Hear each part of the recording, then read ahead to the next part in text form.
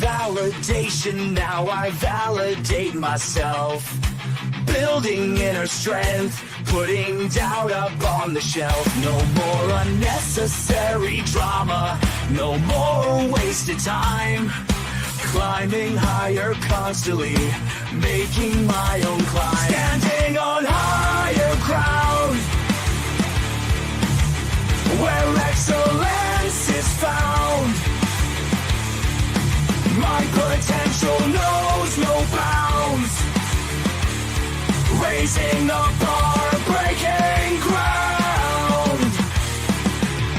My network is my net worth. Choose your company wise. Surround yourself with eagles, not with sheep in disguise.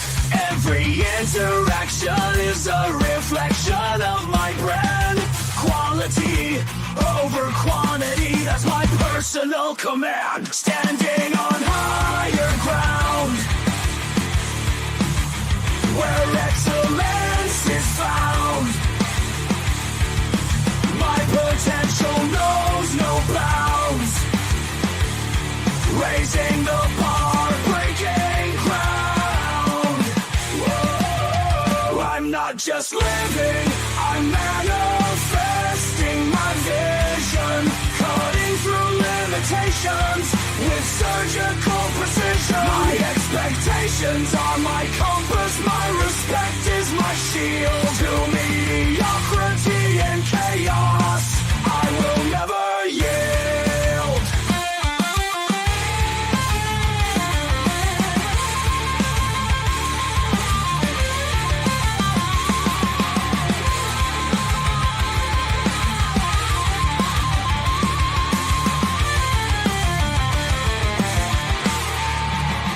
I'm not just living, I'm manifesting my vision. Cutting through limitations with surgical precision. My expectations are my compass, my respect is my shield. To mediocrity and chaos, I will never yield.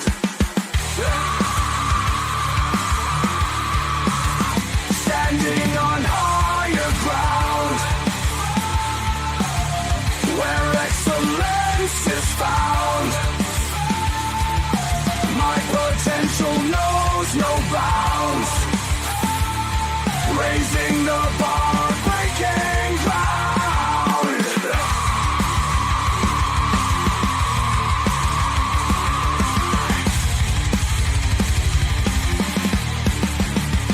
I'm not just living, I'm manifesting my vision. Cutting through limitations with surgical precision. My expectations are my compass, my respect is my shield. To mediocrity and chaos, I will never yield. How you doing, ladies and gentlemen? Welcome to This and That. I'm your host, Xander, where we talk about this, that, and everything in between. Steven, he's like, man, notifications work perfectly every time on the Android, but when I'm trying to do it with the iPhone, it don't work all the time. Bro, only thing I can tell you is that that's because it's an iPhone.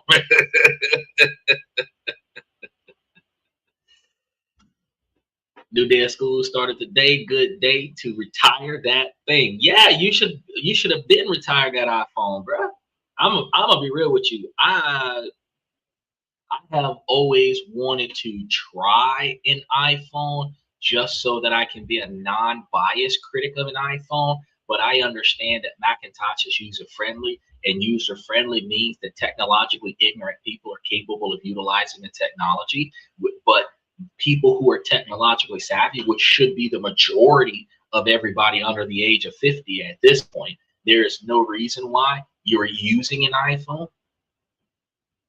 You should use a MacBook Pro because very few people can afford one, and hackers actually go after the majority. So hackers are going to get a Windows model, anything, before it gets an iPhone, an iOS model, anything. But the majority of users use iPhones for cell phones, and there's too many different Androids. So while you might have 50% of the population statistically might use Android, there are so many different Androids from Samsung, Motorola, Nokia, and all these other Androids that use Android 17 at this point right now. The fact is that the algorithms are different. So the likelihood of an Android being hit with a mass situation, the way iPhones camera and microphone got taken over, where people was hacking into FaceTime, which is an an iPhone exclusive feature. That's not.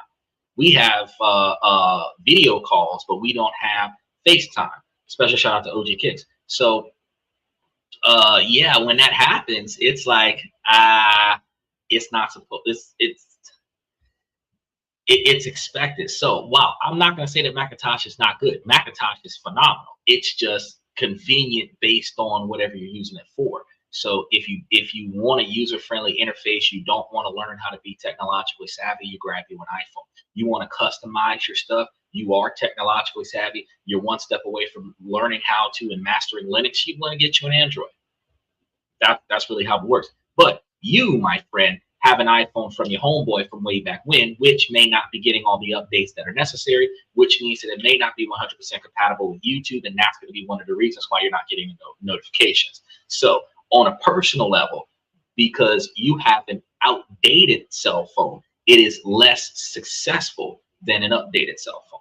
Even if you got an old Android and the Android is operating off of Android 14, the fact is that it's updated enough for that particular device to function the way you need it to function as far as getting notifications from YouTube. So if you decided to get you another iPhone, you would have to try to get an iPhone within the last 2 to 3 years. So we're in 2026. Try to find you a used iPhone that's a 2023 or 2024. That would be my recommendation, and you would likely get a better experience than what you have with the iPhone that you got right now. If you're going to get you an Android, you want the same thing. Try to get you something that's a 2024 or 2025. He said never again.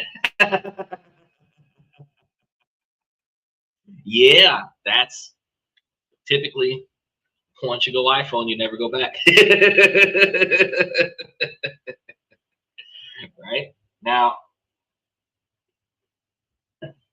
I'm glad that you got the notification, but I started mad late today. I was sitting here for 20 minutes, like I'm gonna start eventually. I was getting relaxed, getting my coffee in, trying to get my mojo together, and then I was like, all right, let me go ahead and start the show. I did tell people that I would tee this bad boy off by no later than quarter till midnight Eastern Standard Time. So I seen it and I was like, let me go ahead and hit that play button. But we got a lot of stuff. Going on. We had a lot of things put up. We got Monday and Tuesday pieced together. So Monday you got to hit that notification button for Monday and Tuesday because they just got put up today and yesterday. Monday we're going to be talking about they actually are proposing to modify some tax laws that's going to be negatively impacting people's capabilities of receiving refunds. I think I already told you guys about that yesterday. And then also them taxing Canada. So for everybody who didn't know from yesterday, just know that tomorrow we're going to be talking about a lot of stuff that's going to have a lot of closed-minded people. I had to find an appropriate way to put it. Closed-minded people that will show up and just like start trying to bash liberals and bash Democrats. When truth be told, this discussion is going to clearly be about how it impacts your money. It's not about the left side or the right side of politics. So I want you guys to know that. A lot of the times when people don't like what I have to say, they just try to devalue the person instead of talking about the facts. And I find that wild. But I don't know what else to tell them. It's like, look, bro, I don't have to be a diehard Democrat to tell you when certain things don't benefit you when you are poor. And I don't have to be a red-blooded Republican in order for me to tell you that what you're doing is financially incompatible with your lifestyle because you were poor. You tell yourself that. All I do is I get on the show and I call out the things that do not benefit certain people's agendas. And if it just so happens that the shoe fits you, wear that shoe proudly. That's how I feel.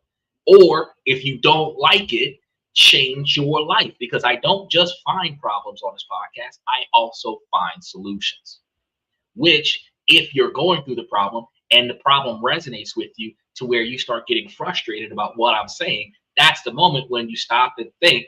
And that's when you start telling people to stop and think and get in there and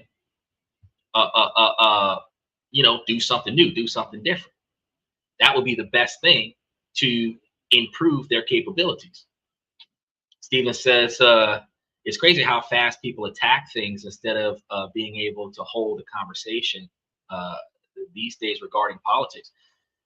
People are so sensitive about anything they disagree with. It's supposed, we have a groupthink culture where when somebody says something, even if it's wrong, everybody else that heard it is supposed to cheer it on. We see this a lot of time in the feminist movement. And the fact of the matter is that if it's wrong, somebody is supposed to step up in that group and say, nah, that's wrong. I come from a position of uniformity. So when you go to college, for those people who go to college, I tell you, Stephen, I'm going to tell you, because you're in college, you're taking psych classes. Take ethics and take psychology. Not psychology, ethics and philosophy. Those are two good classes to take. Reason why those are two classes to take is because they're essay-based classes. So there's no exams on trivial information. You're going to write essays about what you think and why you think that way and justify it with logic, reason, and theoretical concepts, which is all part of the debate, right? So easiest classes to get. So you got psychology, philosophy, and ethics. You take those classes. You don't necessarily have to take a religion class, but you could. I don't really care. But those are the ones that are like all essays, right? However, you learn in college because you're taking like ethics and philosophy. You start taking a better understanding of things, and the concept of uniformity is not going to be based on ethics or morals. It is going to be based on consistency, right? Now, one of the benefits, one of the reasons why I live on uniformity is because no matter how immoral the situation is, if it's gonna get done, the outcome should be the same no matter what. So, for example, I had somebody ask me on TikTok, as a matter of fact, that we were talking about so we were talking about, again, those motorcycle guys lane splitting and the car cutting them off. Now, I come from Florida, no fault state.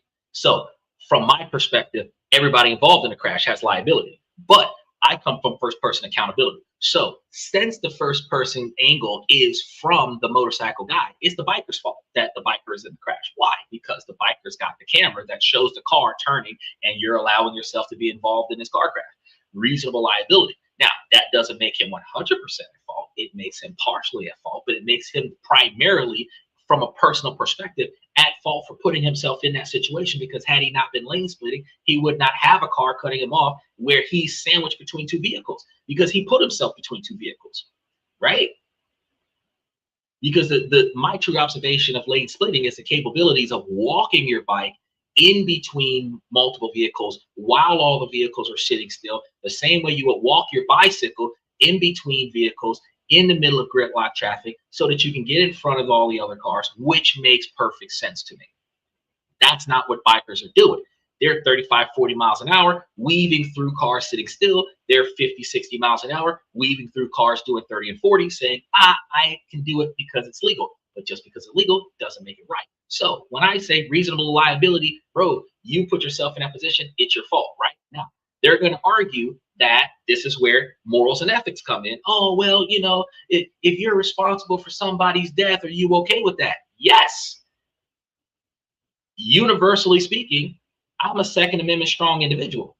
Therefore, if I'm going to use my Second Amendment to end someone else's life in order to protect mine, then I should have absolutely no problem in a traffic situation running over somebody with my car, if that so happened to have been the thing, and lose absolutely no sleep at night, because the method of uniformity is that if I have no problem with removing a life from an individual, I should never have a problem with doing it. If I'm going to have a problem with doing it situationally, then I should never put myself in a position, if at all possible, to perform that particular action. That's uniformity. Now, ethically, I should not feel that way. Morally, I should not feel that way. But the truth of the matter is that uniformity doesn't lean on morals and ethics. And why does that not lean on morals and ethics? Because you learn in ethics and you learn in philosophy, you learn that morals and ethics is socially ascribed to the environment. Therefore, you will learn that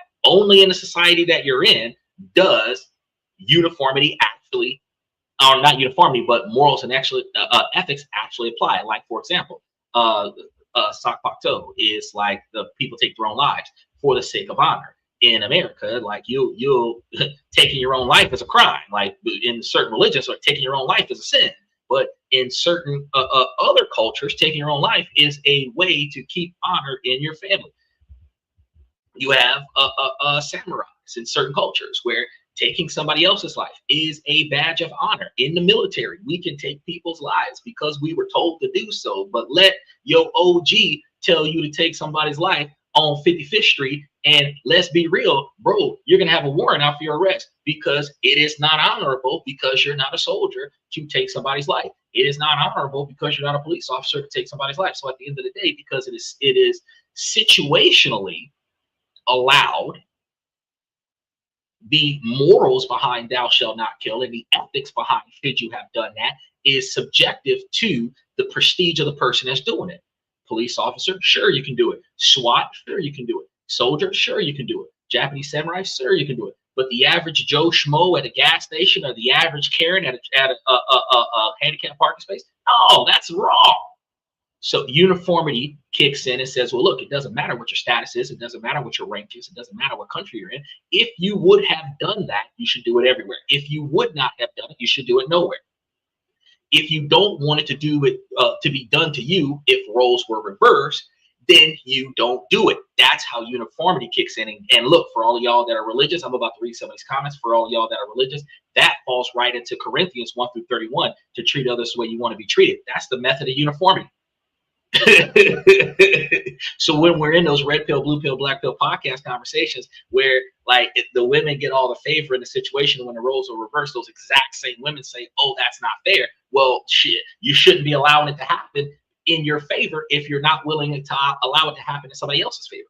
Because uniformity dictates that if that's how it's supposed to be under certain circumstances, if roles are reversed, that's exactly how it's supposed to be for that particular situation. Michael said, it's against the law to lane split in Florida. Bro, this is one of the reasons why I have a big beef with it. But they're like, oh, it's not against the law in California. I don't know where the video is being taken. All I know is that if the vehicles are moving, I have a problem with you being in between them. If the vehicles were sitting still, I would have less of a problem of you being in between them. But if you're doing 35, 40 miles an hour and you're in gridlock traffic and you're on a motorcycle and your reaction time, this is where I call it the biker's fault.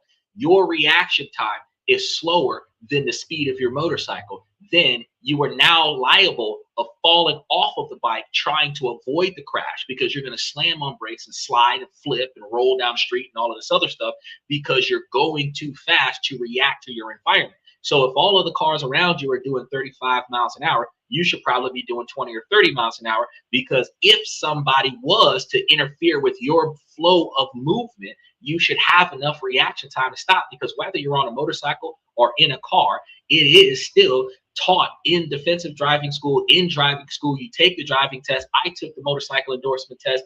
It was way back in the day in the 90s, but it doesn't change the fact that the laws have changed. You're still supposed to be 3 car spaces behind the vehicle in front of you. So 3 car spaces in the average car nowadays is like 8 feet long. That means you're supposed to be 24 feet on a motorcycle, 24 feet behind the vehicle in front of you, not 5 feet, 24 feet. So if you are less than 24 feet behind the vehicle in front of you, there's a problem. And for bicyclists, we're going to get on them real quick before I read the rest of these comments. Bicyclists have the same responsibilities as motor vehicles. So if a bicyclist is following behind an SUV or a car or whatever the case may be on the right side of that vehicle, and you're not 3 car spaces behind that vehicle, you're following too close. That's equivalent to tailgating. And if that vehicle can't see you and that vehicle turns into you, well, yes, there is a reasonable quantity of liability for that vehicle turning into a bike lane. It was still your fault for riding in their blind spot. You saw them turning, you saw their blinker, you had the opportunity to slow yourself down, and you chose not to. You get run over, you get run over. If my vehicle speed bump, at the end of the day, my legal responsibility is to stop and check and see what that speed bump was, not flee the scene. But will I sleep at night after I done ran you over? My insurance is gonna cover that. Of course I'm gonna sleep at night.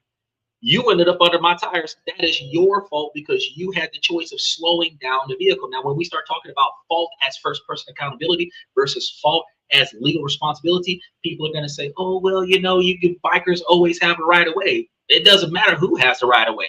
If my legs are broke because I chose not to stop, whose fault is that? Right? FX Trader said, unfortunately, there's an objective truth, and then there's politics. What they teach in school is not necessarily the truth on many subjects. I am not even including very complex issues. You're not lying there, Trader. Oh, but Trader, because I didn't see you in the last show, and I had to answer your question. Because me and Stephen did research on this. To correct your question from the other day, you asked about Japan getting that bailout from the United States. Japan never got a bailout from the United States. Japan's currency is diminishing because people are taking loans out from Japan's 1% bank and then flipping it in the United States market at 3.25 or 3.5%. And because they're taking a loan out and then selling yen on the global market to get U.S. dollars so that they can go and buy into U.S.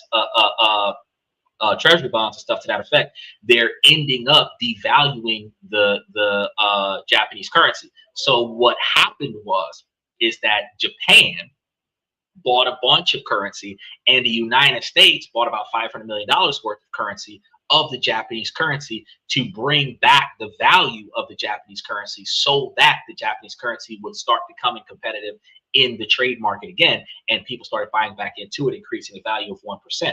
That was not a bailout. That was not a bailout. Okay.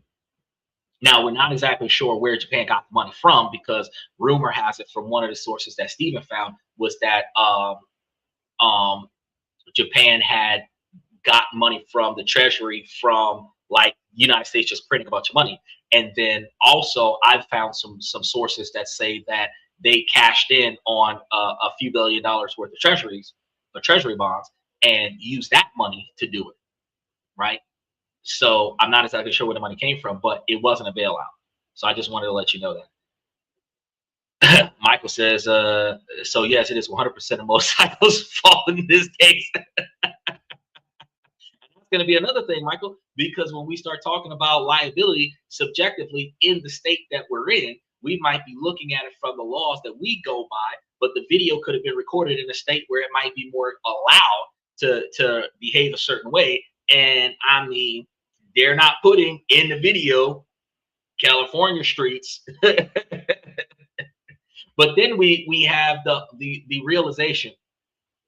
We see so many motorcyclists that are putting up videos right now where they're being hunted down by police officers, and they don't have to do anything wrong during the course of the 30-second or minute and a half clip that they put up on social media, right? But you realize that the video that you put up there is evidence, right, of your performance, right? So the police can download that video and hang on to it and effectively have a pseudo bench warrant for you. And when they find the motorcycle that was involved in all those videos, they can immediately arrest you for what you used to do, even though that's not what you're doing today, because there's no statute of limitations on taking action on that particular performance because the video went viral. So once they pull the video off, they can show that this is the performance of this bike, and this is the day that we caught him. This is the performance of this biker, and this is the day that we caught him. He can't say he didn't do it. So certain motorcyclists are like, oh yeah, the police, they're stealing my keys. They don't have the right to do that, blah, blah, blah, blah, blah. They're snatching your keys because you got like 35 or 40 videos that you run from the police. So when they catch you at the traffic light and they snatch your keys off the bike, bro, you under arrest. Do I think it's fair? No, but I mean, you had that coming, because how many times does a police officer pull my behind over doing 25 miles over the speed limit and snatch the keys out of my car? Never.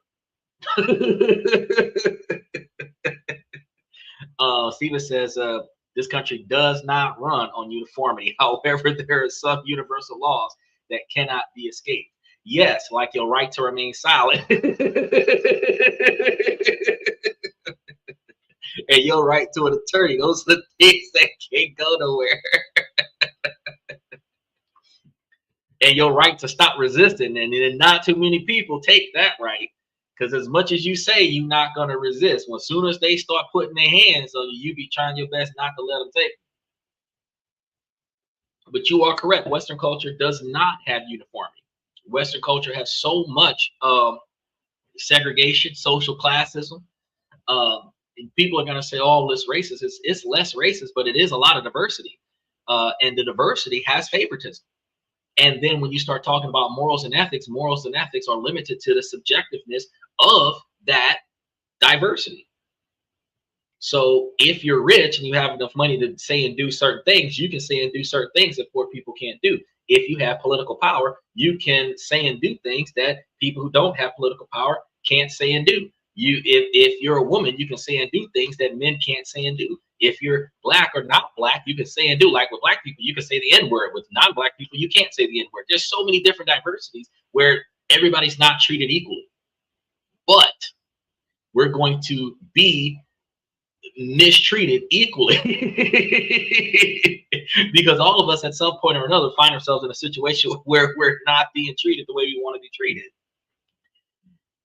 And there's always situations where we're not treating somebody the way they would prefer to be treated.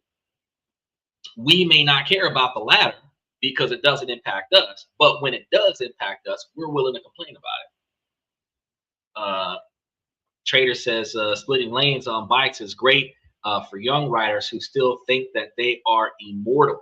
Oh yeah, until they end up underneath one of my tires.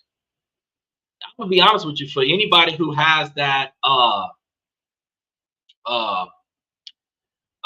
what's that sign say? Be aware of motorcyclists, or caution for motorcyclists, or whatever, that bumper sticker on that thing. That's a relative of a biker, because I rode bikes before. I didn't have no big ass Yamaha or nothing like that. I had a Honda Nighthawk 250. It was a 1999 model, but I was doing 90 miles an hour in a 45 mile an hour zone. I know what it's like. But I was doing that in the middle of the night when I was the only vehicle on the road. I wasn't doing that in the middle of rush hour traffic. Now, let's be real. Logic dictates. Because I've been there and I know at the end of the day, the things that you do doesn't mean that you should do it. And a lot of the times people on motorcycles do it because of the thrill of the near miss. That's why they do it. So lane splitting, the thrill of almost hitting vehicles, but not hitting vehicles, is the excitement that gives their life meaning. Okay, and then we just got to understand that problem. Now, because they're less likely to get a ticket for it in certain states and certain cities, they're now going to justify their capabilities of getting that thrill. But if we think about safe driving, they should not be doing that, because, you know, if you don't have the ability to avoid the crash, you're going too fast. So you have like careless operation, reckless operation. I don't know what the other terms are, erratic speeding, or whatever the case may be. Michael says Elon Musk bailed Japan out at 2.5%. That's not true. I appreciate your your comment, Michael, but no.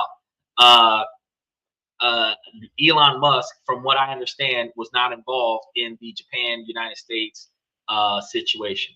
It was just the United States putting a little bit of money towards Japan and talking Japan out of trying to take trillions of dollars worth of treasury bonds back. And at the end of the day, it does.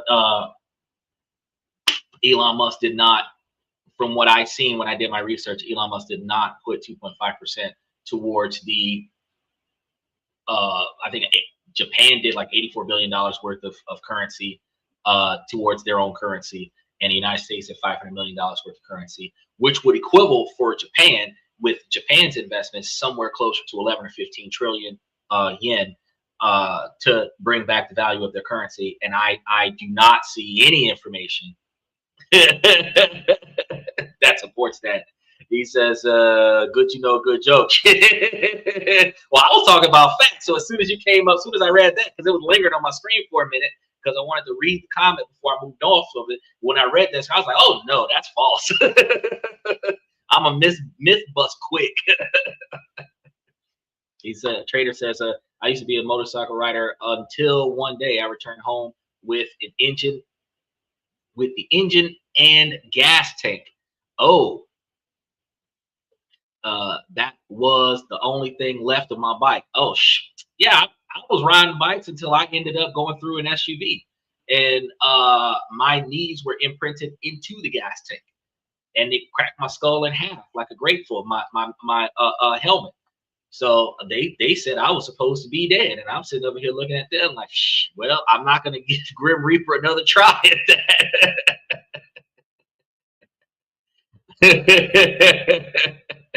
I'm gonna go ahead and let that be the last time I get that close to death. Michael says, makes you wonder how we live this long being young and dumb. Can we do it again? Not at our current age. No, we cannot. Steven says, if Japan calls for their money back, we will see some interesting results. Yes. So because America we have like right now about $35 trillion worth of debt, with over $1 trillion worth of, maybe $2 to $5 trillion worth of interest that is owed on that money. There's supposed to be, from the research that Stephen has shown me, well over $1 trillion worth of money that Japan had in treasury bonds, and if they called on that, that would add an extra trillion something dollars to the United States debt. Now, the problem that they have with Japan is, yes, that would aid them in their ability to restructure their currency. The problem is, though, is that if the United States tries to raise interest rates in order to cover that, that means that our 3.5% might turn to 4.5%. But the people who are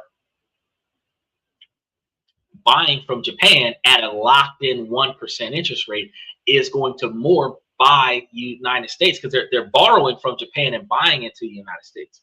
And if the United States interest rates go up because Japan calls on its debts, more people are going to borrow from Japan and buy more debt. Because I didn't even know that they were doing this, but this is a method that I talked to you guys on a platform multiple times, is where people will borrow from a lower interest rate and then put it into an investment opportunity with a higher interest rate. By borrowing from Japan at 1% and then putting it into something that's 3.25 or 3.5%, the fact is that they're getting a 2.5% profit.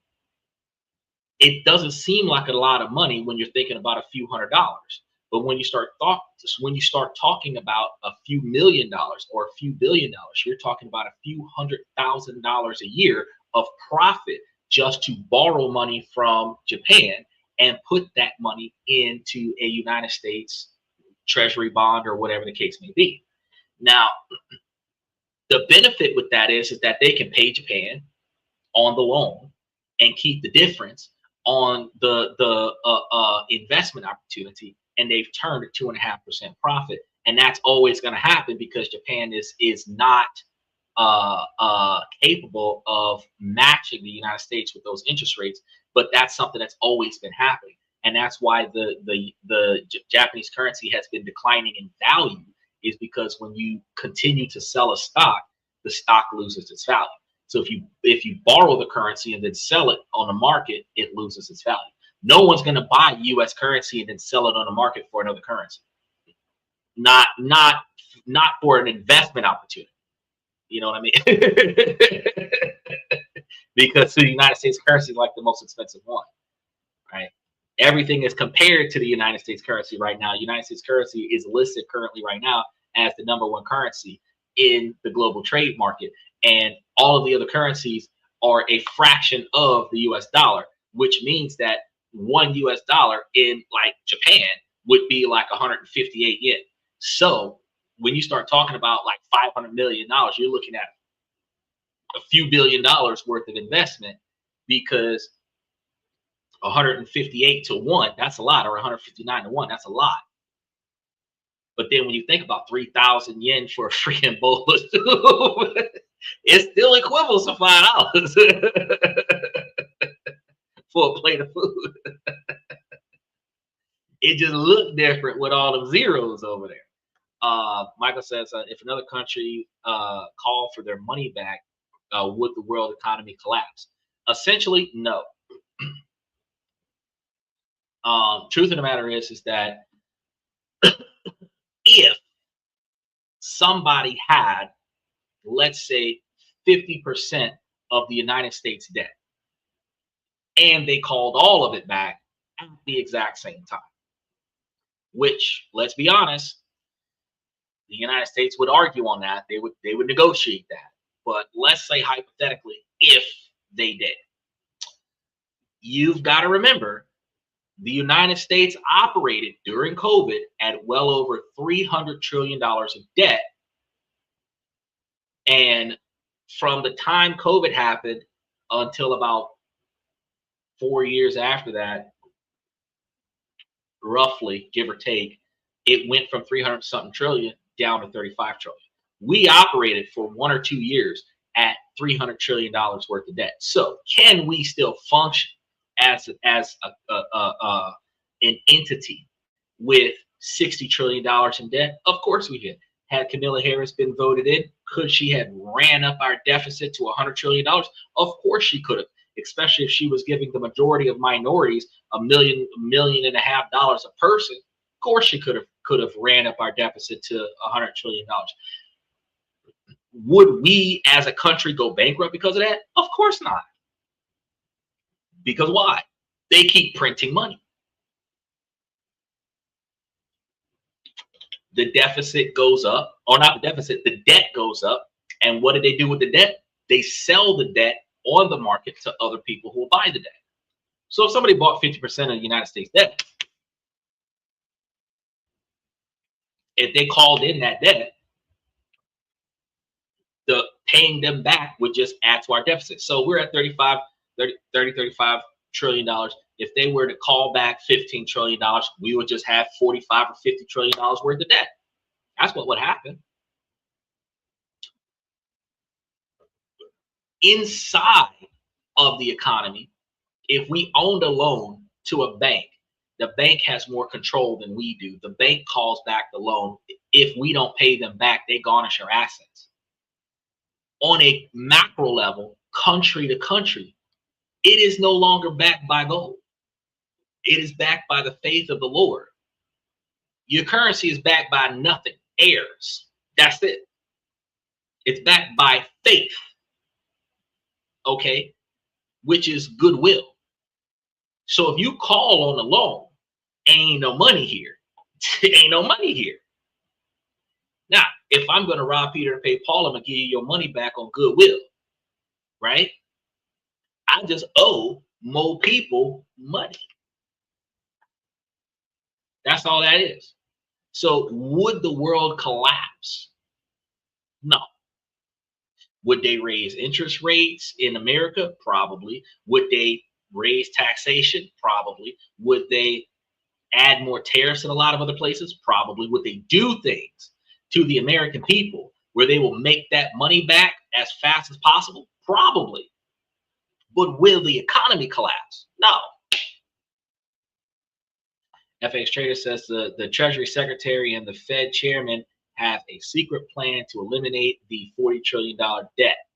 No, so Donald Trump had already put in place the sovereign wealth fund from back in the day, back in 2025, and that was supposed to go into effect this year, but it might not have. I don't know. I haven't followed up on that. But they were supposed to take all of the cryptocurrencies that was seized in crimes and everything to that effect, and put all of that money into the stock market so that the United States government can generate its own profits. And by doing so, the United States government would essentially start paying down its own debt and then start having enough money to pay its own people so that we would eventually, over time, not need taxation because the government would be self-funding, right? Eventually, that's the goal. Now, there isn't a secret anything going anywhere.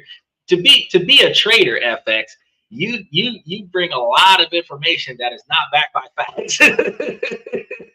I've been meaning to say that since you asked me about that Japan thing. You be bringing a lot of stuff that's not backed by facts.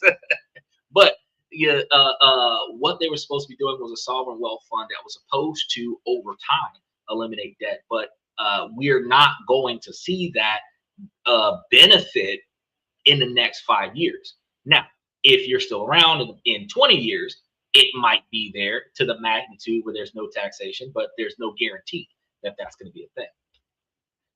Michael says, is it that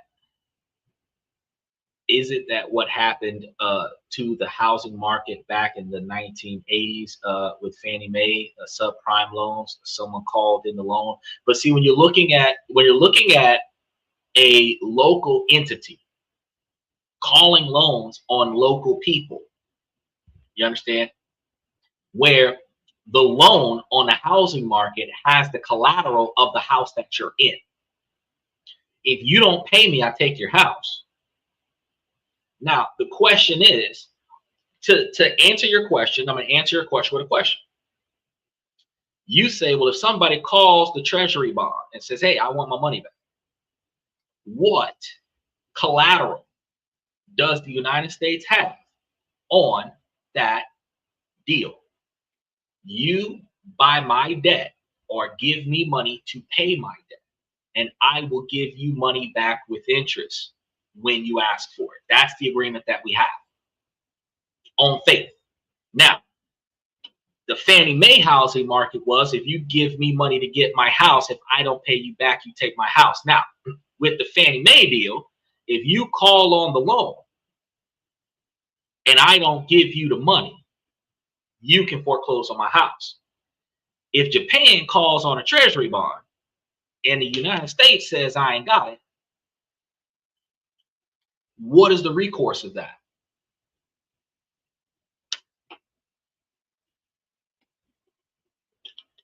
They're going to deliberate, negotiate, work something out, offer them something, but it's going to be the reverse, like a debt collector talking to you about how much they don't want to give you back because you overpaid on the debt. It's not going to work the same as when they have your asset as their collateral. No one has collateral on the United States government. No one has collateral on United States land. The cash that is leveraged for profit is a debt being sold to somebody else. So there's literally no recourse on the response of, we can't do that, which ironically was the exact discussion that Japan and the United States had when Japan said, hey, I want to get my $1 trillion+ worth of Treasury bonds back. And the United States was like, nah, that's not going to work for us. Let's work something else out. Maybe we'll sell some euros. We'll put some money down on it at the ad, but we ain't going to give you all your money back. Because, I mean, what is Japan going to do? Start a war?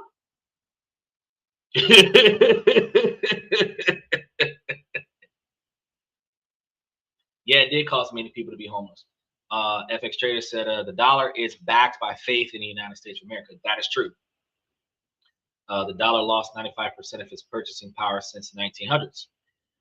Well, inflation in the United States has happened dramatically over the last 126 years. So, I mean, yeah, it could have lost a lot of purchasing power in comparison to the fact that we as American people are willing to spend a shit ton of money on overpriced stuff. And the funny thing about it is that while Donald Trump may have tried to do America First initiatives, the market, the non-monopoly market, when local businesses realize that there's a limit to what foreign products are capable of selling, meaning that there's a bottom line. It can't sell below this amount.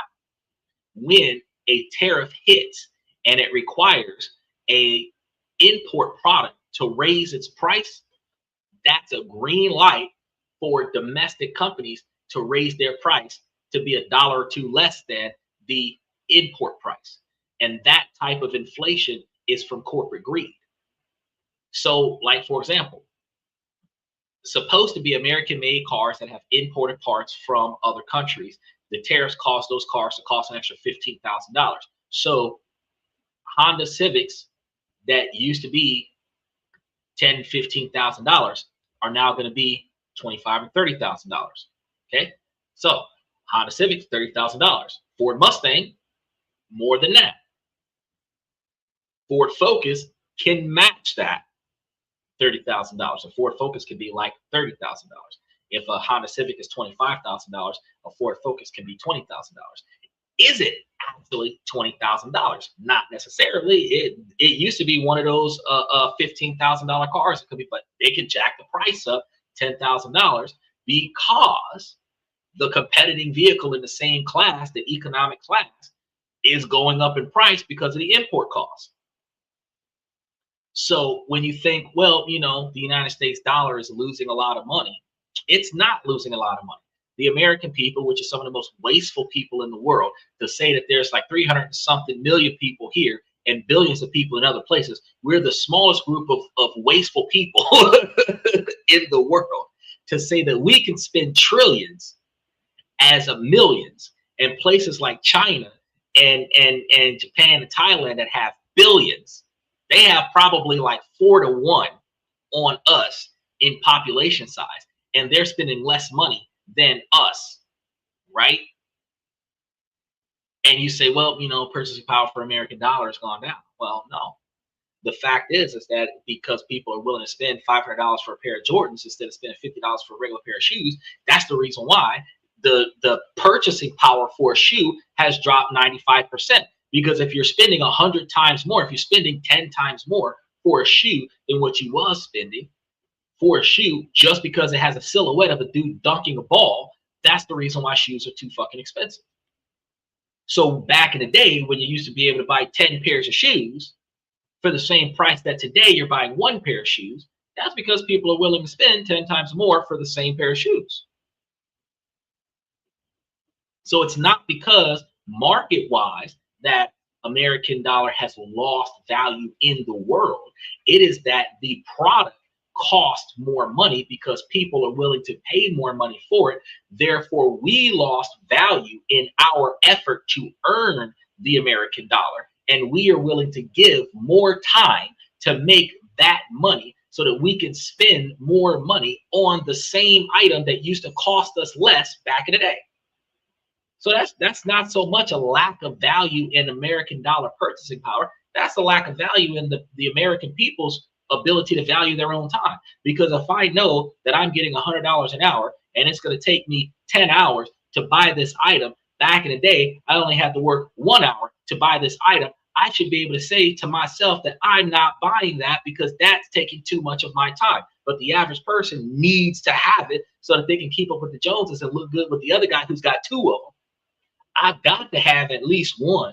And that's going to be the reason why so many different people are still broke, even though they're making more money in the United States than most countries around the world, which is why on Wednesdays, when we talk about different countries around the world to make, save, and invest money, you come to find that the majority of those countries, you can live a upper middle class lifestyle with a $36,000 a year lifestyle, with a $36,000 a year income, and you're like $6,000 above the poverty line in America on that same $36,000 a year income. It's because we buy too many luxuries. Steven says, in a few months after I reach my current goals, I'm going to start buying some of the good U.S. Debt and turning a profit on it via bonds. That's a good way to do it. That's a good way to do it. Trader says Japan is a good example of an economic bubble that burst 30 years ago. I can't say that. I don't know. What I can say though is that Japan being an island, is limited in its resources. They depend upon imports, and at the end of the day, their structure is so stretched that their ability to expand their GDP is heavily compromised. So I can't say that they have a bubble burst situation from 30 years ago that has them in a certain scenarios that they're in right now.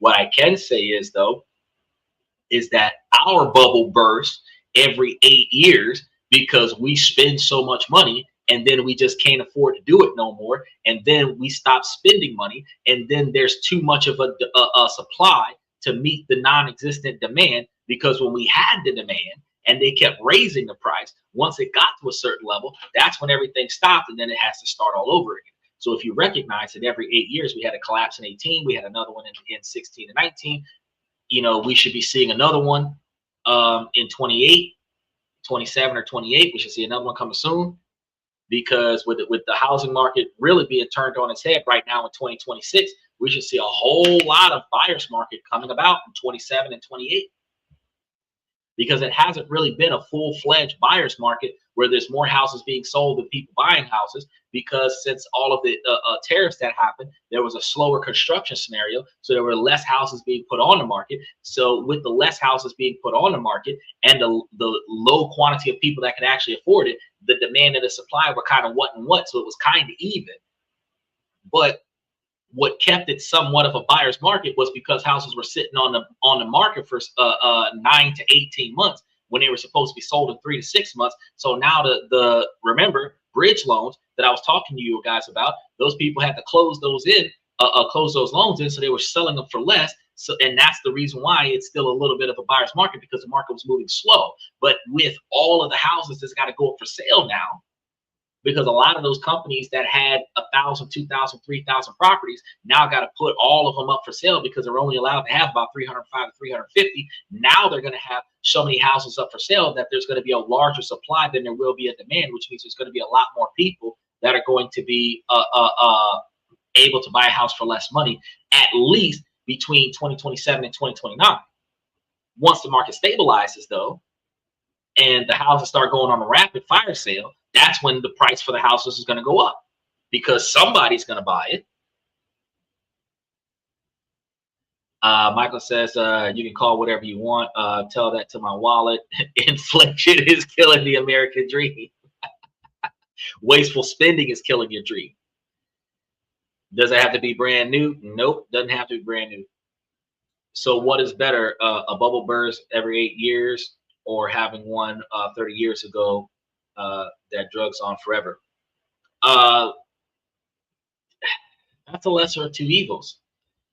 To be honest with you, the most effective way is stability, where there isn't a bubble that's being developed, and the most effective way is to have responsibleness, because the bubble only occurs because, just like with Bitcoin, people agree.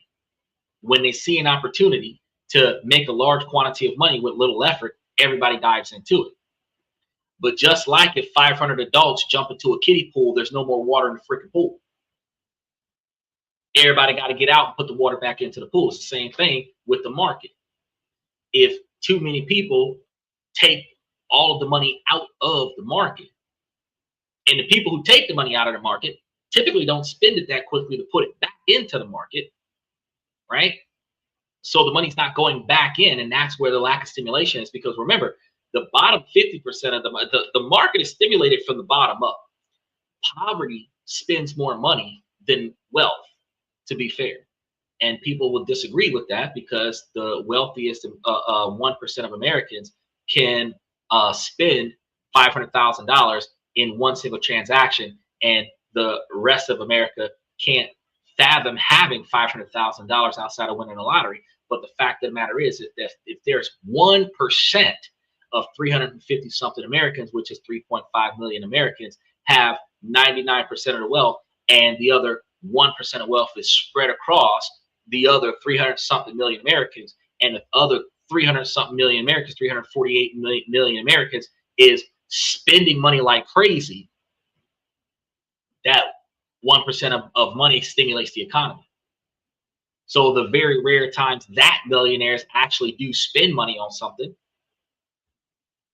the majority of payments is coming from the bottom 50% of Americans. So the fact of the matter is that if the bottom 50% of Americans stop wasting money on things that were not feasible for them, they didn't benefit from that in the right now scenario and actually budget it better, then you would have a steady incline where you wouldn't have bubbles, where you wouldn't have the bubble burst. Because the real estate market bursts every 8 years, because first you have the crash in the prices of the properties, because you have an overflow of properties, not a lot of people buying. People start seeing that they can buy properties cheaper. Everybody starts running out there trying to buy properties. When more people are buying properties than properties are available, that's when the price of properties start going up, and that's where the bubble comes from. The bubble bursts when everybody starts aiming for that high price of property, but nobody can afford it. Typically, interest rates change right about that time, makes it harder for lenders to lend money, or makes it harder for borrowers to borrow money. And when the borrowers can't borrow that money, that's when the bubble actually bursts. Not because we're like, oh, I don't want to pay for that. It's because the bank said, no, I don't want to give you that much money. That's what really busts the bubble in America. It isn't the fact that the economy itself, like a rubber band. It's because lenders eventually say no. So is it better that we have this 8-year rubber band that we can kind of predict, or a 30-year scenario where the bubble bursts and then we have 30 years of it dragging on? To me, a recession every 8 years or a recession for 30 years is still a recession.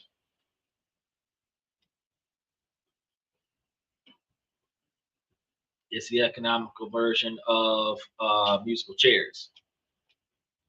It's more like the economic version of tag, you're it. Sometimes the money's there and sometimes it's not.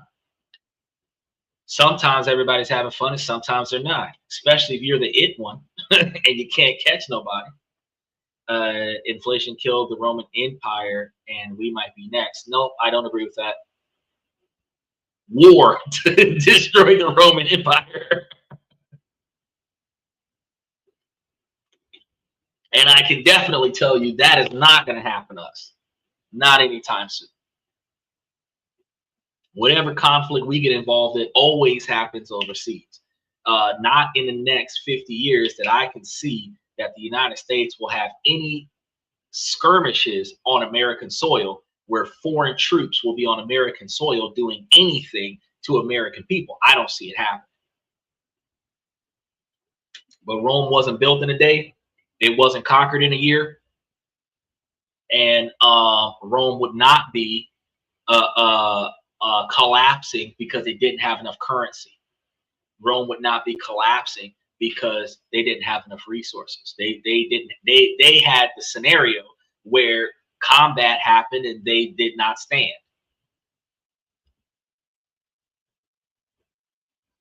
Michael says, and world thought the Titanic was unsinkable.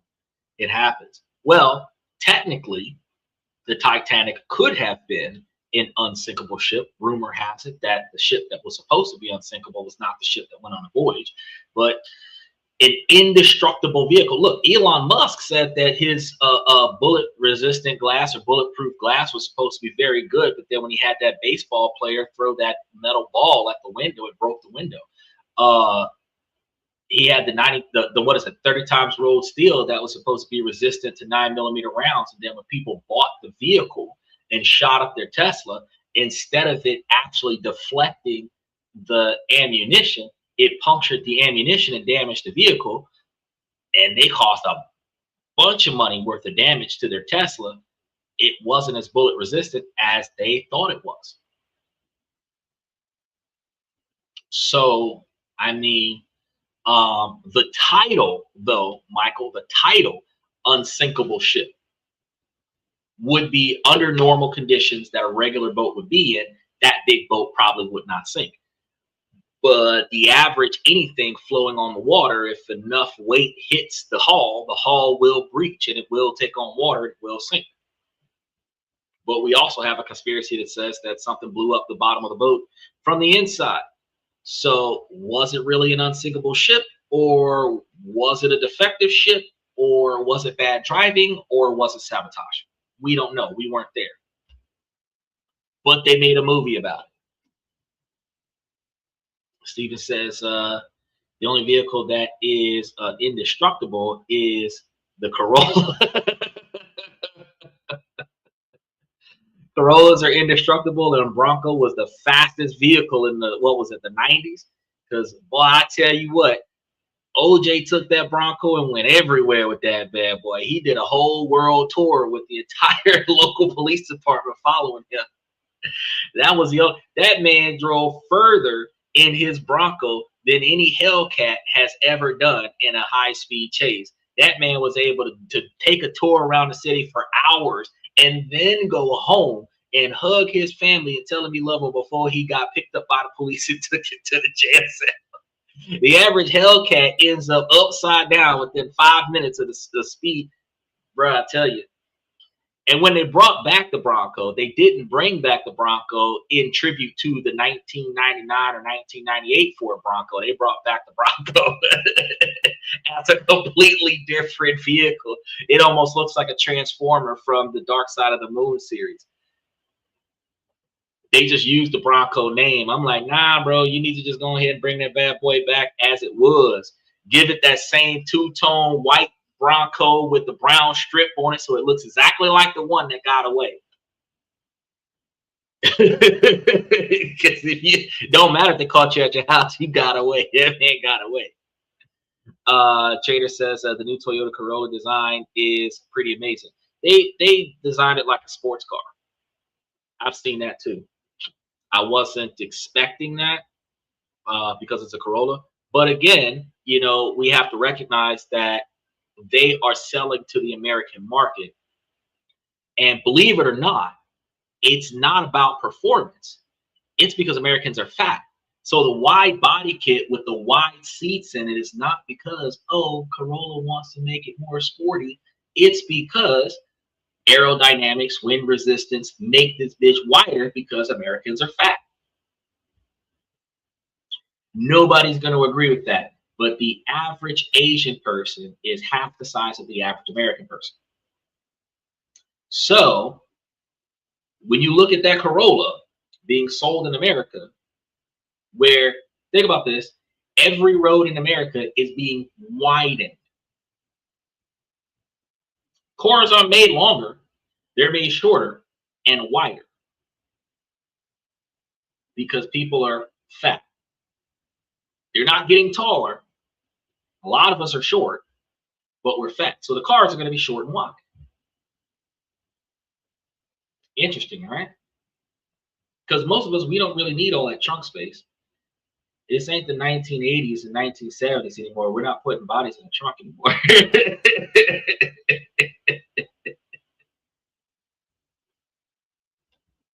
He said Tesla designed like a Lamborghini will be sold only in China.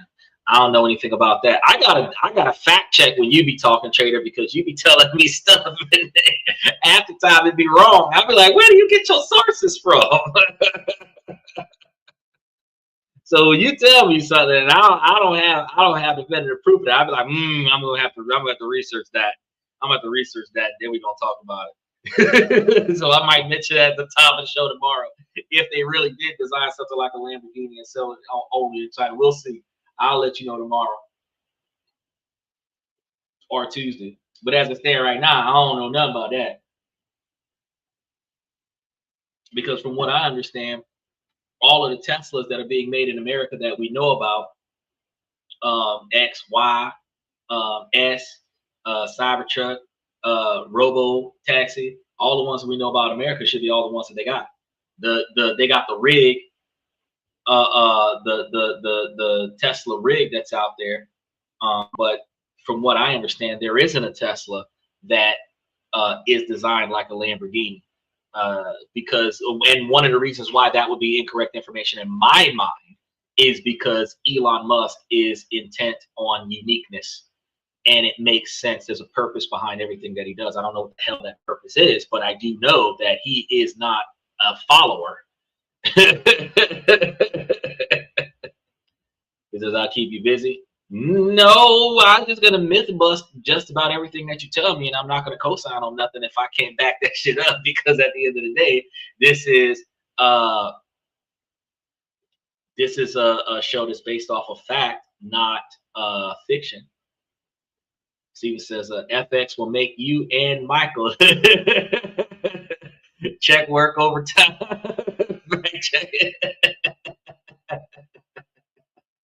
Yeah, yeah, yeah. I'm gonna be fact checking because Michael probably went took him a nap with all the fact that we've been up here for an hour. We ain't even started telling everybody what else we do on the show. We skipped that whole segment. That whole 5-minute intro, we skipped that whole segment and went into just a bunch of questions and comments. But for the most part, y'all, we here on Sunday nights, we do questions and comments from the fans, appropriately structured questions about appropriate topics. And then I answer those if they're not appropriately structured questions about appropriate topics. You typically get blocked or banned. Silence at the very least. I've seen a lot of inappropriate comments that happen on the TikTok side of things, and those guys just got muted, and I don't even react to you guys. If it's too inappropriate, not only do I mute you, I actually just block you off the channel and prevent you from negatively impacting the channel for everybody else who's here. Yeah, so shoot, what we were doing today, I do have quite a few questions that we were going to get into. We can just dive right into them, and we can go ahead and listen to what these people got to say. There's not a lot of, I think it's like 4 or 5, but they're long. So it is going to be long. But they do have a lot of learning curves in there that we can talk about, and then you guys make sure that you comment on what you hear, and then we will carry on the way we normally carry on Sundays. But if you guys got some other questions that are reasonable questions, throw them into the comment section. I'll do what I can to answer them.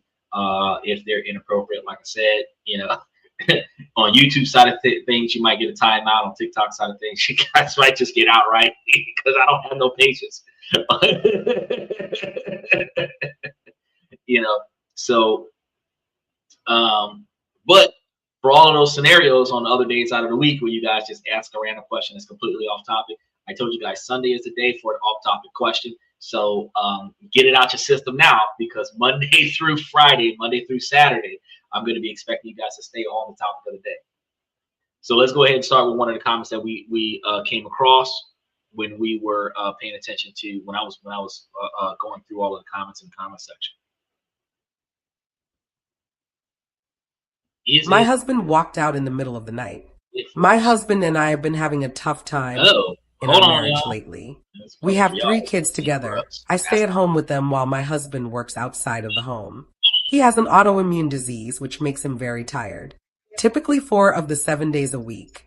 He sleeps as soon as he gets home. There are weekends where he comes home on Friday and doesn't leave bed until Sunday night. It makes for a very difficult time for me. I run the house and the kids. It does lead to a lot of resentment. Yesterday, he told me he wanted to talk while our youngest took a nap. I said, of course. Normally when we talk, I hold back on how I feel because I don't want to hurt his feelings. I know he feels guilty and I don't want to add to it. My therapist had told me I need to stop doing that. I need to let him know how I am really feeling about things. So yesterday I did. The conversation did not go well when I started to express how I felt with our relationship and things that have been happening. He expressed lack of physical touch from my end, and I did agree with him. I tried to explain that being with our clingy toddler for 13 hours a day was becoming overstimulating for me. That when I came to bed, I just sort of wanted to be in my own bubble without being touched. But I told him I would try to work towards being more outwardly affection. His response to this was, well, my parents take him sometimes during the day, which they do. We live in the same neighborhood, and they love having him. So I would say 4 out of 7 days they have him for 2-ish hours a day. So then his response was, well, you only Give me a parent for break. 6 hours a day then. At that point, I was pretty hurt. I explained by his logic that meant I should be done parenting by 12:30 p.m. every day. The conversation just kept going downhill. That night, he was working on his computer until almost 1 a.m. I rolled over and went to sleep because I was exhausted. He got into bed and I heard him say something about wanting to start a new medication. And I said, of course, do whatever you need. That's the last thing I remember until bedroom lights started coming on at 2:30 a.m. My husband was packing and taking money from our safe. I got up and asked him what he was doing. He said he was hysterically crying next to me and told me he had thoughts of harming himself, and I didn't even acknowledge him. I told him I would never ignore him, that I truly did not hear him. He told me he could tell the kind of person I was at my core now and didn't know if he wanted to be in a marriage with me anymore. He said he needed time to think about it and just walked out and drove off. I tried texting and calling. Well, Finally, he responded and used everything that I brought up in our conversation against me. He asked me to be honest, and I finally was now. Every word was coming back at me like I am just horrible. I have no idea what to do. I'm running on 3 hours of sleep with 3 kids home, and no idea when my husband is returning or even where he is. He took a good amount of money out of our safe. He hasn't answered a text or phone call since about 5 a.m. We are grown adults. I can't believe he just walked out in the middle of the night and blamed it on me. I don't even know where to go from here or how to even start processing this. Part of me is pissed and just wants to tell him I'm done. If he can walk out on us at 2:30 in the morning, that's showing me who he truly is. I did end up searching for him after I was able to get my youngest settled with all the morning stuff. I found him at his office asleep. Apparently, I woke him up by pounding on the door. He didn't say anything. I told him I wanted to check that he was safe. He said, yeah, and I left. He told me he loved me as I was leaving, and I just shut the door. I had to go to the grocery store after I left. When I came home, he was upstairs asleep again.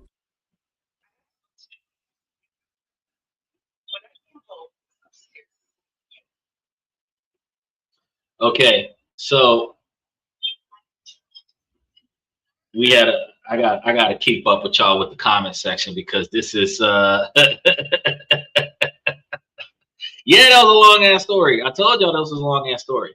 Okay, so apparently this lady she needs a break because she feel like she got too much stuff going on with her and the kids and she don't got enough break time. The solution to this problem was that she wanted her husband to put in more effort. Her husband's got an illness that she is aware of, an autoimmune disease, and she is not calculating his ability to have recovery time as well. Neither one of them are factoring in the capabilities of getting a nanny outside of the letting family members take the child, and they're arguing about how she wants him to do more with the kids because she has the kids more often than he has the kids, and that's basically the argument that's happening. Now, I have never had an autoimmune disease, but I can only imagine that if you're experiencing an extreme quantity of discomfort to the magnitude where you are considering doing things to yourself that you probably should not do, you've got a hell of a lot more going on than the need to take care of children. Now, doesn't mean you shouldn't be a good parent to your kids to the best of your ability. However, the wife is thinking about herself. She is not thinking about the other person. The other person is thinking about themselves. They're not thinking about the wife. At least he let her sleep and he left the house. But he's leaving. He took a bunch of money. He left so that he would slept at the office. He could have jumped in a car, got a hotel somewhere else. But he's done with not being heard. That's his complaint. She's done with him not doing what she says. That's her complaint. The two of them are, she's being selfish, he's being inconsiderate, but the magnitude of them being able to work together is coming from the breakdown of, if he can take out all of that money to go and live somewhere else, he could have took out all of that money or allowed her to take out all of that money and get a babysitter to be there every day of the week her 4 to 6 hours a day so that the wife could take more time away from the kids and take her ass to bed so that the husband could continue to perform the way the husband was performing through his illness instead of sacrificing the marriage. Now, she's going to guilt trip the guy by making him feel bad about the fact that he's leaving because he's fed up with how he feels like he's not being treated fairly. Guilt trip doesn't work. Finding solutions to the problem does. The problem is she needs a break and he needs her to get off of his case. She can get a break. What I don't know how much money he took. But whatever, the babysitters are like $10, $15 an hour, right? So you can, if you took out that much money for her to complain about it, a few $1,000s, that's like 6 months worth of everyday babysitter for 4 to 6 hours a day. So you could clearly give the wife a vacation, right? You could pay a babysitter to be there 8 hours a day, 5 days a week, where the wife got a whole shift to go to sleep, and then the wife would not have as many complaints, right? The problem that we have, though, is that when a woman wants something, there are more scenarios where she will not get off the topic until she gets what she wants, until she gets that compromise or consent or submission from the man. There isn't negotiation. She wants what she wants. There isn't a, well, the problem is I don't have enough rest. What can we do so that I can get more rest? Usually it is just you need to do more because you're not doing enough. And you need to agree that you're going to do more because you're not doing enough. That's it. If you don't agree that you're not doing enough and that you need to do more, she's going to continue to argue with you until you agree and admit that you're not doing enough and that you will do more. That is not how you're going to work out the problem. The problem is the wife is overworked without enough break time, without enough rest time, and the family needs to work together to give her the vacation that she needs so that she can rest and recuperate and get back to the kids so that the kids can have both of their parents without conflict. So since the solution to the problem is we need an extra person in here to do for us because the family members that are watching the kids aren't available to watch the kids all the time. You bring the kid, you build a schedule. Grandma on my side of the family, grandma on your side of the family, auntie on my side of the family, auntie on your side of the family.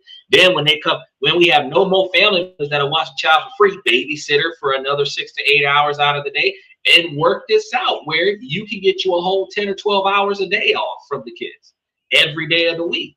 Or I can pay a babysitter from Monday to Friday and the family can change out on the kids over the weekend, but you still get a whole like 8 to 10 hours a day off from the kids. And that solves the problem of mom not getting enough rest. Now, a lot of the times when a man is being yelled at by a woman, he's not able to think clearly. He's not able to rationalize a situation like that. But all I heard was she's not getting enough rest and he ain't trying hard enough. So let's just find a solution. And we're not going to find a solution that says, oh, well, he must apply himself more. No. Why? Not because men are better than women and they shouldn't have to do. No, because this man just pulled out a shit ton of money out of his bank account that he clearly didn't need to stay there.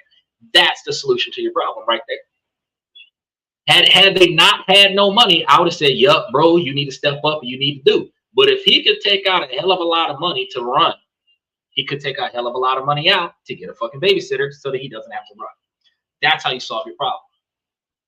Think before you act. But yes, to avoid the argument with the wife, you're going to need to clear your head. You need to remove yourself from the situation.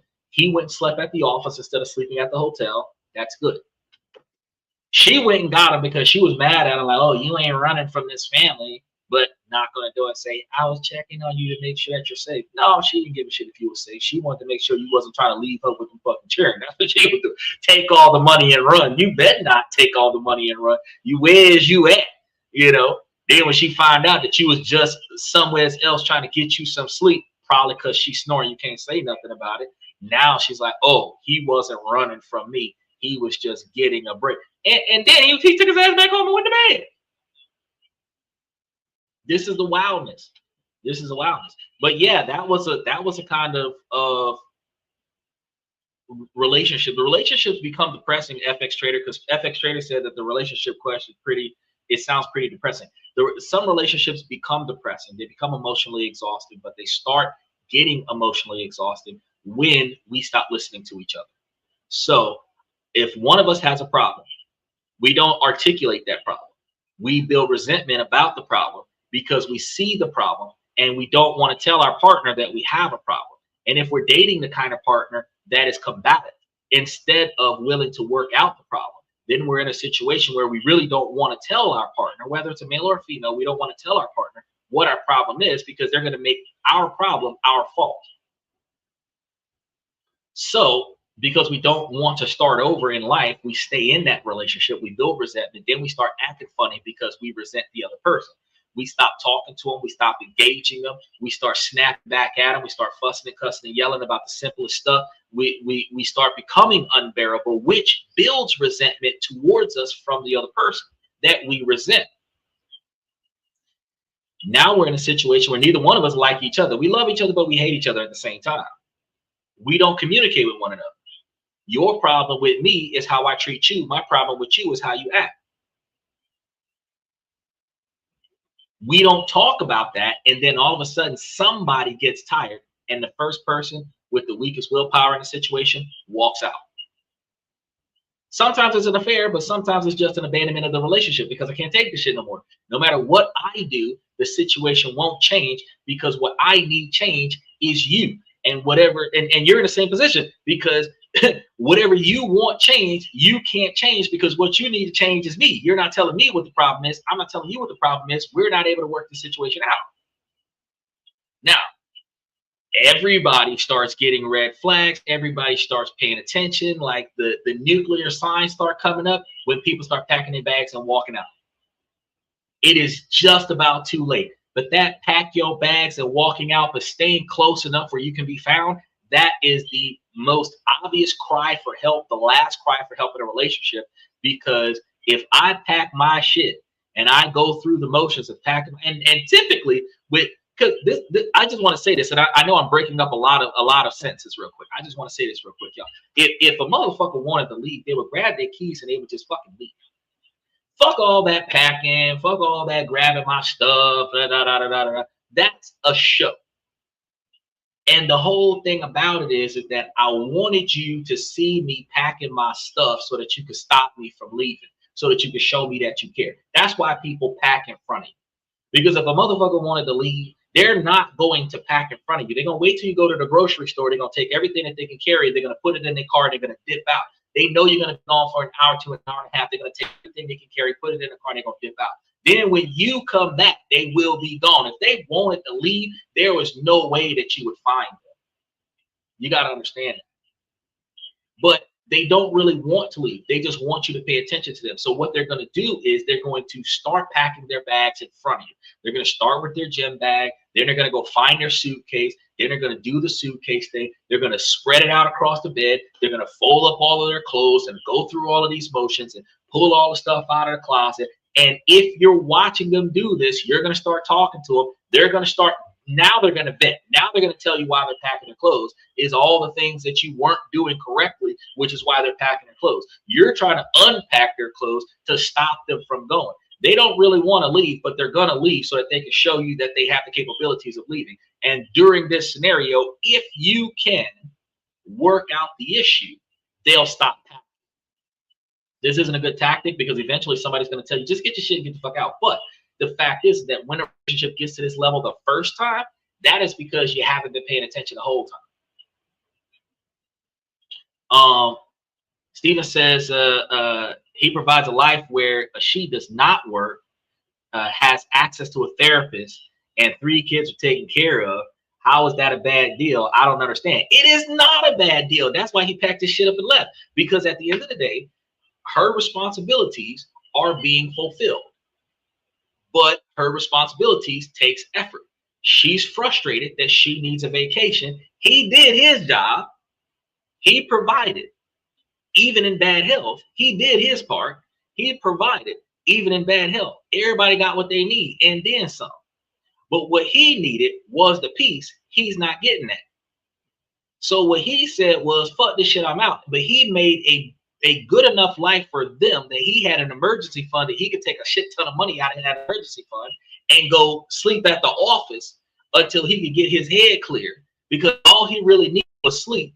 And whether it was the children crying or the wife snoring, he couldn't sleep in the house that night. He was feeling bad. So he left the house and went to the office instead of going to the hotel. He didn't go get another apartment and just dip out and disappear. He just got away from her. And at the end, before he Chris Benoit her behind, he just left. And a lot of times females be sitting over here thinking, oh, you shouldn't leave, you should leave, you should stay. No. Sometimes you be so mad at somebody that you just want to hit them with a skillet. And in that situation, you might need to just leave the house for a few hours. That don't mean that you need to leave the house for a few hours and go cheat, but that just means you need to leave the house for a few hours, calm down, regain your composure, come back and talk to this person when you have detached your emotions from the situation. That's some of the things that people don't think about. But when he did everything he was supposed to do as a man, she was supposed to be able to handle a situation, but she needs a break. Because raising children is a 24-hour day job if she don't have somebody else to come and clock her out. So, and that's why I told you, her complaint was she was doing double overtime and she needed some time off. That was her complaint. His solution, get her a babysitter. After you pass the children around to everybody in the family, get her a babysitter. That way she got time off. She ain't got shit to complain about now. Because it wasn't that he wasn't a good husband. It was the fact that she spent too much time with the kids and she didn't have time off. That was the whole problem. FX Trader says, with 3 kids, anybody needs a vacation sometimes. Yeah. But when a woman thinks I need a vacation from the kids, she's thinking about 3 days off, girls' night. But really and truly, what you really needed was 8 to 10 hours a day, every day to sleep without being interrupted. And the only way you're going to get that 8 to 10 hours a day worth of sleep without being interrupted is if you not only get a babysitter, but you get a babysitter that's going to take the children out of the house and go do something for the day while you sleep, so that you don't got to go get you a hotel and go sleep somewhere else. That's ultimately what you need. So you got 3 kids, and here's the thing. It depending on how old the children are, because I don't remember her saying how old the kids were. If you got 2 of the kids that are old enough to behave, and one of the children that's a toddler still in diapers, you can take the 2 that walk and you can have them go with the babysitter and go hang out. You can have a baby with grandma and grandpa and auntie and uncle and this one and that one, and still get the ones that cry to go somewhere else so that you can sleep for half a day. And then when you wake up, you refresh, you rejuvenated, you can probably clean up the house a little bit before the kids come back, and then start your day. And if you made that an everyday routine, the kids would be able to leave the house without mommy and daddy. Mommy and daddy both can get some damn rest. Mommy and daddy could probably spend some time together without the kids and get some damn rest, replenish their relationship with one another, and then be able to get the kids back and still be able to have a healthy, happy family. Not to mention, that's going to be the same behavior you're going to have to send your kids to school. Because mom's going to be a stay-at-home mom. Kids are going to go to school before sunrise. They're going to come back at like 1, 2, 3 o'clock in the afternoon. From the time the kids leave for school to the time the kids come back, mama's going to be in the house by herself. Then she's going to be bored.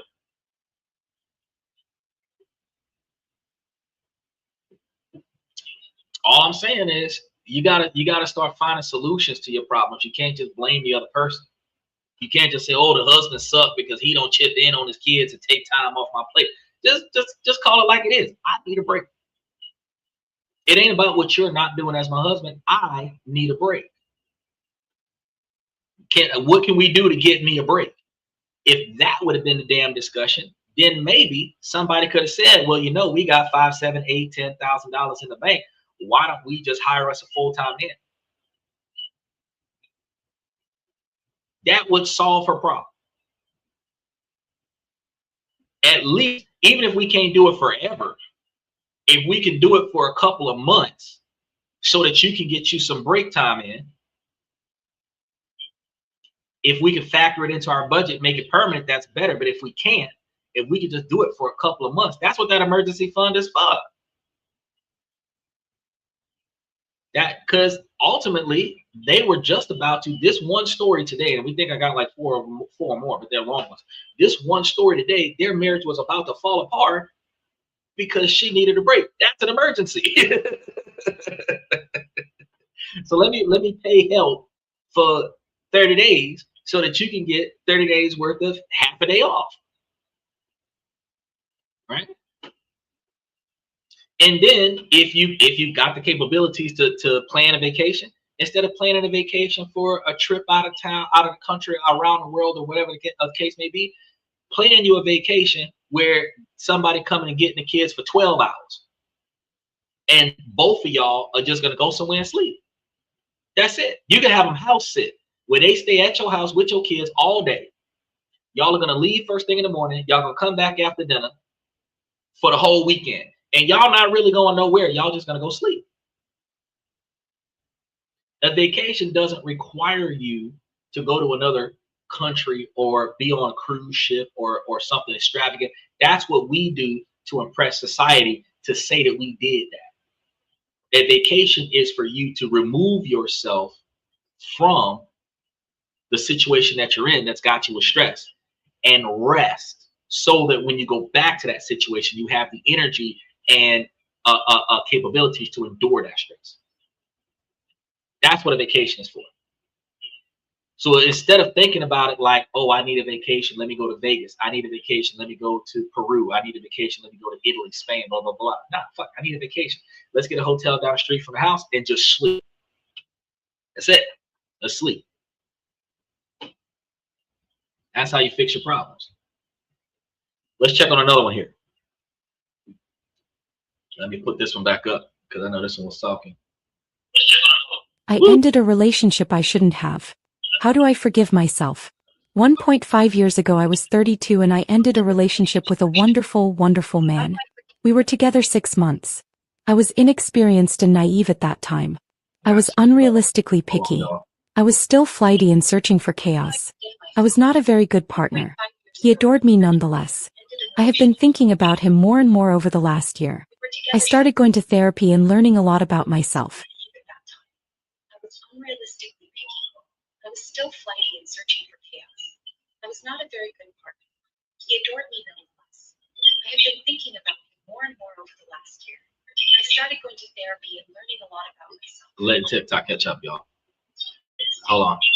I think there's more. I've realized I want a calm and stable life with a mature and caring man. The realization that I did in fact have that and I threw it away has hit me very hard. I can't go. This lag is crazy. I wish it was set up the way it was last week where it just came. The mature and caring man. The realization that I did in fact have that and I threw it away has hit me very hard. I can't go. Yeah, this is so. Back to him as he is in a new relationship. I truly don't believe I will ever find someone as good as him again. According to the situation, she is upset that she let a good man get away.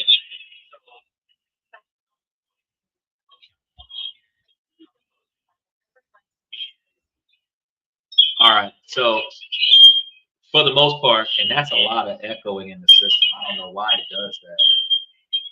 It sounds like I got a smoke detector in the background, and I do not.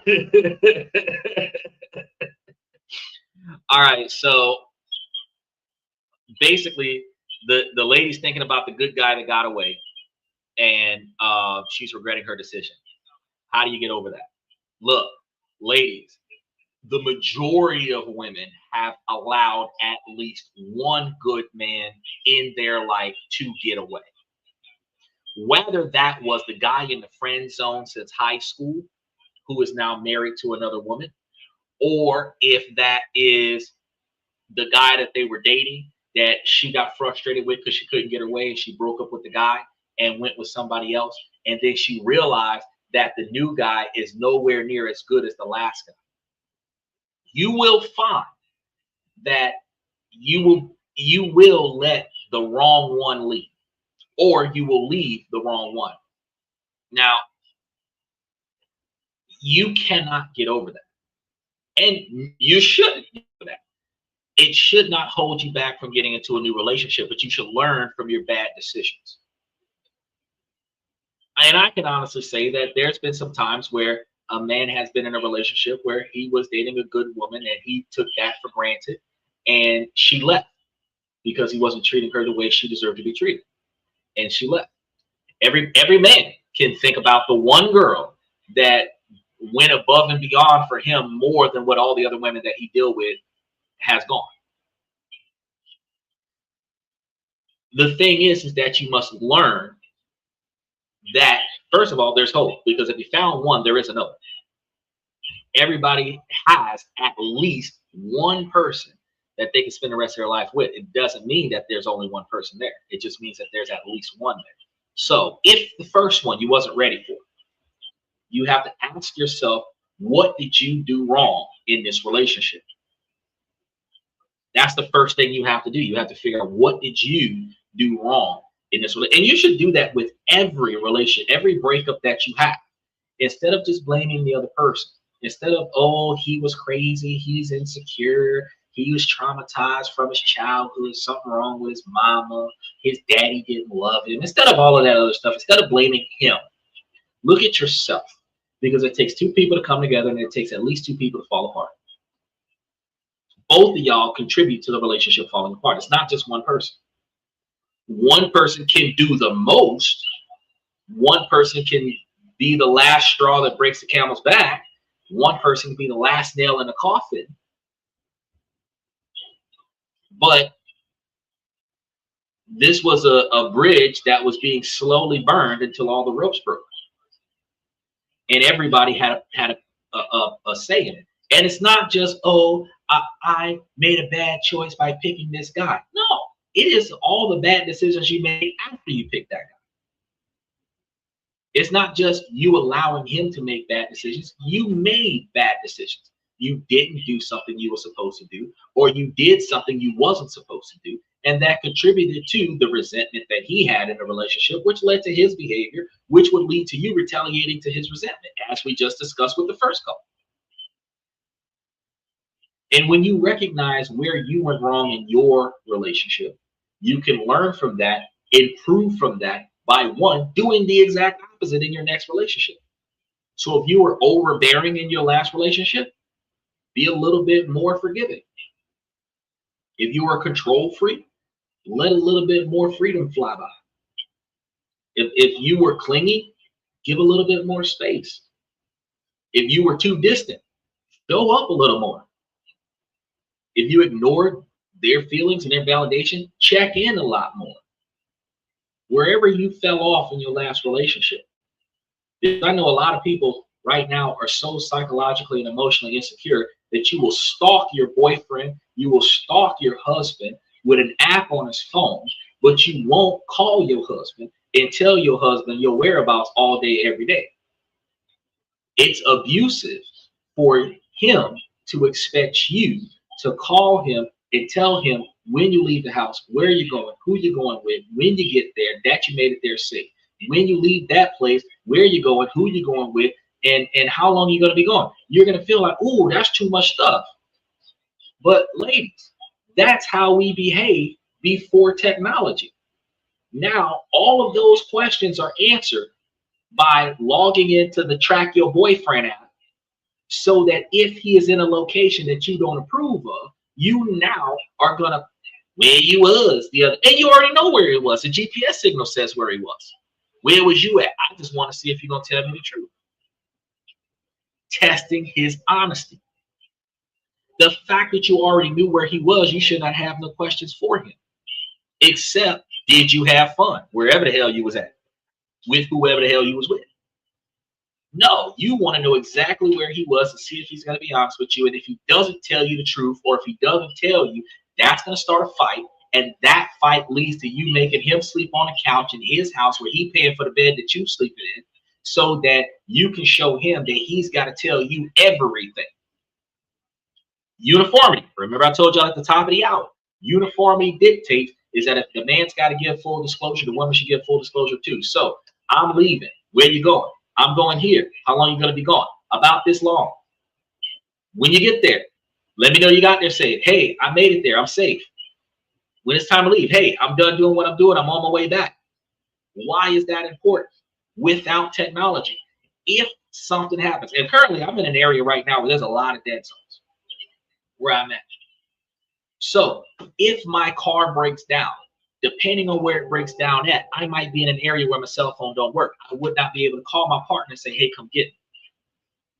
But if I told my partner that I'm going to such and such place and I'm likely going to be on I-40.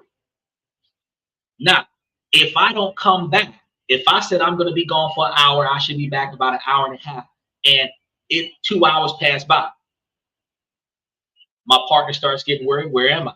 My partner calls. The phone doesn't pick up. It's not because I'm ignoring my partner. I'm in a dead zone.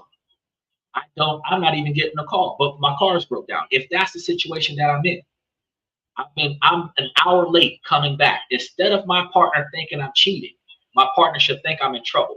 My partner should then say, well, should be on I-40. Let me jump on I-40 and ride till I find that car. I'm either going to make it to the destination where he hasn't left yet, or I'm going to find that vehicle anywhere between the destination and the house, because that's the road he's supposed to be on. And that's how you find your partner.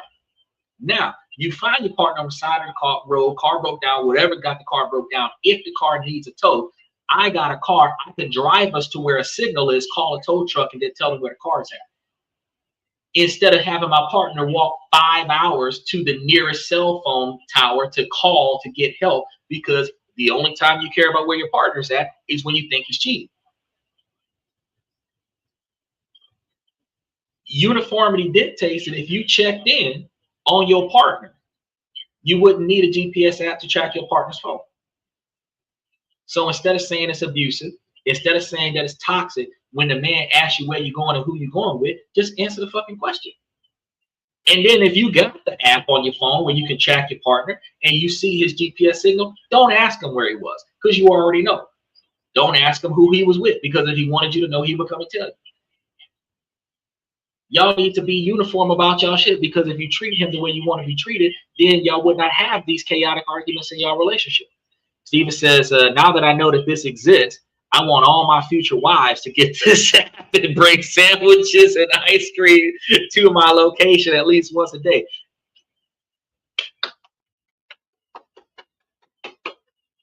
That's genius. Because you know what I said on the show, I think a few months ago when I started talking about these apps, I told women, instead of interrogating your boyfriend or your husband about his location, use it to your advantage to be romantic. You guys got the GPS app on y'all phone where y'all know where y'all partner is at. Uber Eats and send them their favorite meal. Get in the car and drive to that location and drop off their favorite snack. Fellas, if you wondering where your wife is at, she been gone too long, her GPS signal says she at a specific location, order a bouquet of flowers and send it to that location and have it addressed from your husband. You ain't got to really tell the person that she's cheating on you with that she got somebody. Because if she's at a hotel and a delivery comes to her at that hotel, the man she with is gonna be looking dumb when the guy delivering that be like, this is from your husband. How does he know we're here?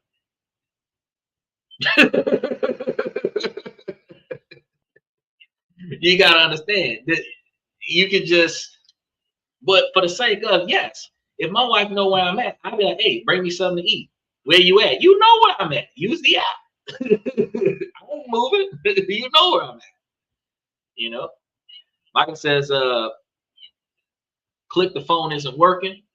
If she's calling you every 5 minutes, dump her. Her conduct would drain my soul. If you got a woman that is calling you on a regular basis, it can be because there is a problem, but it can be because she doesn't have enough attention from you because you don't check in enough. So you say, well, she calling every 5 minutes, that's draining on my soul. But Michael, if you called her every 20 minutes, she wouldn't have to call you every 5. And you don't necessarily have to call her every 20 minutes. You can send her a text message once every 30 minutes to let her know that you're doing all right where you at.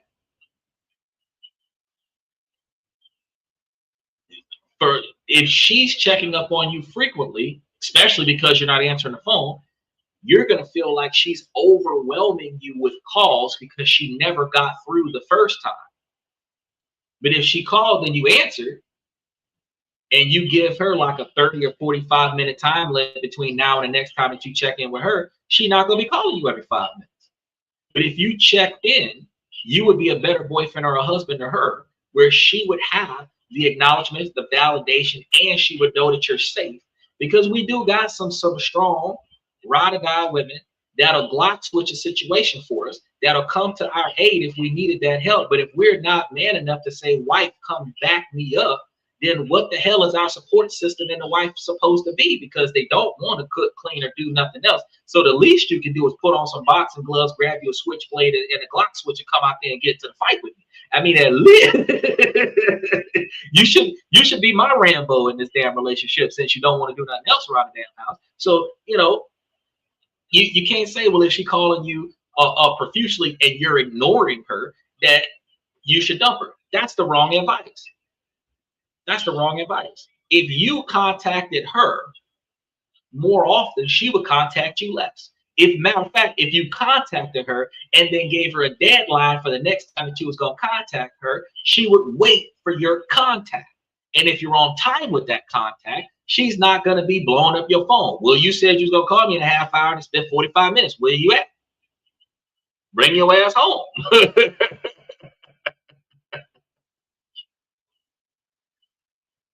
Michael says, you better tell them the vehicle has a tracker.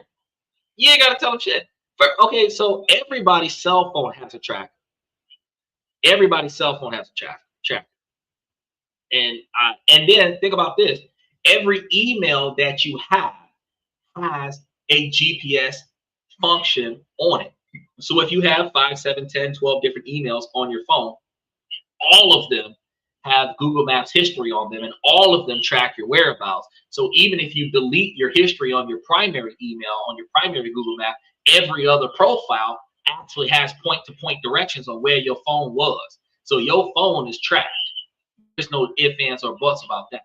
If you got a partner that's looking at your GPS history to see where your car has been, or looking at your navigation system to see where your car has been, they don't trust you, and y'all need to break up. Because if they can't just talk to you, then y'all don't need to be in a relationship. But when it comes down to the fact that checking in with your partner versus stalking their whereabouts, you shouldn't have to stalk their whereabouts. But if you're concerned, if we go, because Michael, you 70, so you from the 50s. So in 1970, that's how you, wait, hold on.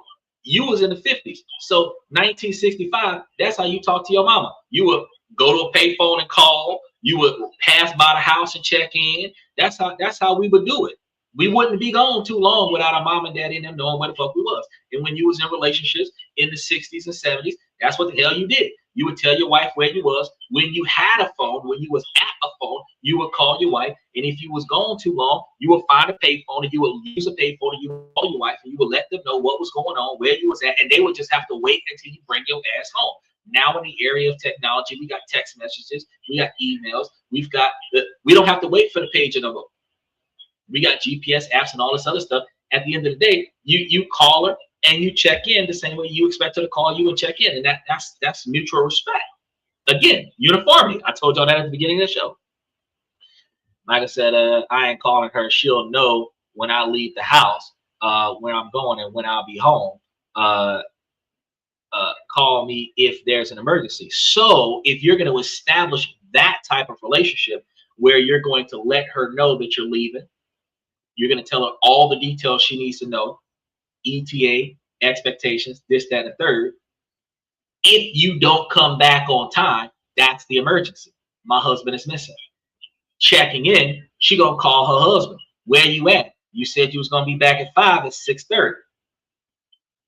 And your respectable response would be, since she knew when you was going to be home and you were not going to be home at that time, since you failed to call her in advance and let her know, honey, I'm coming home from work late, or honey, I'm going to be stuck in traffic, Now she is, honey, where you at? Because I don't know where you at, and you said you was gonna be home by 5 and it's 6:30. It's an hour and a half late.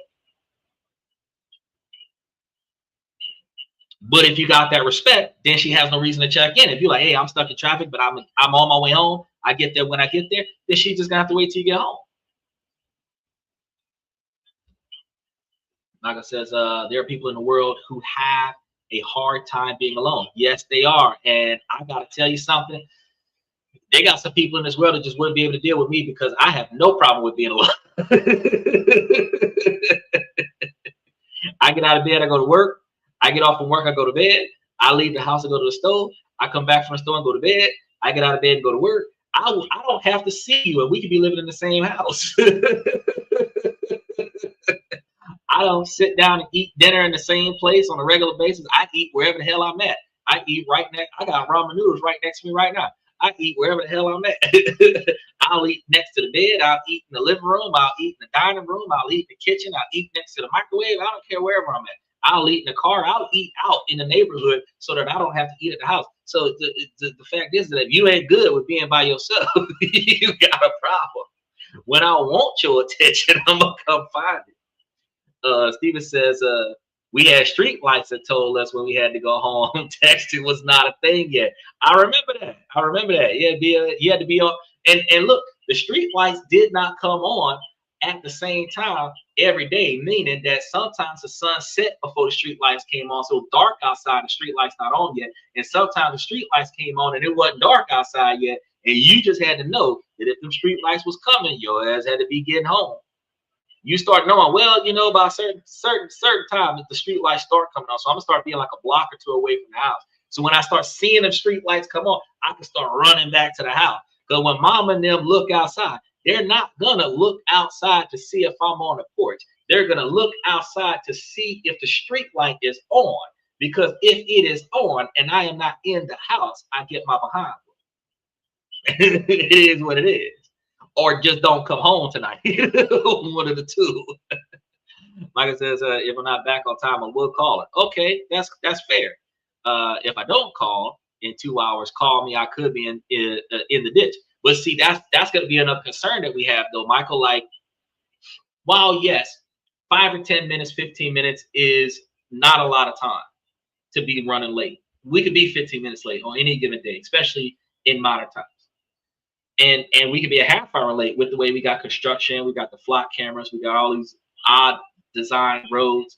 But Michael, if your car was in a ditch full of water and your face was underwater, 2 hours, you're dead. So, depending on how far you're away from your wife, depending on how far you're away from your partner, you in trouble. Not a lot of men back in the day would have ever called their wife for help back in the day.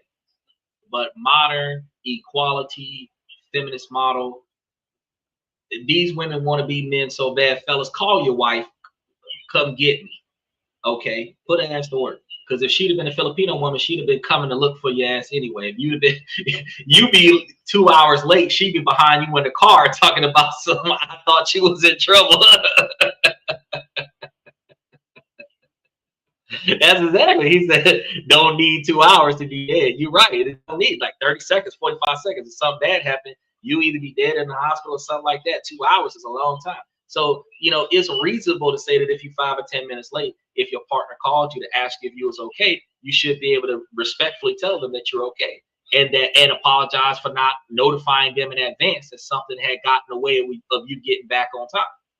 And the only reason why you're apologizing to your partner for the delay in notifying your partner that you would be late is because everybody on the podcast right now, all of y'all on TikTok, all of y'all on YouTube, all of y'all on Twitch, everybody can say that when we work for somebody else and we're late for work, we always clock in, look at the boss, and say, I'm sorry, I'm late, X, Y, and Z happened.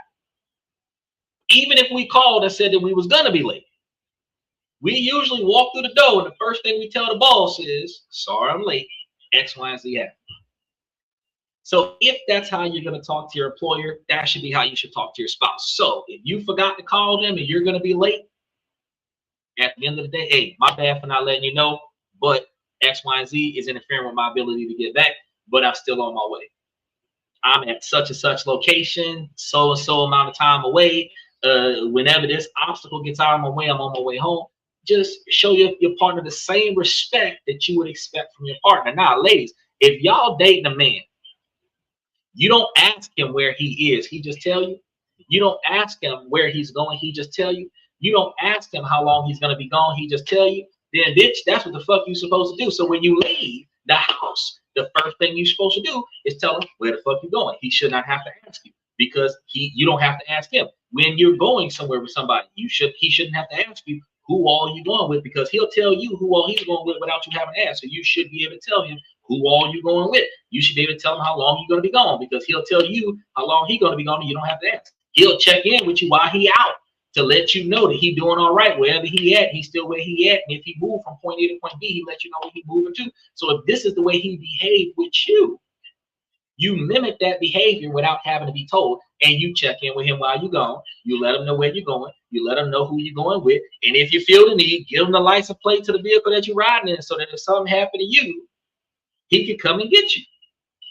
Instead of making it seem like, oh, it's abuse, you shouldn't have to do, that's too needy, blah, blah, blah, blah, blah. But then when your ass need a damn hero, your fucking hero don't know where the fuck you are. And the worst part about it is that when you are in distress, you don't know what street you're on. You don't know the address of your current location. And you cannot be found unless we have a GPS tracker on you. And that's why they invented it, so that we can find our wife when she is hysterical. Not so that she can stalk us to make sure that we're not cheating. That's what it was made for. It was made so that we can find our wife when she is in trouble and she doesn't know where she's at. That's what it was made for. It was not made for her to stalk her husband to make sure he's not cheating. Michael said, yeah, respect. Let each other know if we're running late. And that's something that, look, I had a handful of people sit there and be like, I don't know about this guy. Comment if you disagree, TikTok. Comment if you disagree. Steven says, if I'm gonna be late, I don't show up for 2 days. Being late causes a point. We can be 2 days in a row off from work and use a point. That doesn't work in your personal life, Stephen, because you could be missing for 72 hours and the police will start looking for you. But usually if you miss it for 72 hours, they're looking for a dead body.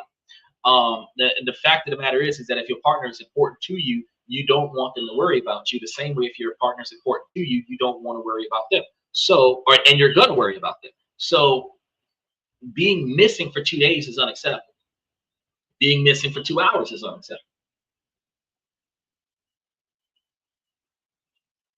Being in a location where your GPS signal fell off, whether you turned it off or if there's just no signal where you are, that's unacceptable. If you know that you got to travel to a location that doesn't have a GPS signal, you want to hope that there's a landline there so that you can call your wife and let her know that you're safe. And then while you're there for a while, you want to be able to call your wife and let her know that you're still safe. Because you can be in a location that is otherwise supposed to be safe, like going to a bank to make a bank deposit, and then fuck around and be in the middle of a hostage situation. Look at John Q. You could be in a hospital going to get a medical treatment, and then fuck around and be in a hostage situation. You could be at a post office. Look at the term going postal, and fuck around and be in the middle of a crime scene. There is not situations where look at the black couple that went to Walmart during Donald Trump's first term that got murdered in the Walmart. You could be going to Walmart to go grocery shopping and be part of the crime scene. There is no scenario where everything's gonna be all right. You ain't gotta worry about me. I'll be fine. Nah, that's not cool. If I'm going out of town, I let everybody in my house know I'm going out of town. When I'm getting on a plane, I let everybody in my house know that I'm getting on a plane. When I get off the plane, I let everybody know that I got off the plane, just in case the plane crashes. When I'm on my way back, I let everybody know I'm boarding the plane. When I touch down, I let everybody know that I'm touching down. I might not tell them that I done got in the car and drove, but if it's going to take me longer than anticipated, I might let everybody know that I'm on my way back. I'm just trying to find gas. And if I'm going to a destination where people that I know, I'll let everybody know where I'm going, that I'm boarding a plane. I'll let everybody know that I touched down. Even if I don't need them to pick me up, I'm on my way to the rental car company so that they know that I'm doing all right. If you don't hear from me from the time I left to the time I got to my destination, then I didn't make it to my destination, and you need to start looking for me. Okay? And I'm not dating none of these people. These are friends and family members. So if I have a romantic partner that was not traveling with me, she would be getting hour by hour updates on what the hell is going on, because at the end of the day, that's mutual respect. Michael said Steve can link up for 24 hours for observation. He said that's for the job. You know, if I'm late, turn around and call off for 2 days. Well, I mean, yeah, you could if that's a job perk where you could turn a I'm late into 2 days of PTO time. I mean, that's cool. Stephen can lock you up for 72 hours for observation. Yeah, Stephen could be in a situation where, you know, he got pulled over and, you know, he looks suspicious. You know, he could be in a car with too many minorities at the same time and just get picked up just because. You know, he could be in a neighborhood where ICE is just not being favorable and be missing for 3 days and just not check in. And nobody knows where he's at. Nobody's gonna come looking. He could be in that situation, or he could be in a situation where when he see them lights behind him, he getting on the phone like, "Hey man, they pulling me over, man. I don't know who they come to get me, man. And if I don't hear from you in an hour, I'm calling every precinct in the area where you was. Hey, did he show up here? Did he show up here? You ain't got him on the books. What you mean you ain't got him on the books? They picked him up a couple hours ago off of 55th and 3rd. Where he at? It missing person. It missing person because he got picked up. And from what I hear, the car is gone.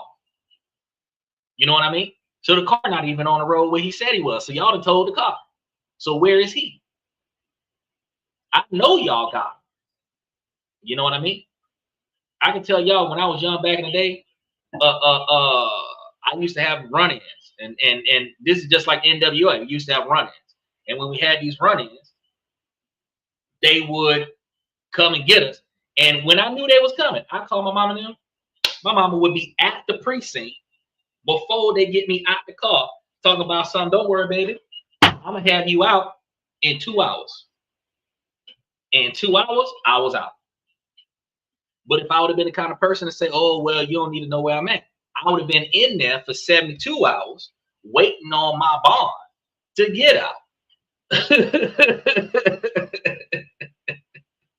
There had been times where I called her knowing that the situation was about to go south, and she was there, where she left the house and met me at the scene before they put me in the car and followed the squad car to the precinct so that she could talk to the captain before they put me in the cell.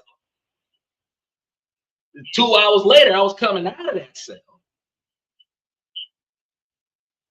Trying to tell you, because you got to let people know where you at.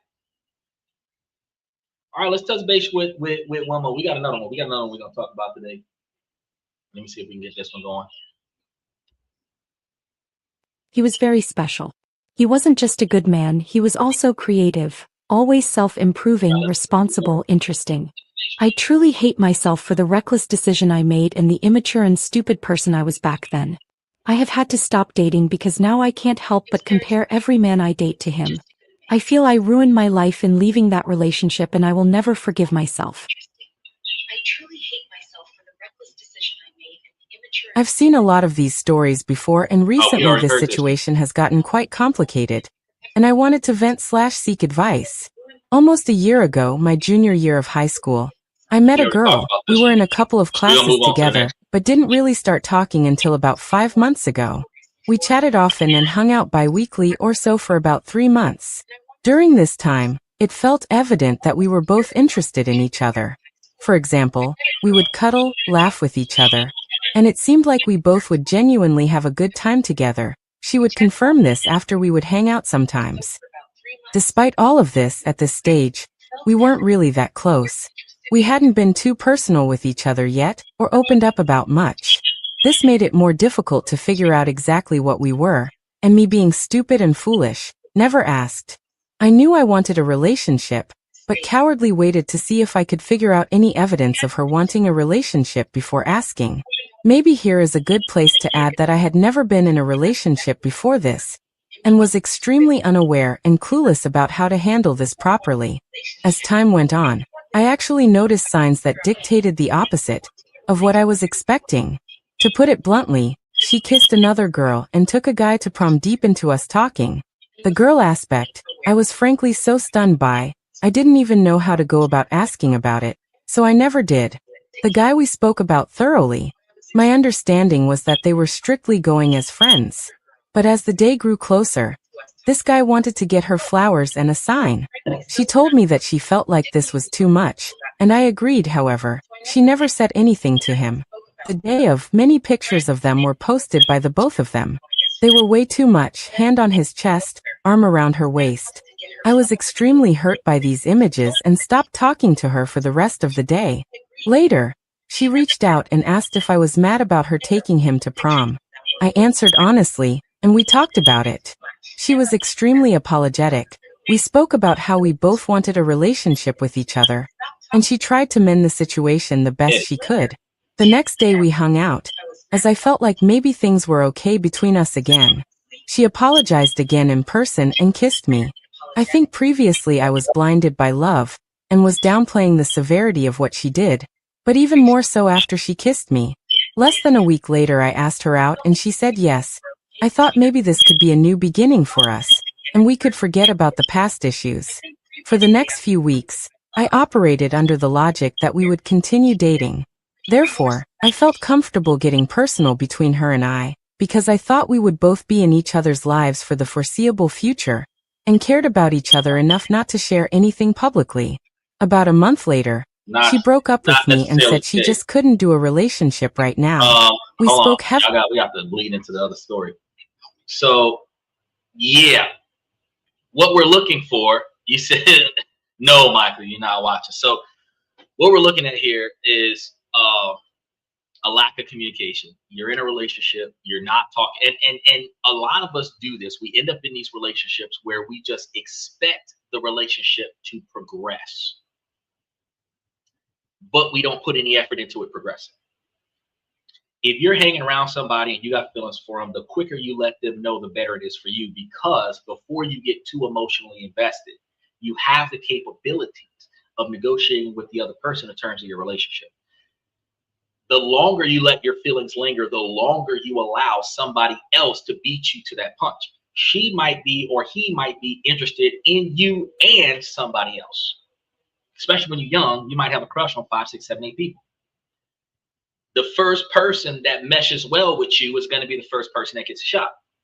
So if you got feelings and you express them, articulate them verbally, the quicker you get that out, the quicker you can resolve with the other person what kind of relationship y'all are going to have. Now, your friend, experiment with everybody because y'all young and in college. Yeah, Grace said trying to ignore it. I wouldn't be trying to ignore anything.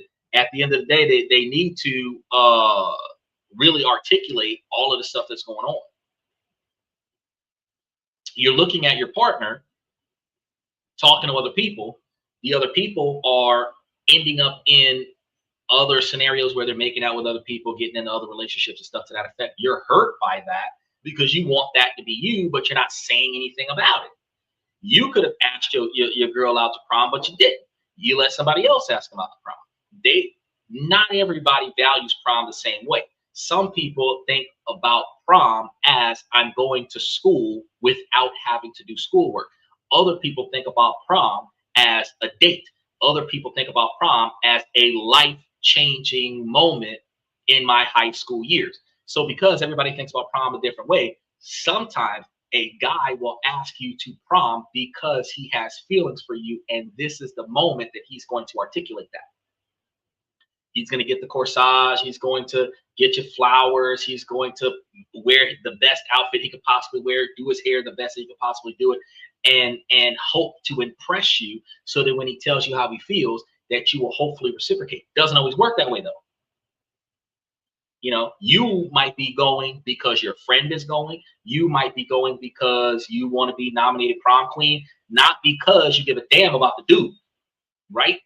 So again, when they're asking you out to prom, you have to recognize that how you feel about prom is not how the other person feels about prom, and y'all still need to communicate about that. Now, photos. We're in an area of photos all over the place.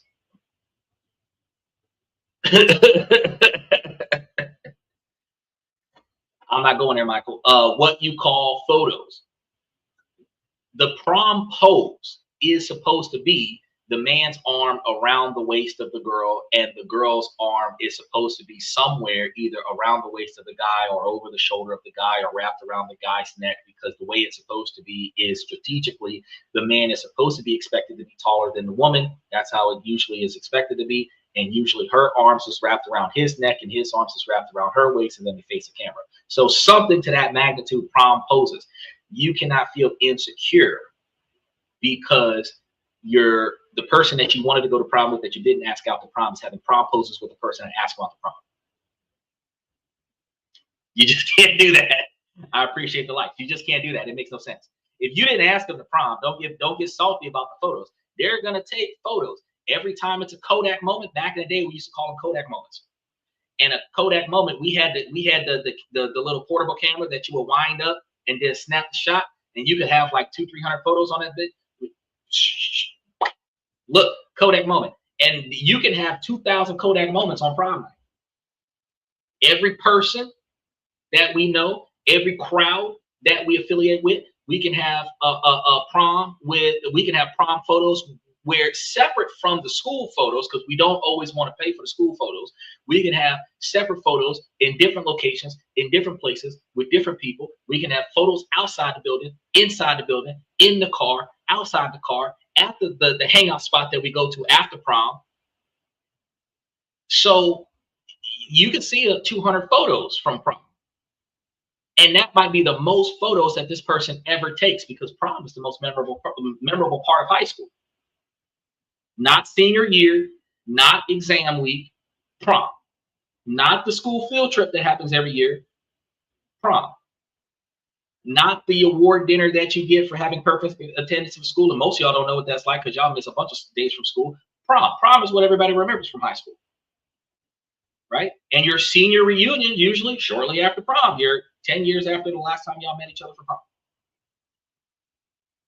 prom. Prom is high school, right? And as a result, you're probably going to have so much going on that there's going to be a bunch of pictures, but you're not going to see any more pictures. So during the week after prom, are you going to have as many pictures with that same person as they had at prom with the other person? No, because it wasn't about the other person. It was about prom.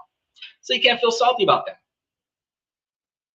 Now, when you finally start talking to your partner, that's when you start getting cooperation and communication.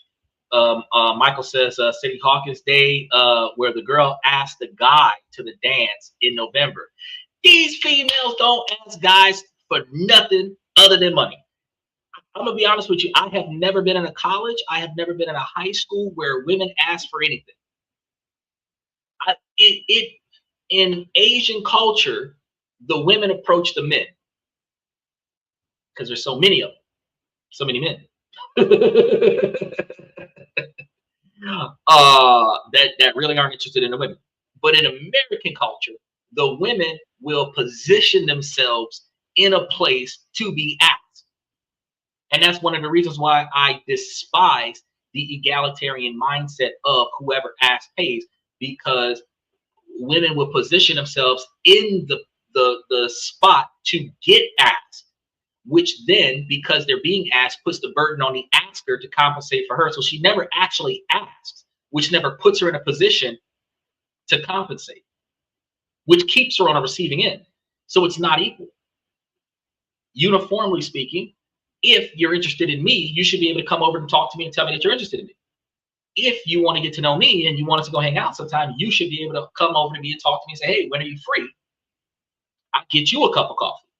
But that's not modern 2026 women. Modern 2026 women put so much money into their looks so that they can stand where I can see them, or with the way they putting on that Chanel cologne and shit, where I can smell them so that I can come over and say, "Ooh, you smell nice."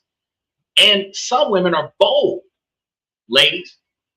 Hit that match that reaction button when I'm right, when I'm telling you what I'm telling you, because some women are bold and be like, "Oh, you're not gonna ask me out?" I know y'all have done that at least once in y'all life. You're not gonna ask me out? You're not gonna ask me for my number? Like I'm supposed to. No, if you're interested in me, you're supposed to ask me for my number.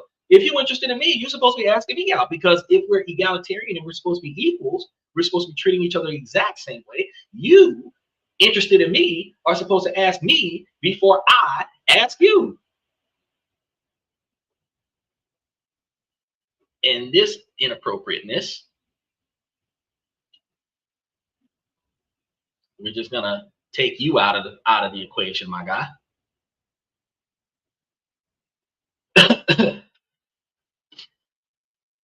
That's one of the reasons why, we have that situation where, like, that's the way it used to be. Sadie Hawkins dance, where the girls used to, and you see it on TV, but you don't see it in real life. The girls used to walk up to the guys and ask the guys out to prom. Nah. Well, all we have nowadays is homecoming, where the football team has their first game after prom. That's, we have homecoming. That's it. That's all we got. And the guys ask the girls out.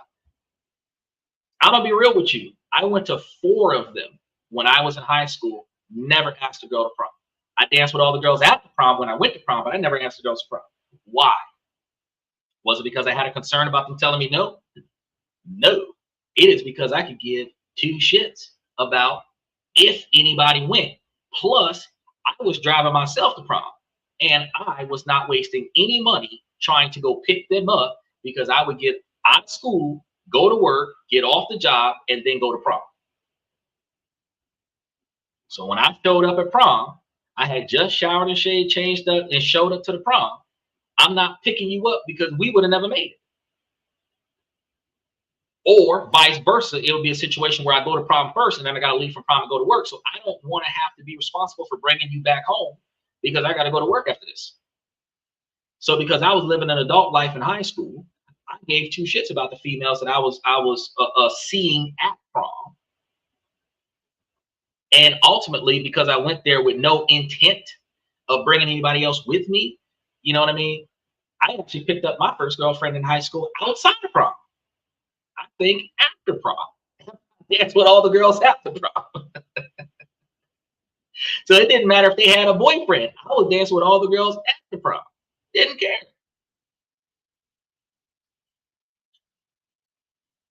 And none of the dudes cared about me dancing with their girl, because most of the fellas in there knew me. They knew I had to go to work out of this. So, bro, she's staying here. After this dance, I'm on to the next one. That's it. And then after this, I'm gone. By the time y'all mom and daddy come here to come pick y'all up, I'd have been in skirt, skirt, skirt. All right, let's see. We can go ahead and touch base with another one of these. I don't know what happened with the thing. He said, do you have a girlfriend? I just answered that question.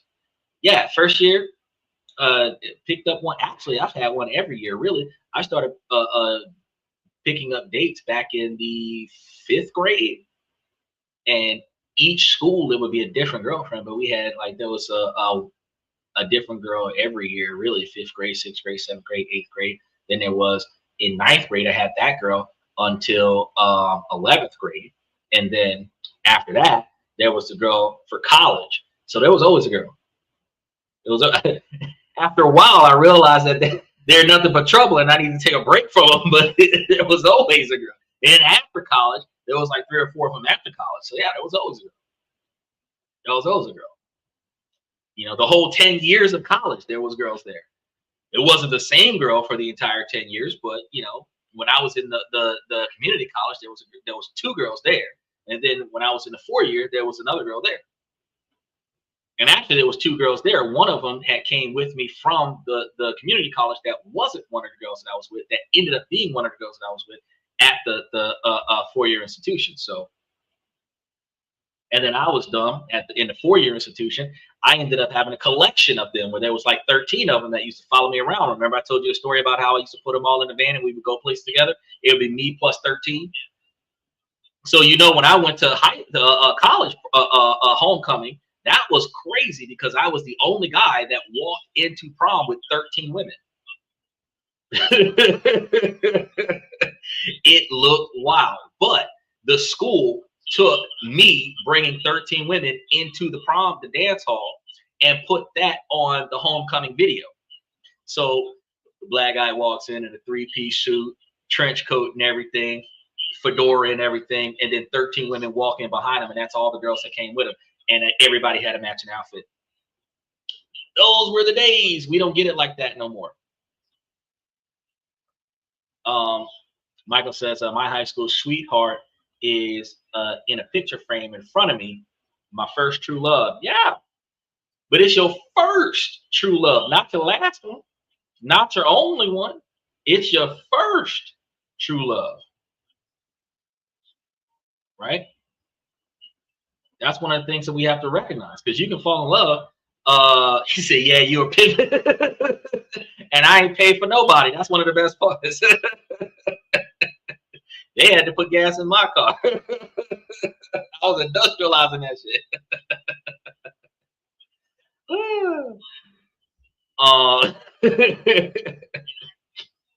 Let's go ahead and touch base, because I think we got a couple more of these. Oh Lord, this is tough. All right, let's see. Hold on, let's see what's going on. Catch up. Comment section here. About this because I was confused. This conversating only grew us closer and even more personal. She opened up about something that I can only describe as traumatic and told me she cared about me deeply, would love to be something in the future, and wanted everything to stay the same between us, but she just couldn't do a relationship right now. I was upset but thought everything would stay the same between us, as she said. Over the next 2 months after she broke up with me, we had many conversations trying to fix things between each other. Most of the time was me trying to make sense of things or asking why she did certain things that hurt me, like the prom date, for example. These conversations would always end with her saying she's sorry, she cares about me, and then nothing ever changing. At the same time, unfortunately, 2 of my childhood pets passed away. This was a very difficult time for me, and I reached out to her so she could help talk me through it. I would have gone to somebody else, but unfortunately somebody I can open up to like how I needed to in the moment other than her just isn't available in my life. Once the sadness and grief diminished, I began to take a better look at things between us. I realized that since we broke up, she had become increasingly avoidant. She started talking to me less and was coincidentally always unable to hang out. We spoke about things again, but this time I was clearer. I brought up her being avoidant, the contradictions between her actions and what she tells me, and was looking for some closure as to why we broke up. She again apologized and told me she was avoidant because she didn't know how to talk to me anymore because she still has feelings for me, but she would genuinely change for me this time. She missed the way we used to talk and wanted to go back to it. I ended the conversation saying we should meet up in person to talk, and what I need help with is figuring out what to say. I've been doing a lot of thinking, and in retrospect I should have stopped talking to her a while ago, but I didn't. Now the question is, do I stop talking to her now that we are close? Now that she is the only person I can go to when I need to talk about things that are upsetting me or too personal to tell anybody else? And if not, what do I say in person to make sure that things change between us, and we can have a healthy connection moving forward? My girlfriend and I love each other, but I'm starting to lose respect for her and wonder if we're fundamentally incompatible. I'm 42M and my girlfriend is 40F. We live together and have been going through a rough period lately. I'm trying to figure out whether this is normal relationship resentment that we can work through or whether we're fundamentally incompatible. I have a very demanding / high-stress job and earn significantly more than she realistically will. I absolutely do not expect her to earn what I earn or split everything 50/50ths. She has been unemployed for about 10 months. She is looking for work, applying, getting recruiter calls, and has had interviews. So I don't want to pretend she's doing absolutely nothing. What is starting to bother me is her level of urgency and initiative. For example, she sometimes lets unknown calls go to voicemail because she assumes they're spam. Recently, one turned out to be a recruiter. They also emailed her, but when she looked at the job description and saw it required more experience than she had, she decided not to call them back because she assumed she wasn't qualified. My reaction was basically, why reject yourself? Let them decide. She has also developed a huge reading hobby while unemployed and has probably read 20+ fiction/mystery books. I'm genuinely happy that she found something she enjoys, and I'm not saying unemployed people should spend every waking hour looking for jobs. But I keep wondering why some of that time isn't going toward developing new skills, learning things relevant to the job she wants, taking courses, networking, etc. Especially with how much AI is changing the job market. If I had been unemployed this long, I think I would eventually take almost anything temporarily, Uber, coffee shop, whatever, while continuing to look for my actual career job. I realize that is MY personality, and doesn't mean she has to approach things the same way. The financial part is starting to affect me too. I recently paid about $1,500 for a 5-day vacation for us. Before food/gas/etc. I was researching hotels, rental cars, parking, and everything else myself. At one point, I showed her a cheaper hotel and mentioned it didn't include breakfast. Her response, in a tone that rubbed me the wrong way, was basically, yeah, because you didn't look at a nice place. I snapped. My thought was, I'm paying for the flights, hotel, and most of this vacation. I'm doing the research. And now I'm being criticized for choosing a $500 hotel instead of something nicer. I said something along the lines of, what value are you adding looking at hotels with me? I realized that was a shitty and hurtful way to phrase it. After that, she actually did start searching for hotels herself, which I think is important to acknowledge. But I was already angry. The same day, I spent roughly 11:30 a.m. until after 8 p.m. working on the vacation and then preparing my taxes. I came out exhausted and hungry, hoping we'd make something together. And she was making herself cereal after spending a lot of the day reading. It made me think, does she not notice that I've been buried all day and think, maybe I'll handle dinner? There are other examples. Her brother and his partner are visiting, and we're supposed to attend a concert they want to see. I don't particularly like the artist, but I was willing to go. I then found myself researching transportation, parking, whether we needed the car, etc., and realized, why am I planning her family's visit/event? Why hasn't she coordinated this with them? To be fair to her, nobody actually asked me to do that. I tend to see an unresolved logistical problem and immediately start solving it. I'm beginning to realize I may be contributing to this dynamic by taking responsibility for things before giving other people the opportunity to handle them. There's another side to this. She is emotionally loving toward me. She has explicitly told me she wants this relationship and doesn't want to give up on us. When we've had major fights, she has written incredibly thoughtful messages, taking responsibility for her own behavior, while also explaining what hurts her. She has told me that she sometimes feels like nothing she does is good enough for me. And that scares me because I recently found an email my ex-wife sent me years ago near the end of our marriage. One of her biggest complaints was essentially that she felt like she received criticism and complaints from me rather than appreciation.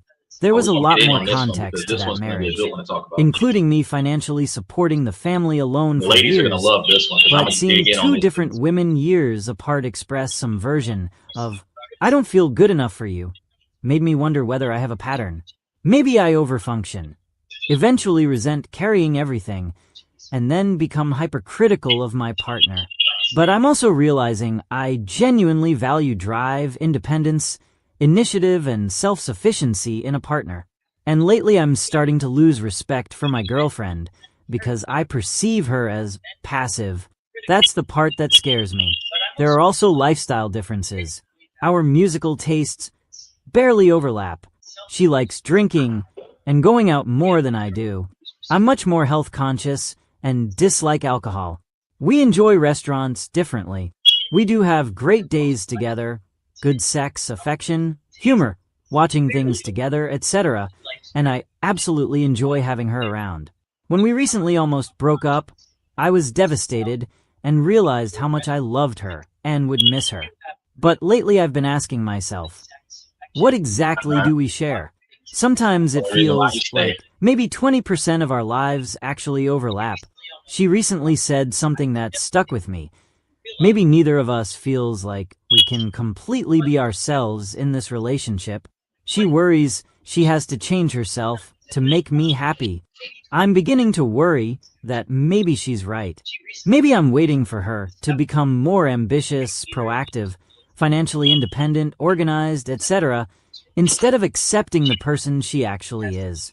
At the same time, I don't want to spend the rest of my life feeling like I'm carrying another adult financially and mentally. I don't need a partner who earns what I earn. I don't even need 50/50ths. I'm happy paying more. What I think I need is to feel like the person beside me has her own life handled, and that sometimes I can stop thinking because she has something covered. So I'm genuinely looking for outside perspectives, including people telling me I'm the problem if that's what you see. Am I expecting too much from a partner? Am I an Athen resenting her for not functioning like me? Or our independence, initiative, and a similar approach to life legitimate compatibility requirements? And once you start losing respect for a partner, is this something you can realistically come back from?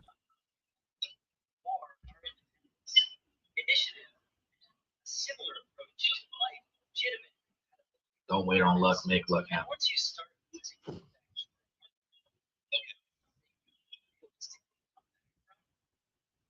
All right, that took a while for us to wrap up, but let's go ahead and start tearing in. So we'll start. Well, before I start tearing in, let's go over a couple of Michael's comments here. He said, first he said looking for a sugar mama. He's not looking for a sugar mama. He's looking for an equal contributor, as I said earlier. Michael asked, is the house clean? Does she cook, clean your clothes, pay your bills? No, she don't pay for shit. She don't do nothing without being told, and he don't tell her to do nothing. He does it on his own because he sees stuff not getting done. And as he said, logistically, if it ain't getting done, he just proactively goes and gets it done. He was probably raised in a household where he was taught that everybody has a role in the house, whether they're bringing in money or putting in effort. And if you're not bringing in the money, you're putting in effort. So if you see things undone, you do it so that the house stays in order for those who bring back the money, so that those who bring back the money don't have to put extra effort into the house after they put extra effort into bringing money back to the house.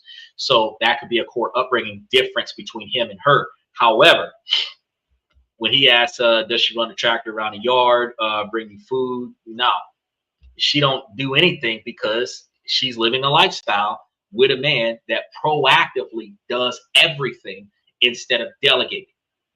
Now, women are not going to like being told what to do.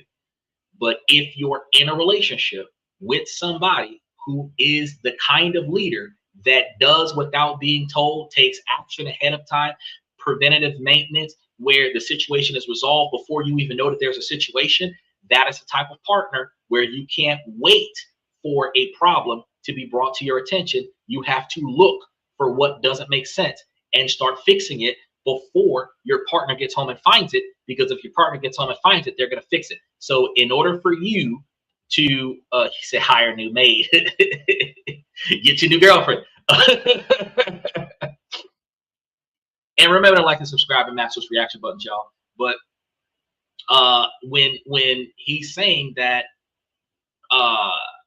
you know, he's feeling financially overwhelmed because she doesn't have the right job, and after a certain period of time, he would have just took anything and then kept looking for a job. I said earlier that's a bad decision. And the reason why that's a bad decision is because when you get a job that takes the majority of your time, the first problem you're going to have is that you don't have enough time to look for another job. So if you have financial support that allows for you to delay committing yourself to a job you don't want, take that time to find the job that you do.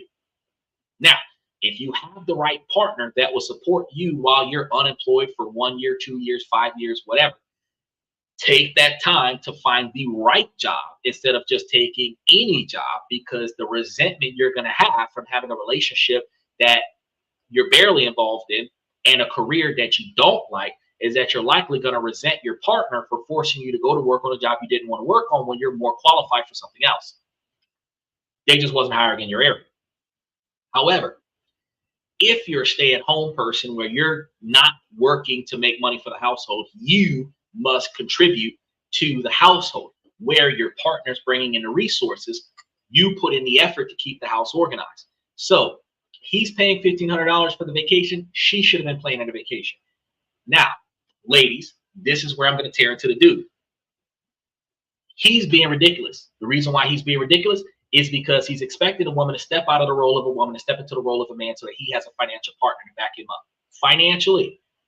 Not just because she's not doing what she's supposed to do as a woman, because technically, you know, if we think about 1940s or whatever, she could be out the house doing absolutely nothing, like Kelly Bundy eating bonbons, or no, I forgot the wife's name, but you know, eating bonbons and watching Oprah, sitting on a couch all day doing nothing, right? You go to work, you come back, you've got the attractive girlfriend, you sleep with the girlfriend, she does nothing but not argue with you and keep you smiling, right?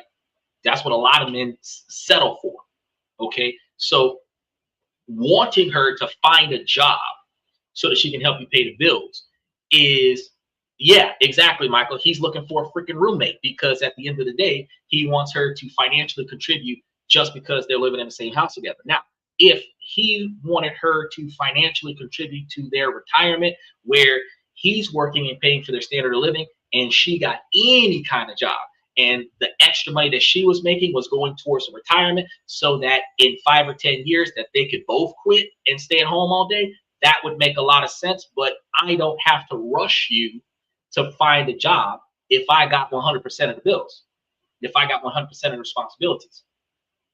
But when you do get a job, 100% of your money is going towards us retiring, right? Since we've been living off of my income this whole time, we're going to keep living off of my income and then take the money that you make and put it somewhere else so that that money is making more money for us. Because if you're making $40,000 or $50,000 a year, a fast food restaurant, Uber, whatever, UPS driver, whatever, and you're putting that $40,000, $50,000 a year in a brokerage account, you'll have well over $500,000 in less than 10 years. You will have well over $1 million in 15 years. I can quit 10 to 15 years into you getting a job, and then we both could spend the rest of our life not having to work, where our relationship would have been probably 5 years dating, 10 years married, and we're both permanently retired, where we can spend the next 40 or 50 years enjoying each other's company and living life in different countries around the world and having everything paid for here in America.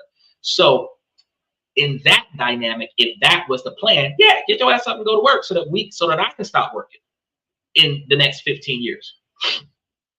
But here we go with the vacation thing. Michael says, I have never had to tell a woman what to do. Usually I'm telling them to put my power tools down. But see, Michael, you back in the day had women that were more willing to be effective in a relationship.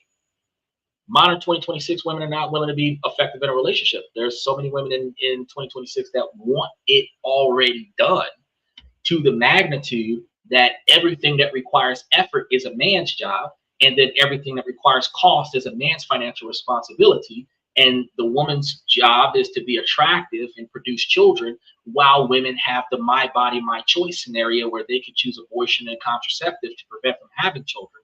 And then, as we experienced earlier on in the show, if they do have the children and fulfill the role of nurturing the children, they're going to complain about it the whole time and then say you have to step up and do it for them. So they're actually not, in modern 2026, willing to be the helpful partner that men look for, which is why men are not looking for the traditional women that are traditionally just barefoot and pregnant in the house. We're looking for the traditional women that were organizers of the house, that was organizers of the personal life, that handled some of the responsibilities that didn't require them to make money, but it could require them to spend the money better so that we have more money going around.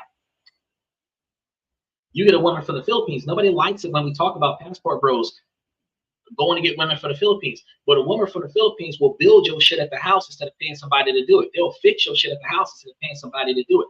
They will reallocate funds and put more food in the house instead of wasting money on lavishly looking attractive with all of the fake hair, fake nails, fake boob, push-up bras, the leggings that lifts their butt and spreads their cheeks and all of this other stuff, where it's just artificial facades to drive unnecessary attraction. And it's a waste of money. It's part of the 18% of the 41% that men give to women that women actually do not benefit from, that a Filipino woman will put that 18% towards making their relationship better. Which is why men go and get the women from the Philippines over the women in America, because the women in America are thinking about, I want to look cute.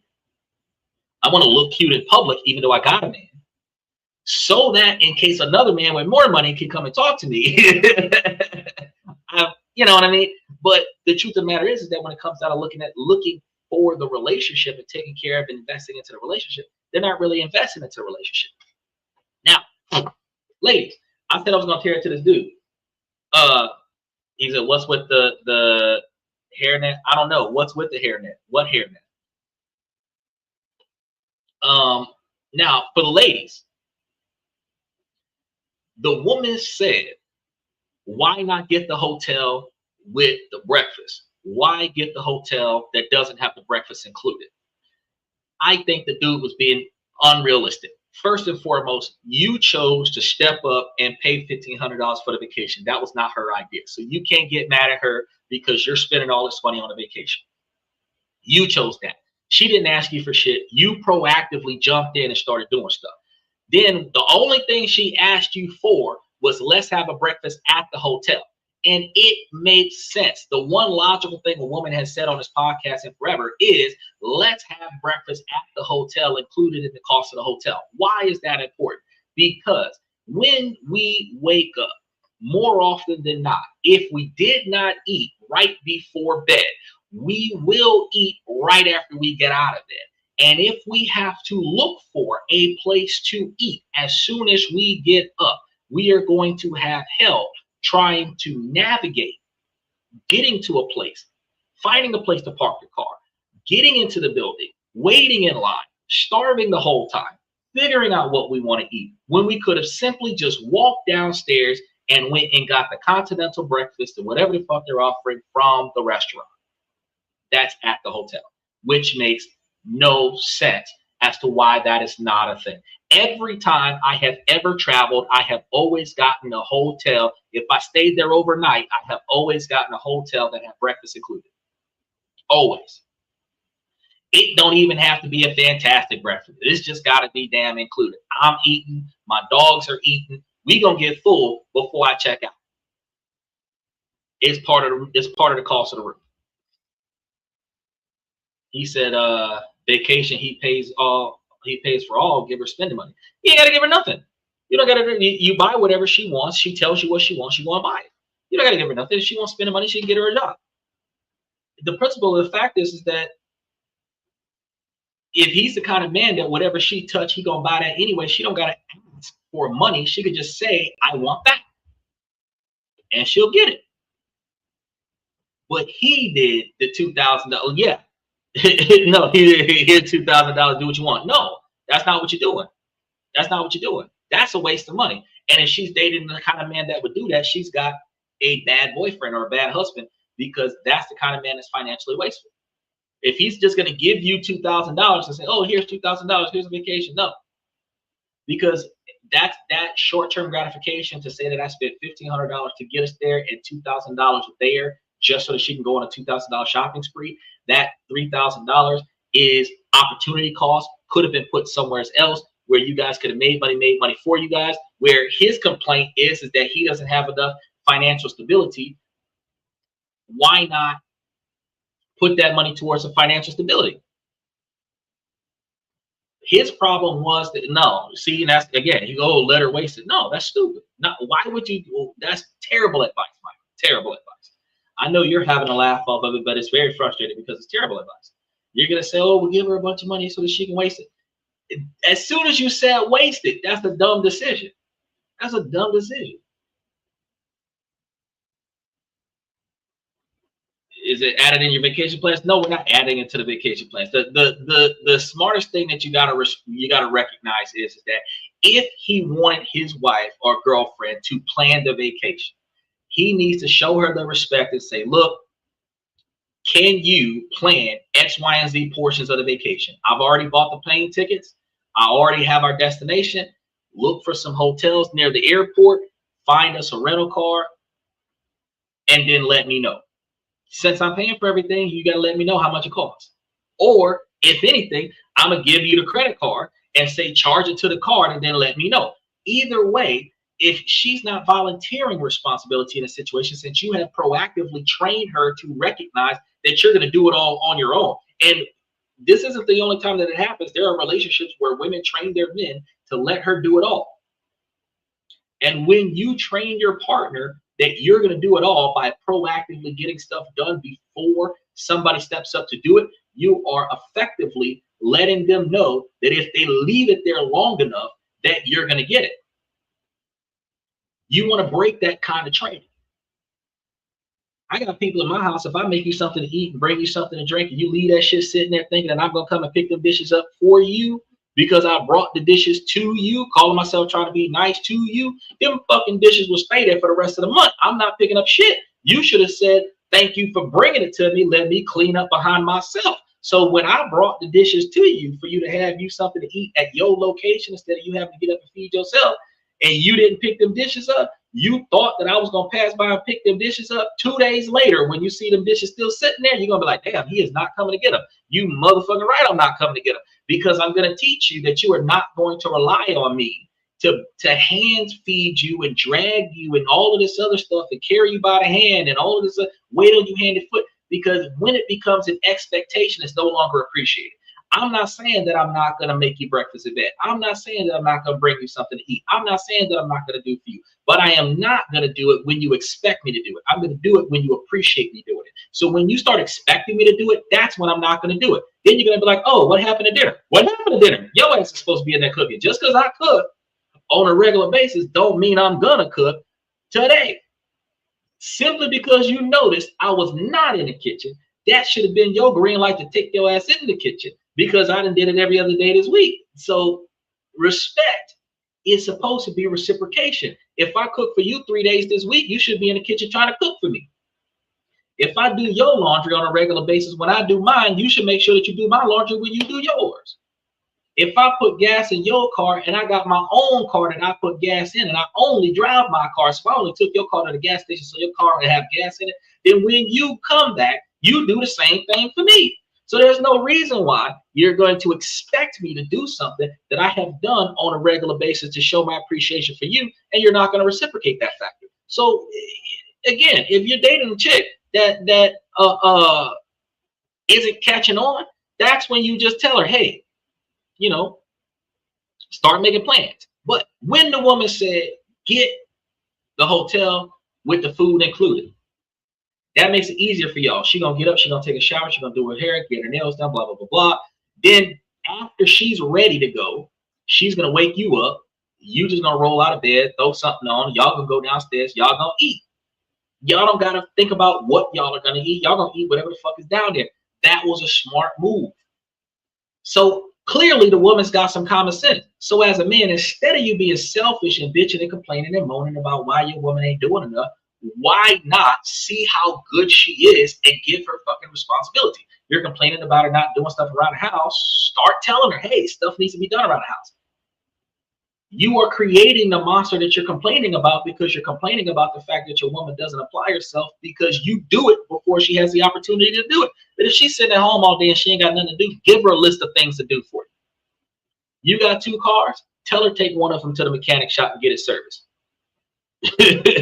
You got repairs around the house that need to be done, give her a credit card, tell her to call those repairmen and schedule that shit, get that shit fixed. There is no reason why Steve Jobs says that you tell people the outcome that you expect to see and let them figure out how to get there. There is no reason why you should be complaining because you micromanage both of y'all life. Why don't you just tell her that there's certain things that need to be accomplished and let her figure out how she's gonna get that shit accomplished? And if she needs some money to accomplish that, either you're gonna hand her the credit card and let her do it, or she's gonna come and tell you how much it costs and you're gonna give her some money to do it.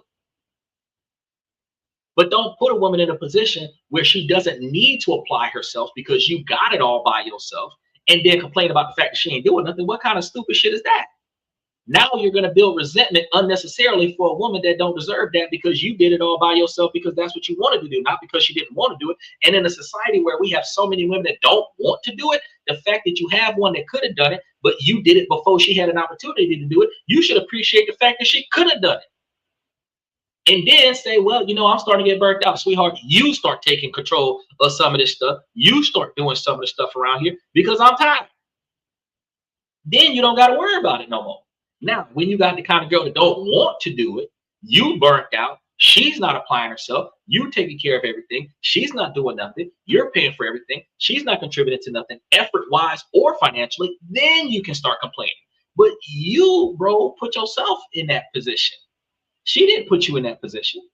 Then y'all about to break up because you salty, because you are too meticulous. That's your fault. That ain't her fault. I told y'all ladies, y'all gonna love this part. Get on this dude. Michael says that sometimes in life, it is absolutely okay to be stupid with your money. No, it's not. Especially if you can afford it. No, it's not. There is never a time in your life that it is absolutely okay to be stupid with your money. You are supposed to be intentional with your money. You are supposed to be intentional with your money. So there are times in your life where it is a good idea to be able to budget spending a little more than normal. Like we talked about yesterday and the day before and the day before that. Being able to go to a high-end restaurant on occasion instead of eating out every night. Planning for a vacation instead of partying with the homies every week. Deliberately spending money for the sake of entertainment that is meaningful instead of wasting money for the convenience of being lazy. Wasting money is not beneficial ever in your life. Investing it in your satisfaction, investing it in your mentality, investing it in your recovery, investing it in your benefit. When you're putting money in a place where you will thrive as a result, that is the only time you're supposed to be utilizing the money. And until then, your money should be sitting somewhere making money for you so that you have that money to make those types of decisions. Because if you're wasting money, you have to understand when you're wasting money, you're throwing away future opportunities. So there's never a time in your life where you are supposed to be allowed to waste future opportunities. See, I'm not giving a credit card. No, I'm not crazy. I'm serious. I'm serious. Because again, when we've talked about joint bank accounts and everything to that effect. If you can't trust your woman not to spend your money, then you can't, she's not the woman for you. If you can't trust her to not buy stupid shit with your credit card, if you just hand her a credit card and say, go get what we need, and she come back with $2,000 worth of bullshit, that is not the woman for you. If you hand her a credit card with $2,000 on it and she only spent $50 on it, that's the kind of woman that you need. She needs to be able to be conscious, budget friendly, the same way if this was her money that she would not have spent $2,000 on this shit. At the end of the day, it's your money. She's not supposed to spend $2,000 on this shit.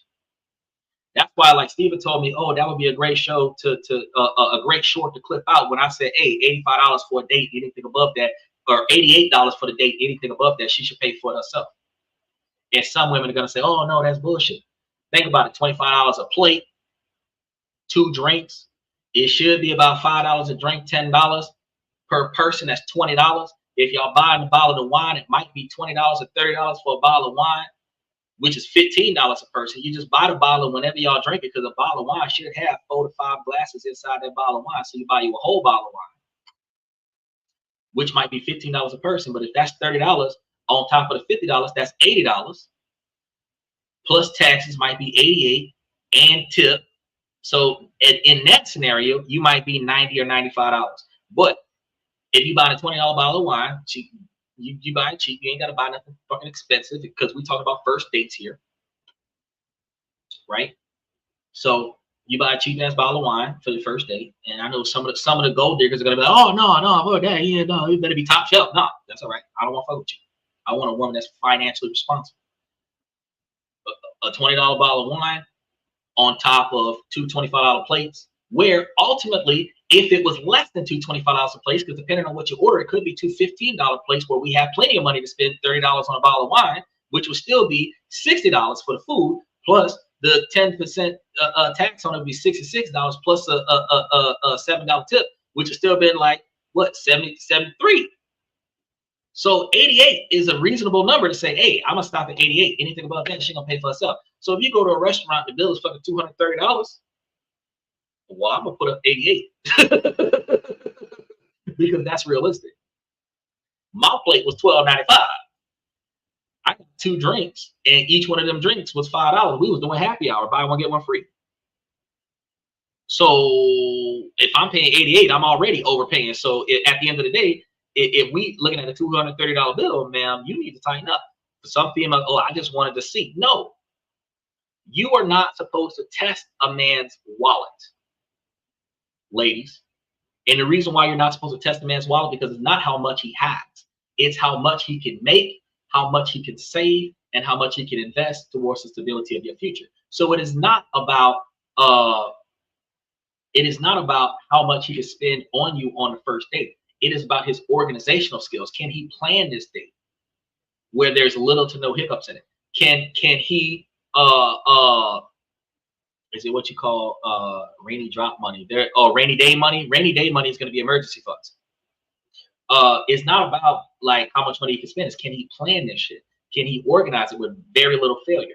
Does he have a backup plan? Let's say we went to a restaurant thinking that the restaurant was going to have us, and then all of a sudden it's overbooked. Does he have a backup plan for that?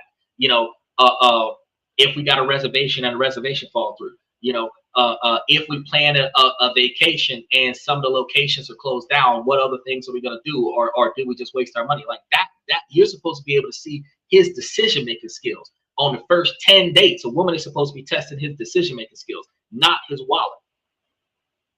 And I tell women all the time this, and women don't want to hear this, but you know what? The best way to test a man's decision-making skills is if he planned a date and you pay for it. And I'm going to be real with you. He is not going to go for broke on no damn date when he can't impress you with his wallet. Because if you're paying for the fucking date, you're going to tell him, hey, you plan it, I'll pay for it. First of all, that is going to be the green flag that every man is looking for. A woman willing to pay on the first date. Ooh, this is white material. But the fact is, you get to test his decision-making skills. You get to determine if he is going to be fiscally responsible. Because if he's willing to spend $500 on you and he don't know your last name, he's willing to drinks on the house with the crowd.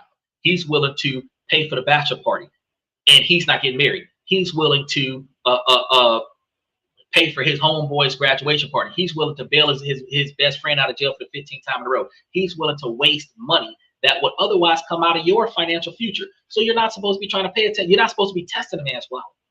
You're supposed to be testing his decision-making skills. If you test his decision-making skills, then you can grow the confidence to trust him.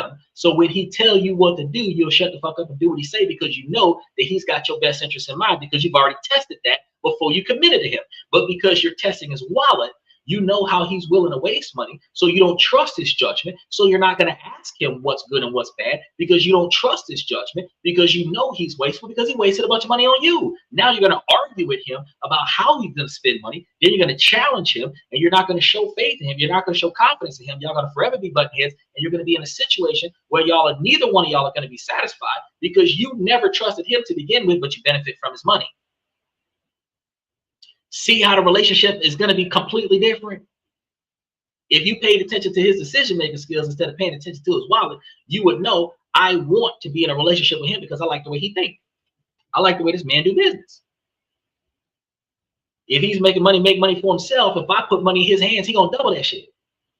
But if he's spending his money to the magnitude where he going broke, collection agencies behind, repo man chasing his car, foreclosure notices on his door, eviction notices on the house, I would be spending so much money bailing him out that would be a financial burden. I don't want to date that kind of man. Think about it, ladies. He says, Michael says, she have my bags packed and loaded in the van. She'll call, take care of the appointments. That's Back in the day, though, you talking about women from back in the 60s and 70s. Is that she'll go out of her way to make me happy. Never give a woman a credit card. No, you never get a woman that you don't trust a credit card. And if you don't trust her, you don't date her. Plain and simple. The dating phase, because we're not friends before we start dating, the dating phase is to get to know the person enough to trust them enough to date them, right? So you're going out on dates with the intent to commit, with the intent to marry. It's supposed to be the path that you're going. You're not supposed to be going out on dates to hook up. So under that magnitude, is it just buy or bottle mad dog? No, you want to be realistic under that magnitude. Again, with the fellas, when we're buying, we let her pick to see her decision-making skills. If she's buying more shit than me, this is not going to be a second date because she's wasteful. She's going to waste all my money. If you just said give her $2,000 and let her go on a shopping spree. If you can give her $2,000 in cash and let her go on a shopping spree, you can just give her your credit card and let her go on a shopping spree. At the end of the day, if she's going to be fiscally responsible, if I give a woman $2,000 and she bring me back $2,400, then I know that she's going to bring me back a return on my investment. But if I give a woman $2,000 and she don't even at least buy me something with the $2,000, I know that she can give two shits about me. She's going to look out for herself.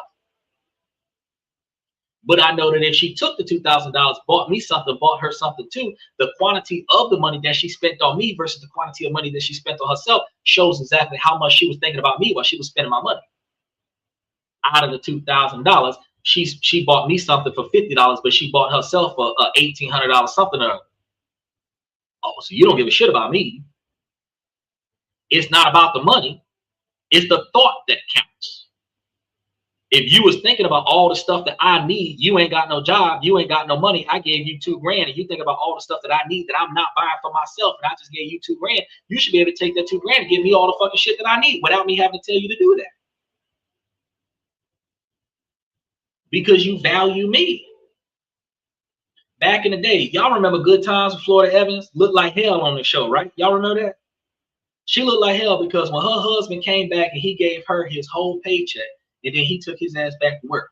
She fed the kids, she bought the groceries, she bought the school clothes, she changed the husband's clothes, got him clean clothes, new clothes for work and everything like that. She took care of the house. She put away money for Christmas. She put away money to upgrade stuff. And if there wasn't enough money there, he had to come and ask her if there was enough money there because she was the damn accountant for the house. He asked her if there was enough money there to buy certain things and do certain stuff. And if she said no, then no meant no. Because the only way that we're going to do what you want to do is if we take money from the kids' tuition, if we take money from the kids' Christmas, if we take money from the kids' birthday party coming up. You told me to put money away for that, and I did that. If I do what you tell me to do now, we're not going to be able to do that. So you decide, are we going to let the kids down, or are you going to have to find another way? And that's when the women would stand up and start articulating an argument to how we going to spend the money because she was the one in charge of the money. Nowadays, we don't have those kind of relationships. So no, if you can't trust her to spend the money correctly, then you should be dating her. Because how are you going to build a future if you got to watch the money like a damn bank guard at a vault? Because you got to understand, if you can't trust her with your wallet while you're awake, how the fuck you going to trust her with your wallet while you asleep? And everybody know we take the wallet out of our pocket and we put it down somewhere. We go lay down and go to sleep. And while we're asleep, she could take that wallet, grab that credit card, and make payments on the phone. She ain't even got to leave the fucking house. She could be sitting right next to us in the bed, just charging shit to the credit card. Some of y'all with iPhones, bioprint, facial recognition and shit, y'all go to sleep. Your partner can unlock your phone while you're in your sleep and start buying a bunch of shit off of Amazon. So if you can't trust her with your money, then what you dating her for? And if you can date her, then you can trust her with your money, which means that you can give her a credit card, give her some responsibilities, and she's not going to waste the money. Because wasting the money negatively impacts her ability to be successful. And if she don't have that kind of value, you're not supposed to be with her. Michael says, if she wants to pay, I just say, thank you, but I can pay. And then they say, I got it. And I say, okay. No, that's okay. If she want to pay, I'm not even going to challenge that shit. Let a woman come tell me I got it. I am not going to flinch. She got it. The bartender can look at me, a waiter or waitress can look at me. She says she got it. I'm going to look at them and I'm going to say, what? She says she got it. Give it to her. I'm not doing it because I want to see if you're really gonna follow through, I'm gonna hold you to your word. You said you was gonna cover this, you gonna cover it. I'm not, oh no, that's okay, I got it, it's on me. No, fuck this shit. You said you got it, I got you. I understand. I completely understand. You know, I'm not even gonna say next time is on me, because we both know that if you commit to me, I'm gonna pay for your lifestyle anyway. So if you got it today and you got it the next time and you got it the next time after that, at some point, by the time you move into my house, everything that you own is paid for by me anyway. So you're earning your way in. That's investing in the relationship financially, but there's also physical investments. The first thing that women think about is ironing a man's clothes, washing his dirty drawers, washing some dishes, organizing the house, cooking some food, because that's the stuff that goes undone in a man's house, because a man leave the house and going to make money for the house. And then come back to the house too tired to get up and do the stuff. So those be the things that go undone first. And that's one of the reasons why those are the first go-to things that women and sometimes men think about when they're looking for the kind of women that can be beneficial to them. But I can tell you right now, like I said before, mechanic shops, repairmen, taking the kids to daycare, taking the kids to summer camp, taking the kids to soccer practice, organizing my schedule, because if I'm running my own business, you should be answering the phone while I'm asleep, scheduling appointments for me, scheduling medical appointments for me and for you, working them around my days off, vacation time, scheduling the vacation time, scheduling the vacation. There's all kinds of stuff. The planning, the organization, that's the woman's role in the thing where she's not putting money on the table. And not now woman, when you ask them, what do you bring to the table? Not now women say organizational skills. I will keep your life in order. Not one woman will say that. They say, well, I show up, I'm cute. I don't give a fuck about that. All women are attractive at some level. So a lot of them put out after the age of 15 anyway. So, I mean, you don't stop putting out till you're 80. So, I mean, it's not like that particular characteristic is any better than any other woman. But when you start saying that you help keep things together, you help keep things organized, you help plan, you help structure, you don't talk back, you don't argue, you don't debate, you get shit done. That is what men want to hear, and that's not what women are saying. A woman that'll get that shit done, if you leave and something needs to be done, when you come back, it will be done. If a woman said that, that's a keeper. I had a woman in my house one time, and I went to work. I was gone for work because I worked overnight, and the Wi-Fi went out. That's nothing. That's not a big deal. But it is a big deal, because the Wi-Fi went out. When the Wi-Fi went out, the security system went out. When the security system went out, there was no access to anything other than one phone that was directly connected to my phone, and she had to call me and let me know that she had already rebooted the whole system, reprogrammed the security system, and got everything back up and running, so that I know that if anything looked different, that's because she had to reset everything while I was gone. So she only told me that she fixed the problem. She didn't call me and tell me that she had a problem. She called me and told me that she had fixed the problem. That type of behavior is the type of behavior that men are looking for. The kind of women that will fix the problem while the man is gone. Because when King Arthur is conquering the world, the queen took care of the castle. Right now, we don't have queens that are taking care of the castle. We have princesses that want to benefit from the existence in the castle, which is not the same. You're not trying to turn your boyfriend and your husband into your servant and your jester. You understand? And that's the reason why we don't have the balance that we need in the relationships. So this guy that we were talking about, this guy's being unrealistic, because this guy wants a equal partner financially and less responsibility, but he's not paving the way for that. Michael says, seeing too many married people and the wife is financially irresponsible. True, but you chose a financially irresponsible wife. He's like out at the casino, house up for loans for gambling.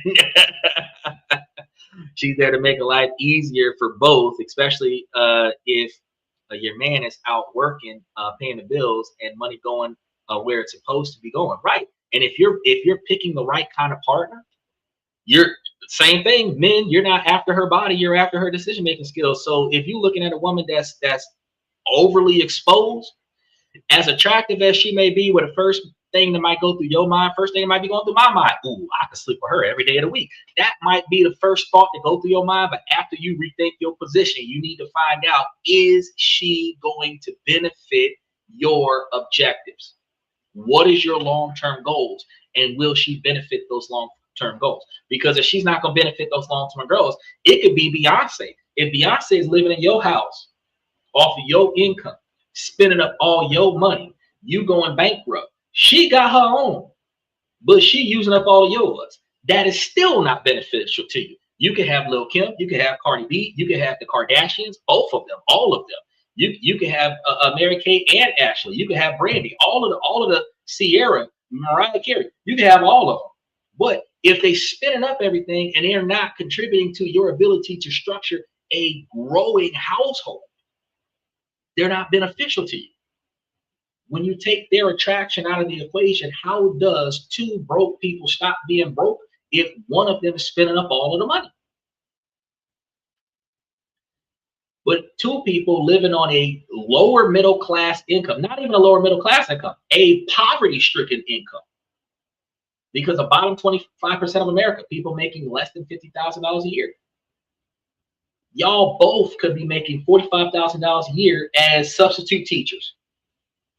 All right. We talk about like bottom of the barrel shit. Okay. And if y'all have a lifestyle that y'all can sustain under the income of one person, both of y'all individually have a $40,000 a year income, and y'all come together and live a $50,000 a year lifestyle, 150%. That's less than 150% because y'all both have $40,000 a year lifestyle. Y'all should be able to live a $60,000 a year lifestyle together, and a $60,000 a year lifestyle is $10,000 less than living comfortably. Right? So let's say $60,000. Let's say both of y'all making 40 and y'all living 60,000. Y'all still got 20,000 a year. And 20,000 a year over the course of 10 years is $200,000 plus compounding interest, which is well over $350,000, almost $400,000, which also means that even if you were getting 10% return on investment, you would be getting back $40,000 a year off of that particular type of brokerage account in 10 years. So if y'all stay together for 20 years, y'all would be doubling that, sometimes tripling that, where that $200,000 or $300,000 would be closer to $750,000, $800,000, where y'all would, even at 10% return on investment, would be drawing back $80,000 a year, which means that you would be getting more back off of staying together for 20 years than what both of you make together. And that is the moment that you retire. Y'all dated for 5 years, married for 15, and y'all quit y'all jobs, and y'all gonna spend the rest of your lives together. The only time you're gonna be able to do that is if you got a woman that's gonna be financially responsible. The only time you're gonna be able to do that is if you got a man that's financially responsible. That's broke status, 40,000. Most women won't date a man that's $40,000 a year, but you could. And if he's making $55,000, $60,000, $65,000 a year on working at a fast food restaurant, Wendy's, McDonald's, Waffle House, Checkers, you know what I mean, Sonic, and making that back, at the end of the day, if both of y'all making somewhat close to the same, $55,000, $60,000, now y'all at $120,000 a year. But remember, living comfortably is $69,000 a year. So if both of y'all had a $55,000 a year job and y'all just said, well, look, we're gonna live this $60,000 a year lifestyle and just stop right there, that means you got a whole extra 50 grand, which means you'd have more than $500,000, probably $750,000. So if y'all stay together for 10 years, y'all could retire 15 years after y'all got together. Dating for 5 years, married for 10, retired permanently, right? It ain't about the women finding a man that's got $100,000 a year income where she can quit her job and live off of his money. It's about women finding the kind of man that's willing to build the type of lifestyle where we can quit 20 years after we meet each other. We can quit working and live the rest of our lives together. So let's grind for the next 10 years. Let's grind for the next 15. And then after that, we're going to quit and spend the next 30, 40 years traveling the world, living a life that we always wanted within financial reason, where we're living off the interest, not the principal. Because you don't have to be a multi-million-dollar lifestyle to be, a multi-million-dollar asset to be living good. You just need to have the financial freedom to say that I know where my money's coming from to pay my bills. And if you got enough money coming in off of your brokerage account or whatever other investment opportunity, where even if you went to another country, you can show I'm getting $80,000 a year from my brokerage account. You get a visa in most countries because you have a reoccurring income that is more than $72,000 to $75,000 a year. And you can get an extended stay visa. And because your standard of living in America is less than $60,000, you got an extra $20,000 a year you can spend in a whole other country. And you got to understand that if you was in another country, your lights, water, gas, probably your car insurance is not going to be as high because you're not going to be using it. Which also means that you would be in a situation where a lot of that, probably $10,000 to $15,000 of your standard of living will come with you to the other country, which means you might be able to spend $30,000 in another country because your standard of living is not going to be as much. Your discretionary spending is going to travel with you. So you might actually have, out of your $60,000 a year lifestyle, you might have $20,000 of it go with you to the other country. Right? But you should be dating the kind of person that has forward thinking mentality. Let's buy a house. Let's fix our credit to buy a house. Let's charge off stuff that we can't pay down so that we can work out a payment plan and pay a fraction of it. Let's spend the next 7 years fixing our credit so that we can buy a house. And then 6 years into owning a house, that's 13 years together, we should be able to retire and continue paying for the house. And by that time, 2 years after that, we should be going on vacations in another place. So we 15 years, we didn't own a house for 8. We own the cars by now because anything that's financed is 5 to 7 years finance. We own all the cars by now.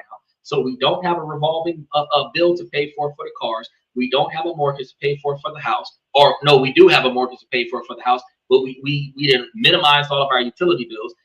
We're good to go. We can hop a plane. We can fly to another country. If I'm working more than my wife is working, she should be able to plan that. If you got a good woman, you should be able to grow like that. Men in America will fly to another country and go and get a woman from the Philippines, because if you bring a woman from the Philippines back, yes, you will help her take care of her family. But if you're giving her $800 a month for her to send to her family in another country, that's the hair, nails, and makeup that you're giving an American woman to do it so she can look pretty. So it works itself out the same. The cost of the woman is not going to change. It's the intent and the action and behavior pattern of the woman is going to change. American women are not going to want to put in effort to build you up financially. That's your job as a man. So the question is, well, why are we picking the kind of women that are not going to build us up? I ask women this on a regular basis. Ladies, out of all the men that you slept with, out of all the men that you dated, how many of them met you, had nothing, and because of you became successful, where when you left them with more than what they had before you met them? And most women will say none. And very few will honestly say one. But every man that you have been with has built you up to some degree where you left that man with more than what you showed up with. Where's the reciprocation?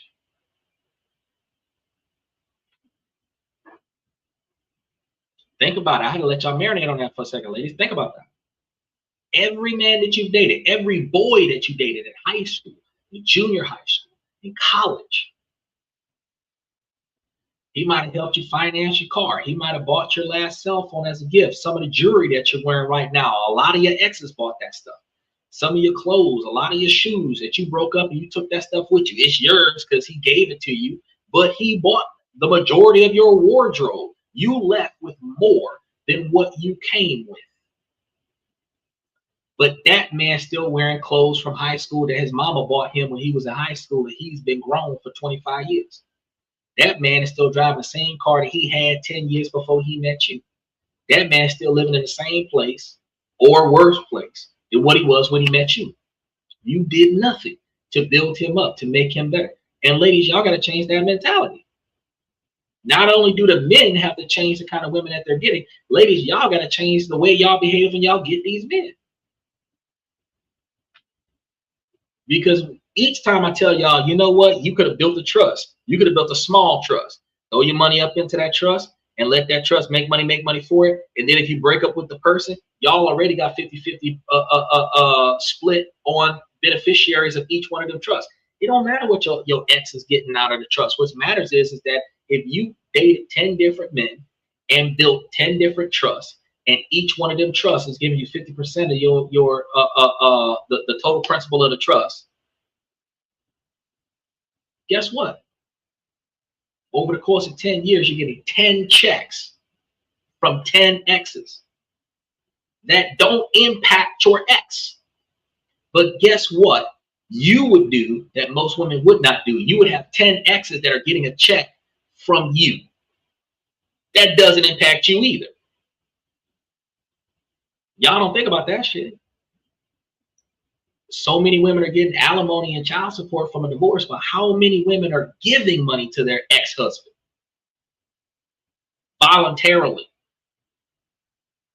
Hell no. Hell to the no. So many women don't even want to sign a damn prenup because they're expecting to receive. But how many women are willing to give it? Shit, I'm gonna break up with him. I'm gonna leave this man with $500,000. Fuck all that shit. He gonna keep the house and the car. I don't want to have nothing to do with him. Take the $500,000, pay off the house, pay off the car. I don't want to talk to you no more. How many women gonna do that? Hell no. But y'all expect the man to give you the house, give you the car, give you the dog, give you the kids, then pay you a salary and pay you child support for the kids on top of that. Why? Oh, because he took the best years of your life. You took the best years of his life too. Oh, because you sacrificed body for to give birth to the child. He sacrificed his physical body every day of his life so that you could take half of his estate. The trade-off is still the same. But you won't leave nothing on the table for him. So, like I said, Michael, we as men, we need to find different priorities in the kind of women that we're looking for instead of looking for their attraction. Well, yes, that's going to be a priority. We need to look at their decision-making skills. And ladies, when you're looking for a man, instead of looking at how deep his pockets are, you need to be looking at his decision-making skills. Because you can't grow financially if you're with somebody that's wasting all the extra money. We call it lifestyle creep. Because the more money you get, the more money you spend. But why is it that you're 30, 40, 50 years old right now, still living in a low-income environment or a lower middle-class environment? You just below an HOA, but you're not satisfied with your current standard of living, and you have yet to put effort into putting extra money aside to get there. Ask yourself right now, how many of y'all right now got a 401k, a Roth IRA, a brokerage account, real estate? How many of y'all got it? Most of y'all don't. How many of y'all got a damn emergency fund? Most of y'all don't. Y'all might have $1,000 in a savings account. Most of y'all don't. Most people are living paycheck to paycheck. The majority of Americans are living paycheck to paycheck. If you got a few $100s in your back pocket in case you need extra gas between now and your next paycheck, that's what most people got. A little bit of spending money to buy some extra food here and there, a couple snacks. That's what we got. The money we set aside to go to the club, and we decided not to go to the club because we were too tired to go, so we got a little extra money in our pocket because we didn't go to the club. That's what we got. The money that we hold on to go to church, to repent for all the sins that we created on Saturday and Sunday, on Friday and Saturday. Then on Sunday when we go to church, we're going to give money to the pastor so that we can look like we're good Christians. Then on Monday, Tuesday, and Wednesday, we're going to sin all over again. That's where the money goes. We just wasted it. But let you not be able to pay your mortgage. Is a pastor going to give you $2,500 to pay your mortgage every month till you get your job back? No. Think about it now. Think about it now. But you shouldn't have to go to the pastor and ask for no money because you should have money coming in from all of your investment opportunities. So why are we not finding the right people to date and then date to marry? Why are we finding people that it is not the right time for me, so I'm going to put this person in the friend zone? If you are not going to commit to this person for the rest of your life, you should not have them in the friend zone. If you find out that somebody got feelings for you, either you're going to reciprocate that shit or you're going to let that person go. You're not going to, oh, we can be friends as a consolation prize. No, the fuck we can't. No, we cannot. You cannot have a friend of the opposite sex that wants from you the rest of your life with them as a romantic partner. That is not fair to the person you're putting in the friend zone. And if you were that person, it would not be fair to you. Why would you want to be friends with somebody that will not reciprocate the fact that you love them? And why would you put somebody in the friend zone that you know loves you when you don't want to reciprocate that? That's disrespectful. That's disrespectful. That's like your employer not hiring you for the job, but they want you to linger outside the interview room just in case we change our mind. You still don't have a job. You still don't have the money that you need. But just in case we decide that we pick you up, you're going to just hang out and wait for the employer to pick you up? No, you're not hiring me. Let me know that you're not hiring me so I can find me a job somewhere else. And likewise, if you're not going to get into a relationship with me, you cut me loose so that I can go and invest my emotions on somebody else. Don't have me lingering with the what if carrot stick situation. And that's one of the reasons why we fail so many times in our lives, because men are chasing sex and women are chasing money. Neither one of us is paying attention to the decision-making skills of the other person. The difference, though, between the two is that men are capable of showing their husband material by the way that they invest in the woman, and the woman decides to stay based on the way the man spends his money. That's it. Women get to stay based on how much she has sex with the man. That's it. She doesn't trust his decision-making skills. He doesn't trust her decision-making skills. They're going to argue because they don't have any faith in each other. And that's why you argue. Because if I trust my wife, I'm not going to ask no questions. I'm going to give her an assignment. She's going to do it.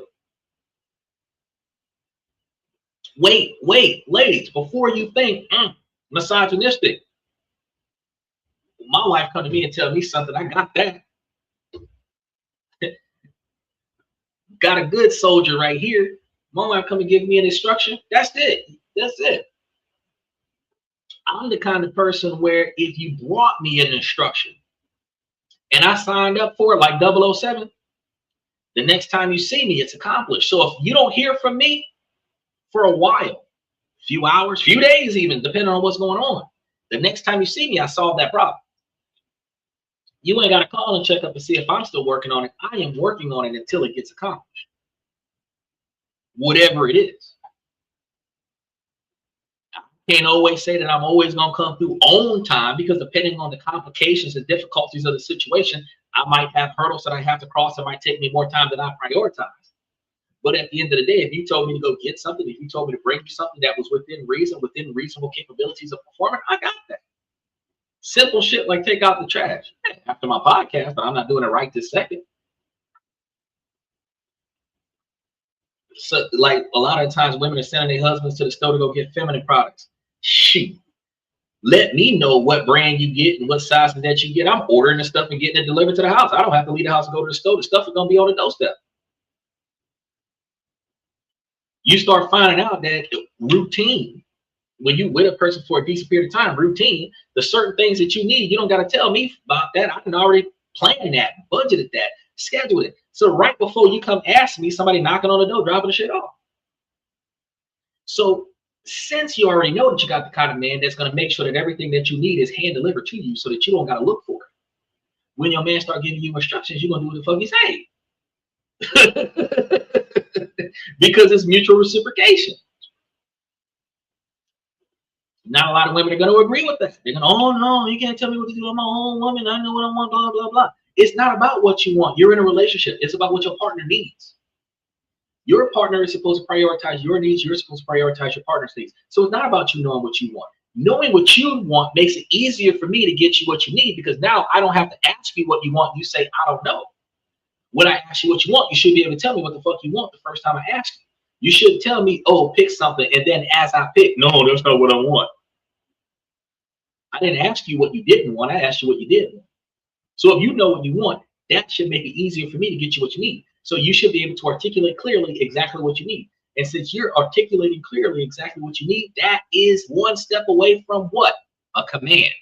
Therefore, when I give you a command, damn it, you're going to do it. Because when you give me a request, I'm going to treat it like a command. So when I give you a command, you treat it like a request. You make sure it gets done. That's reciprocation. Women are going to want to agree with that. But how are you going to find mutual reciprocation in what you believe to be an egalitarian relationship where you respect your partner the way you expect your partner to respect you, if you're only going to have your partner submit to you, but you're not going to submit to your partner? And so many women could get on some of these shows and swear to God, oh, I'll only submit to the right guy. No, ma'am, you should be paying for the guy until you're willing to submit to the guy, because when you submit to the guy, that's when you start earning the right to have his income. So since women believe that they don't want to submit to the guy until the right time, you should pay for him until you're willing to submit to him. Because the woman's value is going to be in her effort, not her financial investment. So while she's unwilling to put effort into the relationship because she hasn't submitted to the relationship, she should compensate for that by financially investing into the relationship. So pay for every date, every excursion, buy all the gifts, take the man out, show him nights on town, treat him like a king on the castle until you're willing to commit to him. Once you committed to him, then you do whatever the fuck he say and he pay for everything. You earned your keep. The return on your investment is what you invested in him. But you should not be in a relationship where the most effort you put into a relationship was that you slept with him, maybe got pregnant by accident, didn't get on birth control, didn't have an abortion, and now all of a sudden you're a financial burden. That is not the way it's supposed to turn out, because he's going to resent you and you're going to resent him. And one of the reasons why so many women, 70% of uneducated women, 90% of educated women leave their men, and you leave your men not just because you're unsatisfied, you leave the man because you have no financial or tangible investment in the relationship. Only thing that you've invested so far is your time. And since your time is not valuable, you can abandon that time lost, charge it to the game, and walk away from this relationship, because you're not losing anything other than 23% of the income that was subsidized by him. And you can give that up for another man that'll give you 41% of his income, which might be more than the 23% that you're losing out. But see, if you was financially investing in a relationship until you committed to the man, now you got money on the table. You got cars that you done bought. You got phones that you done bought. You've got jewelry that you done bought. You've got phone bills that you done paid for, mortgages that you done paid, you done invested. You got stake in the game now, sweetheart. You're not about to walk away from that shit. You're not gonna walk away from a 30-year mortgage talking about something. I don't need him. Fuck this house. No, you're gonna be like, nah, hell no. Let's work this out. This is on my credit report. And that's gonna be the reason why 80% of men don't go nowhere. Because he's been financially investing in you since he asked you what the fuck your name was. He don't want to lose out on all of that, because starting over costs more than staying with you. That's why they say it's cheaper to keep her. But if she was investing in him from day one, she would have more to lose. She would have more willingness to cooperate. She would have more willingness to negotiate. And in that situation, the relationship would be better, because at the end of the day, she's going to change from financially contributing to a relationship that she hasn't committed to committing to a relationship that will financially invest in her. Now, will we get trade-offs? Because if we go fly to another country, we get this woman, we bring her to America, we are her sole provider. She can get her own job, go work at Walmart, whatever the case may be, make twice as much money in sterling. Because I ain't never worked at a Walmart and got $12,000 a year. Yeah. I was making like $2,000 a month or more at a Walmart when I was over there working in the garden center. So I don't know how he was making $12,000 a year full time. I don't know what state he was working in, but the fact is that I could bring a woman from another country. She'll get her a job doing anything, and she'll contribute to the house. And since she knows that I invest extra money that we're not spending on the household, she would be bringing me the extra money to invest. She would be wanting me to show her how I invest. She would be wanting to start trying to invest. She would start investing. Guess what I get to start doing? Step back and watch. Which is way different than just controlling the household income on a regular basis. If she don't know how to run the household, like Michael says, so many women get married in a relationship and don't know how to spend the money. They bad with money. Well, why the fuck was their husband not teaching them how to spend the money? Why was she not learning how to budget shit? Why was the responsibility on keeping the money organized only on one person? If you're two people, both of y'all should be doing it. If y'all sharing a car, shouldn't both of y'all be checking the oil on that bitch? Shouldn't both of y'all be checking the tire pressure? Shouldn't both of y'all be making sure the car don't get dents and scratches in it? Shouldn't both of y'all know the damn repair guy so that if one of y'all can't pick up the car, the other one can? So if all of this is true, why are we in relationships where one person has no responsibility and the other person has all the responsibility? And then, ladies, why are you fighting for the responsibility of being in charge without fighting for the financial responsibility to pay for being in charge? If you don't want to pay for being in charge, then don't be in charge. And if you're not in charge, you're a dependent. And if you're not in charge, you're doing what? Following fucking instructions. So 50-50 makes no sense because now you're just a roommate. You're going half on a bill so that you're not being told what to do. But you're not helpful because you're only paying half so that you're not told what to do. But what I need you to do will help me. You don't want to be told what to do, so you're not willing to help me. Not a lot of women see it that way. I should ask.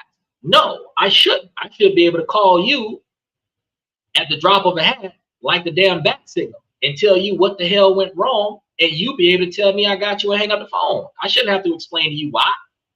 If I called you and told you go to Brook and East Street, pick up the car, you don't have to ask, what happened to the car? You don't need to know what happened to the car. You'll find out what happened to the car when you get to the damn car. If I tell you go pick the car up, clearly I'm not with the car. I didn't tell you pick me and the car up. I said go pick up the car. You don't need to ask no more questions. Outside of how do I get there? Put this address into the GPS. That's it. Hang up the phone, go get the car. Now, when we get back to the house, we can talk about what happened after the fact. But if I need you to go get the car right now, I need you to go get the car right now. I'll explain it to you later. So you should be able to follow instructions because guess what? If you would have called your man and said, help me, where are you at? Not why, what happened? Don't no man want no damn backstory on what the hell happened as the fact that you need help. You need help, I'm coming. So why do we got women that I got to justify asking you to do something for me so that you can rationalize it in your brain as you helping me? No. That's disrespectful. That's disrespectful. For every woman that wants a man to do what she say, when she say it, that should be the same kind of woman that does what her man say whenever he say it. You want drop of the hat response? Be a drop of the hat responder. Then on top of that, time your demands. Don't go running up in his face trying to challenge his authority by giving him instructions when he's in the middle of his own peacetime. He playing the game, he watching football, he hanging out with one of his homeboys or something to that effect. You want to just prove that you're in control. You're going to give him instructions so he can just jump up and run and go do what you say as soon as you say it. No, show the man respect. You're not going to embarrass him in front of his friends. You're going to let him do what he's doing. Then when he finished doing what he's doing, then you're going to give him a bunch of instructions when nobody's looking. Because at the end of the day, he should show you the same respect. He's not going to treat you like a maid servant when his homeboys is there. If anything, he might let you go somewhere else so that his homeboys ain't looking at you while he at the house hanging out with his homeboys. Bring me back something while you gone might be the only instruction that you got. But if you there and can you bring me X, Y, and Z or bring me X, Y, and Z, he might ask you to bring one thing. And more often than not, ladies, y'all don't know this, but a man will ask you to go in the kitchen and get something and bring it to him so that you can sit your ass down next to him. And that's the one thing that y'all don't even pay attention to. Y'all just sitting over here pissed off at the fact that he asked you to go in the kitchen when he got 2 feet. He could walk in the kitchen and go get it. Instead of saying, honey, come sit down next to me, he gonna say, honey, come bring me a sandwich. But if you bringing me a sandwich, not making it for me so I can come get it out the kitchen, guess what you're doing? You're coming to me. Now, should you come to me and leave, or should you come to me and sit the fuck down? Not a lot of women think about that part. This ain't a restaurant, so why are you bringing me the stuff and leaving? This your house too, so shouldn't you sit your ass down? Not a lot of men are gonna say in front of his homeboys, man, I miss my wife, honey, come sit next to me, I miss you. Nah, it's gonna be, hey, bring me a beer. Because I wanted to look at you. Come bring me a beer. All right. When y'all learn that, y'all will come to find that y'all will be more valuable to each other. And that's the part that all of these red pill, blue pill, black pill podcasts are missing. They always talk about all of these hypothetical what ifs. They always talk about all of these, women don't do right, blah, blah, blah, blah, blah. But on both sides of the page, the men are not valuable to the women because the women are not finding the men that benefit them. The women are finding men that will pay for them. The women are not valuable to the men because the men are not looking for women that benefit them. The men are looking for women that will sleep with them. As a result, you are in a relationship of convenience. And until that relationship stops being convenient, you will stay there. So even though she won't do nothing that makes her valuable in a relationship, you will stay with her as long as you're sleeping with her. When she stops sleeping with you, now you start complaining about the relationship. If you're in a relationship with a dude, you're just there because he's spending the money. When he can't afford to spend the money anymore, you stop wanting to be in a relationship. You stop wanting to sleep with him first, then you stop wanting to be in a relationship with him because it was a relationship of convenience. If you valued his judgment, if you valued his decision-making skills, if you wanted to grow with him, if you wanted to put an effort to build with him, if you contributed effort-wise into the relationship as well as financially in some situations, you would have had a better relationship than what you would if you just rode the wave on the effort of the other person. And that goes both ways. That goes both ways. Because if the roles was reversed and the woman was a breadwinner and the man was riding on her coattails, she would be bitching the same way men be bitching. But the difference is that society would say that he ain't shit because he's not fulfilling his role as a man. But no one will ever say she ain't shit because she's not fulfilling her role as a woman. Because women don't have to fulfill any roles anymore in 2026. All they have to do is look cute and not be a problem. They don't even have to sleep with you. They just got to look cute and not be a problem. So they actually do nothing for the sake of the relationship because they're cute. And some men will even validate it on the hot cycle factor, where the crazier she is, which they're going to call her crazy because she's outspoken and disrespectful. They're going to call that crazy versus how attractive she is. The more attractive she is, the more disrespectful she can be because you get to sleep with a disrespectful, attractive chick. Makes no sense because you don't benefit from that. If we're fighting each other, how are we succeeding? The phrase us against the world means that we're working together. We're planning together. We're committing this heist together.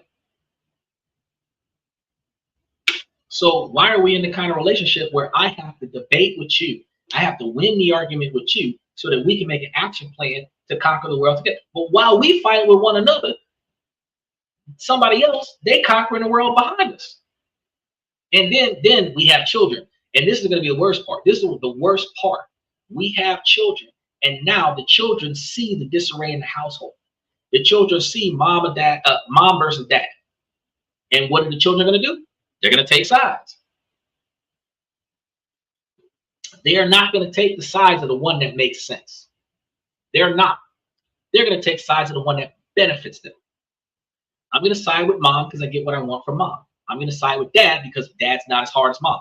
I'm going to side with mom because mom more lenient than dad. I'm going to side with dad because I get what I want from dad. It's never going to be a scenario where, because mom and dad fight with everything, it's never going to be a scenario where the child has no one to side with because whatever your mama say, go. And ladies, you got to remember this part, whatever your daddy said goes.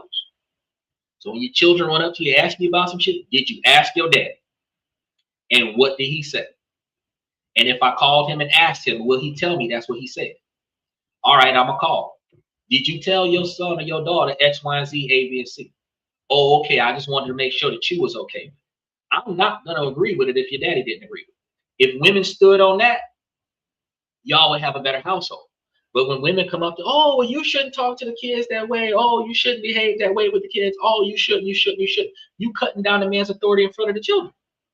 You wouldn't want the man to tell you, oh, you shouldn't talk to the kids that way. You shouldn't treat the kids that way. You shouldn't say this, that, and the other.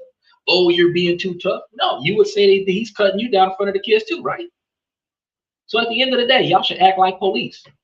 Even if you're wrong, I'm going to back your play while the kids are watching, and then I'm going to talk to you about it while they're at school.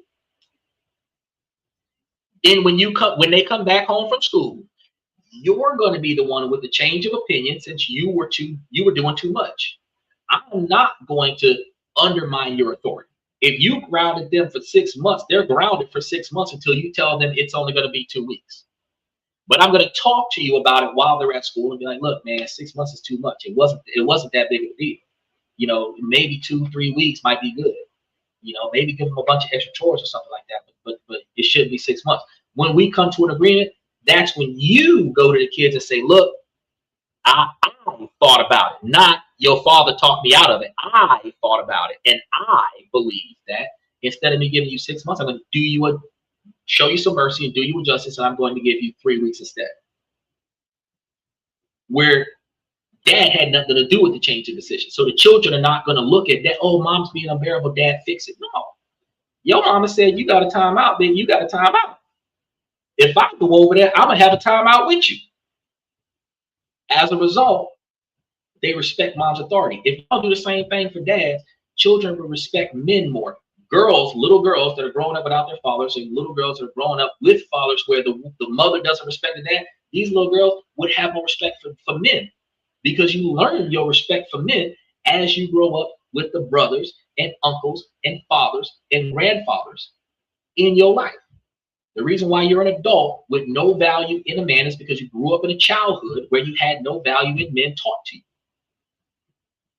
Whether it was because your mama was a single mother and did it all by herself with no valuable man in the lifestyle, or if you was in a stable household where mama didn't value dad in front of you. Either way, you grew up in a household where you did not value a man because you were taught not to value a man, and that's why you're an adult not valuing a man. And we can say the same thing about men not valuing women, because you grew up in a house with no value for women. But if you were taught to treat women like queens, you were taught to do for, you were taught to value them, you're overly generous and they're treating you like a simp because you were taught to be that way by women more often than not. Y'all got to look at, if we want different, we got to behave different. You guys have to till the crop before you can harvest it. You can't just expect seeds to be planted and have this perfect crop grow when you don't put any effort into it. Everybody says the grass is always greener on the other side. That's because somebody's taking care of the other side. You ain't taking care of your side. Your side sucks because you ain't doing nothing to make your side better. If you put more effort into the other side, you will start seeing better on the other side. But if you went to the other side and you did nothing for the other side, just as bad as your side was, the other side will end up being, because you took from and not returned.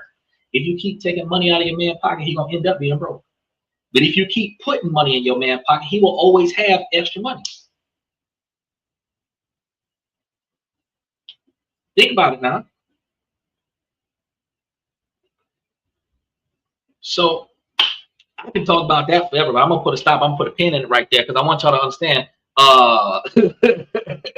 It takes two of us to come together. It takes two of us to build the right kind of lifestyle. And at the end of the day, ladies, if y'all say y'all love to travel the world, and y'all can't tell me 20 places y'all visited that was not inside of America because y'all don't have the money to travel the world. Y'all would like to travel, but more often than not, you're traveling at somebody else's expense is what you would hope. Now, you can build yourself a kind of relationship with a man where y'all can go to a different country every week. Y'all can go to a different country every month. But it requires you to put effort into the type of relationship where, like I tell you guys on a regular basis, two people can make it to $1 million faster than one. And if you're living a modest lifestyle, you would have extra capital for discretionary spending towards amenities such as monthly travels around the world. So would you feel better being shipped around the world in your own early 20s when men value you for your body and then not be able to go anywhere in your 30s and 40s? Or would you value more having a kind of relationship where you can travel the world from 40 to 75 or 40 to 95, or for the rest of your life, you're able to go to different places on a regular basis at a drop of a hat? Like, I'm bored, let's go to Tahiti. I'm bored, let's go to Peru. I'm bored, let's go to Belize. Man, I miss America. I've been gone from America for 5 years. All we've been doing is traveling to different places. Wouldn't that be a better life? You got to make that life. You can't just fall into it. You can't just fall into it. I know all of y'all watching the show right now had a childhood where y'all parents told y'all that nothing worth having is not worth fighting for. So why is the luxury life something you're not willing to work on? Why is it something that's got to be handed to you? Why do you got to inherit it from somebody else? Why do you got to get it out of a divorce? Why can't you work on it with the other person that you expect to bring to? Why y'all want $100,000 a year man when y'all can have a $100,000 a year relationship? Only spending $60,000 of it on your standard living. Why not? Because the funny thing is that there's only 23% of America that's making more than $100,000 a year, and 50% of that is men, which means that you only got about 13% of the population that you're really going to choose from out of 100% of the women, which is like out of 160 something million women, with only 13% of men, which is something close to like 3 to 5 million men. You're trying to say that all of y'all are going to fight over that, when you've got 76% of men that nobody really wants to respect, where the bottom 50% of men will worship the ground you walk on and give you every dollar that he earns. And you won't take that guy and make him a millionaire, where he will give you the million because you made it with him. Instead, you want to find the millionaire who won't give you $1 because you didn't earn none of it with him. I don't understand the mindset. Y'all make it make sense. Now, with that being said, ladies, I'm gonna wrap it up by saying, as long as the situation doesn't make sense, I'm gonna ask y'all to make it make sense. So I'm gonna tell you one more time, ladies, please make it make sense.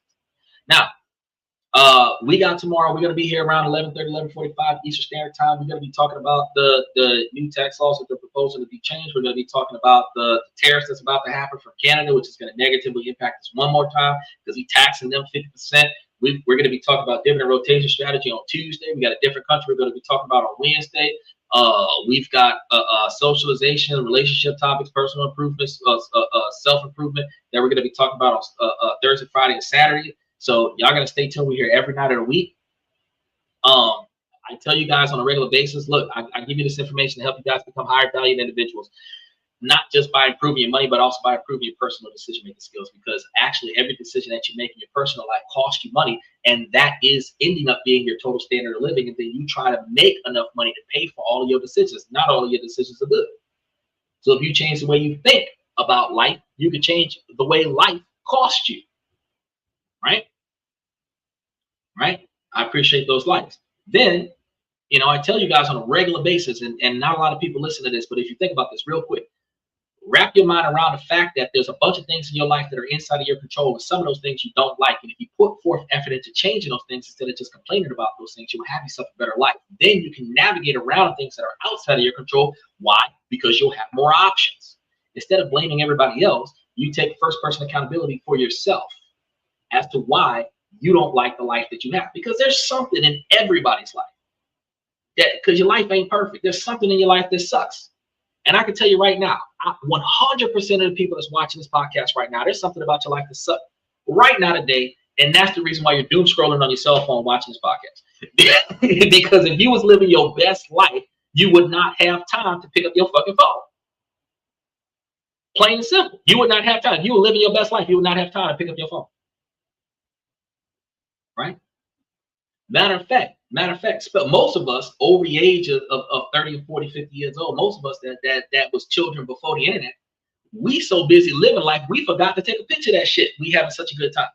Then we're like, damn, I wish I would have took a picture of that. That would have been good for the stream. Those of us that have a shitty life, oh man, I got to take a picture of this plate of food before I eat it. Oh man, I got to take a picture of this outfit before I go out. Oh, I got to take a picture of this venue before I leave it. Because you want people to be jealous of what you don't got. But if you were living your best life, nobody would know about it, because you would be so busy focusing on your life and less focusing on what other people think. The wealthiest people in the world, you only see them on social media during a press conference when the paparazzi are chasing them. You don't see wealthy people looking for a news broadcast. You don't see wealthy people looking to get on TV shows. You don't see wealthy people looking to get on commercials. You don't see wealthy people in the unemployment line. You don't see wealthy people's names on job applications and shit. Wealthy people, you be like, damn, I didn't know that so-and-so was in the neighborhood. Because they so busy living their life. And if you want to get like that, you got to start thinking like that. Now, I tell y'all the way I told y'all about an hour and a half ago, look, ladies, while this is a male-driven podcast from the male's perspective, y'all can benefit from this information just as quickly because I'm a man of uniformity. So I'm not going to sit here and try to come off of one-sided situation. First person accountability, you got to respect and accept the fact that certain things you don't like because you allowed it to happen or you caused it to happen.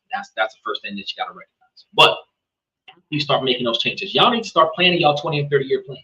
Where do you see yourself in 5, 10, 15, 20 years from now? Start building that. Reverse engineer that to what you got to do today so that you can accomplish those goals.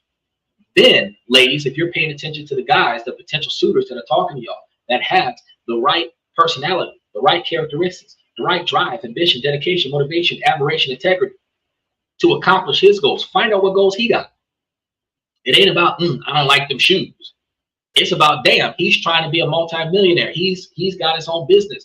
He's invested. He's got a retirement fund. He's got a 401k. It's not about an inheritance that's coming down to him. It's about a legacy that he's building for his next generation. I want that, and let me see how I can get with that. But at the same time, you need to see where his goals is going, because if his goals is going to another city, another state, another country, and you don't want to go, don't get started. If his goals include him having a legacy, you don't want to have children, don't get started. But if your goals and his goals mesh together, where y'all have long-term satisfaction goals set up for one another, y'all can accomplish those goals a whole lot faster together than what y'all could individually. He can do the things that are outside of your skill set. You can do the things that's outside of his skill set, and y'all can help each other be more successful. Right? And like I told you guys a while back, 2 of y'all can make it to $1 million faster than 1 if you both have the same or similar financial values. But if one of y'all is living with short-term gratification, fear of missing out, YOLO, you only live once, and the other one is living on long-term satisfaction, the person who's living in the moment is spending the money now, taking away from the potential of having a better lifestyle in the future. Where the in the moment scenario, that's a once in a lifetime scenario under your current budget, could be a daily lifestyle in the future if you just waited. One vacation today for the first time in 5 years, if you invested correctly, could actually end up being weekly vacations when you retire. 5-day vacation where you finally get 5 days off when you're working 65 hours a week, 6 days a week, every week, and you finally get 5 days off for the first time in 10 years, could actually be, I don't have to work ever after 45 or 55. But you got to change the way you do business, because those of y'all that's walking into this podcast right now at 35, 36, 45, 46, y'all can put 20 years into your life. On the YouTube side of things, I got different portfolios up there where y'all can be making close to 15% return on investment or more under the current economy, dividend paying stocks, where y'all can actually be making money for yourselves, where in 20 years you can have $1.5 million if y'all just put y'all money away, instead of spending it on the club, instead of spending it on your homie, instead of bailing your friends out of bullshit, instead of bailing your family members out of stupid stuff, instead of wasting it trying to impress people, buying name brand stuff, buying luxury this and luxury that because it says luxury in the name, not because it's actually durable. And then you'll find yourself, instead of can't afford to pay for the maintenance on this car, you got a car with a chauffeur in the future. Because that's something that I never talked about on a podcast. What happens when you reach the age when you can no longer drive yourself places? Wouldn't it be nice to have a budget already set aside where you got somebody driving you around that's not related to you? Wouldn't it be nice to already have situations set up where your in-home nurses, your housekeepers, your chauffeur, your chef, if you got kids, nanny, all of this stuff is budgeted out in a way where you got salaries from motherfuckers. But you're not going to get that on a 9 to 5 when you're spending every dollar that you get. So step 1, you got to reduce your spending. Step 2, you got to take the extra money and put it somewhere where the money is making money for you. Step 3, you got to take that extra money and diversify it into other scenarios where your money is expanding quicker. Step 4, you find you a partner that can double down on that shit. And then step 5, y'all grow together. Now, ain't none of that had nothing to do with how much money the man spent on the first day and how many times the man sleep with the woman. That's why I tell y'all, ladies, y'all can benefit from this advice just as quickly as a man. Because if y'all are paying attention to the right shit and you get into the relationship for all the right reasons, then you actually would have a better relationship. But it requires you to change your decision-making skills. And that's half of the week that we talk about, is changing your decision-making skills, changing the way you approach life. Because every financial guru can write a book and tell you guys that if the circumstances were in your favor, there's a certain path that you can go to be successful. But none of them tell you that if you spend the money before you make it, if you waste the money as you're making it, you're still not going to be successful. So the first thing you have to do is change your mindset from a broke mentality to a wealthy mentality. That's the first change that you got to make. And every relationship is a business decision. Believe it or not, it ain't about love.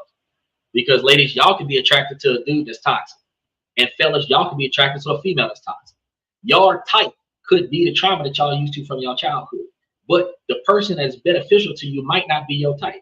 You might not have the butterflies in your stomach with this person, but it just might make sense with this person. You might need to find somebody that you need, not somebody that you're interested in, because you can gain interest in a person.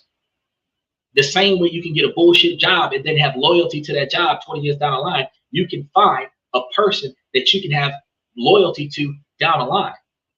Because the butterflies in your stomach can have y'all throwing hot grits on one another down the line, whereas this relationship makes sense, could lead to a multi-million-dollar industry. Y'all need to change the way y'all doing business. I know I be seeing them balloon popping things on a regular basis. Ooh, is this your type? Is this your type?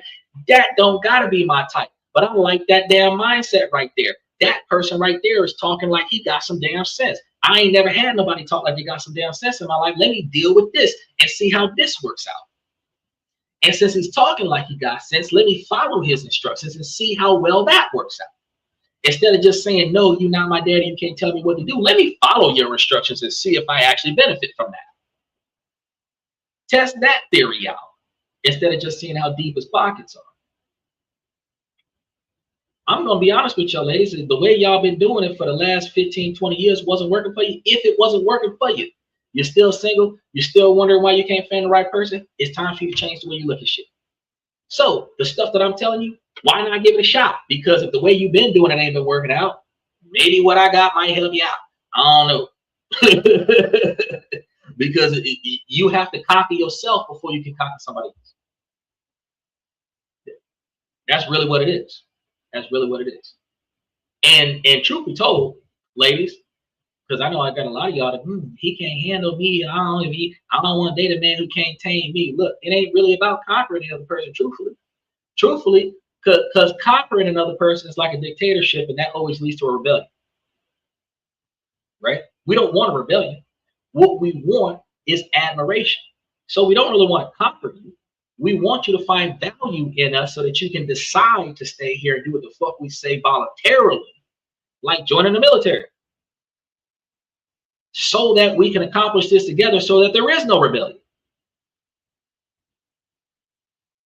But if I got to dominate you in order for you to follow my instructions, eventually you will rebel against me because you did not want to do what I said in the first place. You just did it because you feared my authority, not respected it. But if you respected it and decided to stay here, even if I was a broke ass dude, at the end of the day, it don't matter what I do. If I tell you to go and do X, Y, and Z, A, B, and C because you respect me enough to do as I say, you're going to do it because you respect me, not because I paid for it. But think about this though, ladies. If there is a multi-billion-dollar industry where women are getting paid by the hour to do what you don't want to do for your boyfriend and your husband, these adult freelance workers, that's how I'm going to identify them. If they're willing to do what you are not willing to do for less than what you demand for the upkeep of yourself, ladies, y'all need to step up. Because if he's willing to pay somebody else to do what he's missing in his relationship, that's one, money leaving his relationship, and two, loyalty leaving the relationship. And you letting that happen. Why not nip that in the bud? And instead of controlling him and dominating him, fussing at him, tracking him, GPS on the phone, why don't you stop him from having to pay somebody else and say, nah, baby, let me get that money and I'll do whatever the hell you say.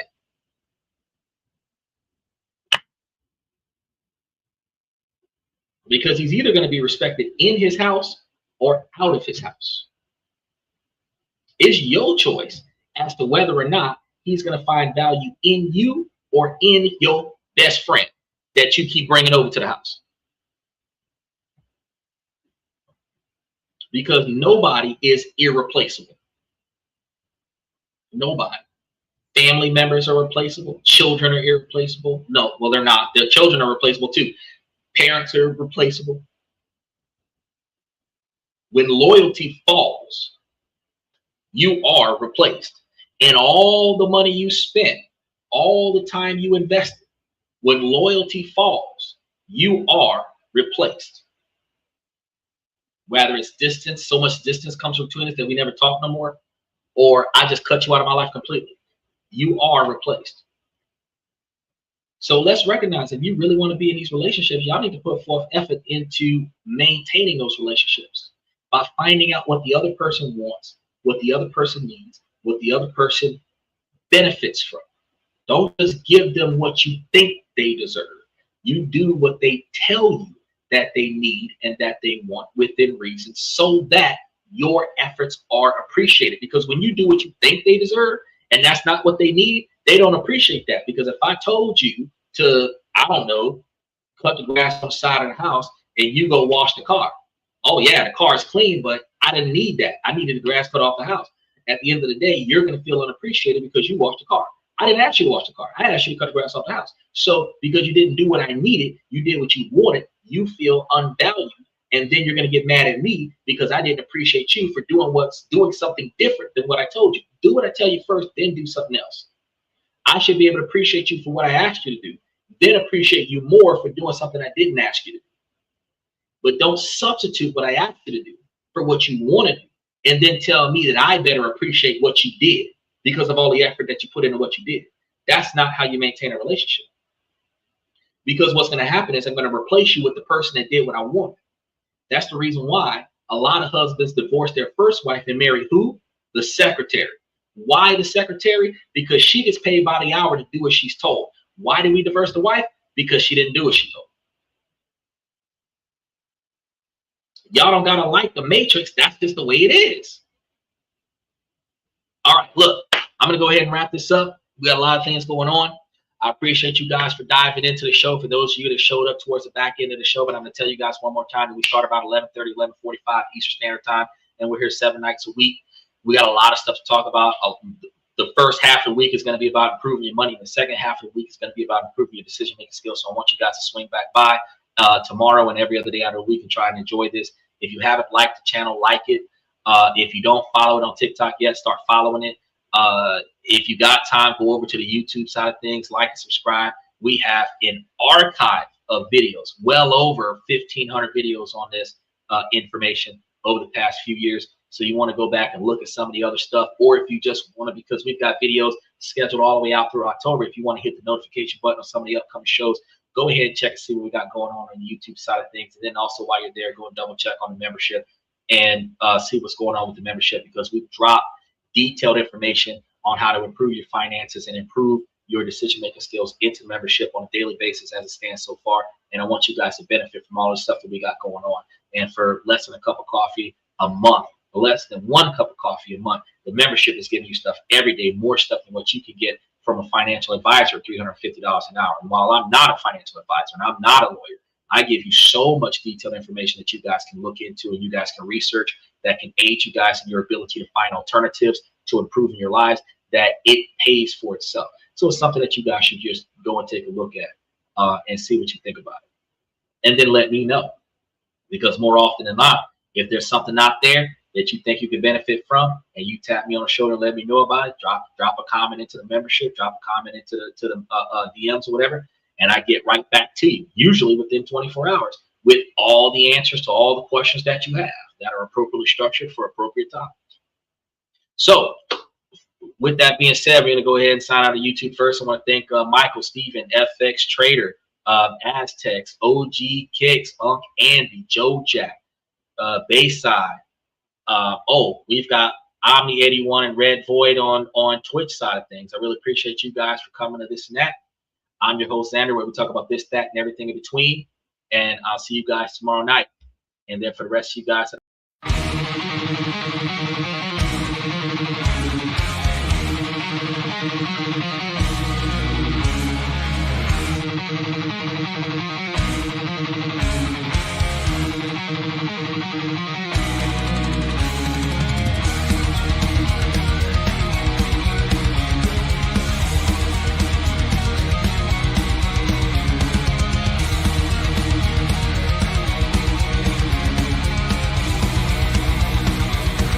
Higher ground.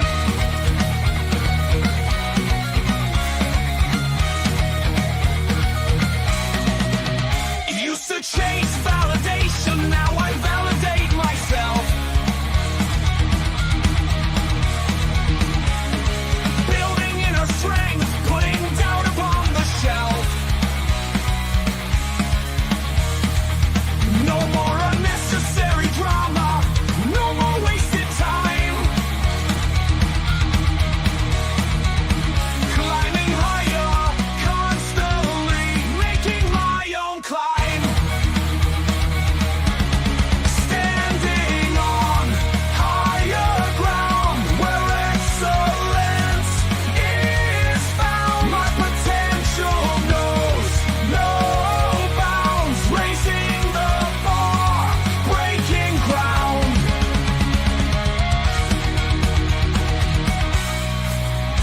My network is my net worth. Choose your company wise.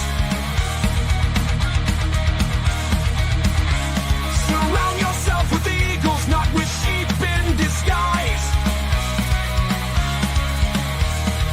Every interaction is a reflection of my brand. Quality over quantity, that's my personal command. I'm not landing on higher ground where excellence is found. My potential knows no bounds, raising the bar, breaking ground.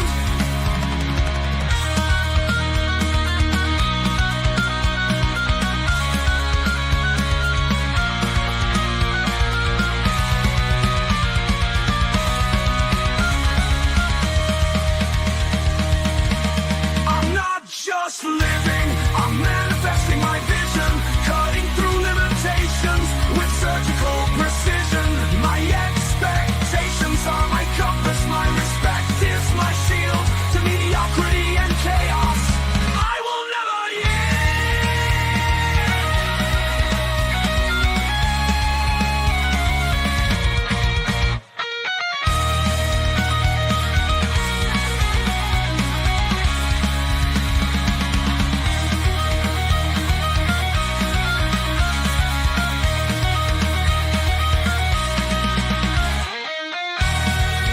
I'm not just living, I'm manifesting my vision, cutting through limitations with surgical precision. My expectations are my compass, my respect is my shield to mediocrity and chaos.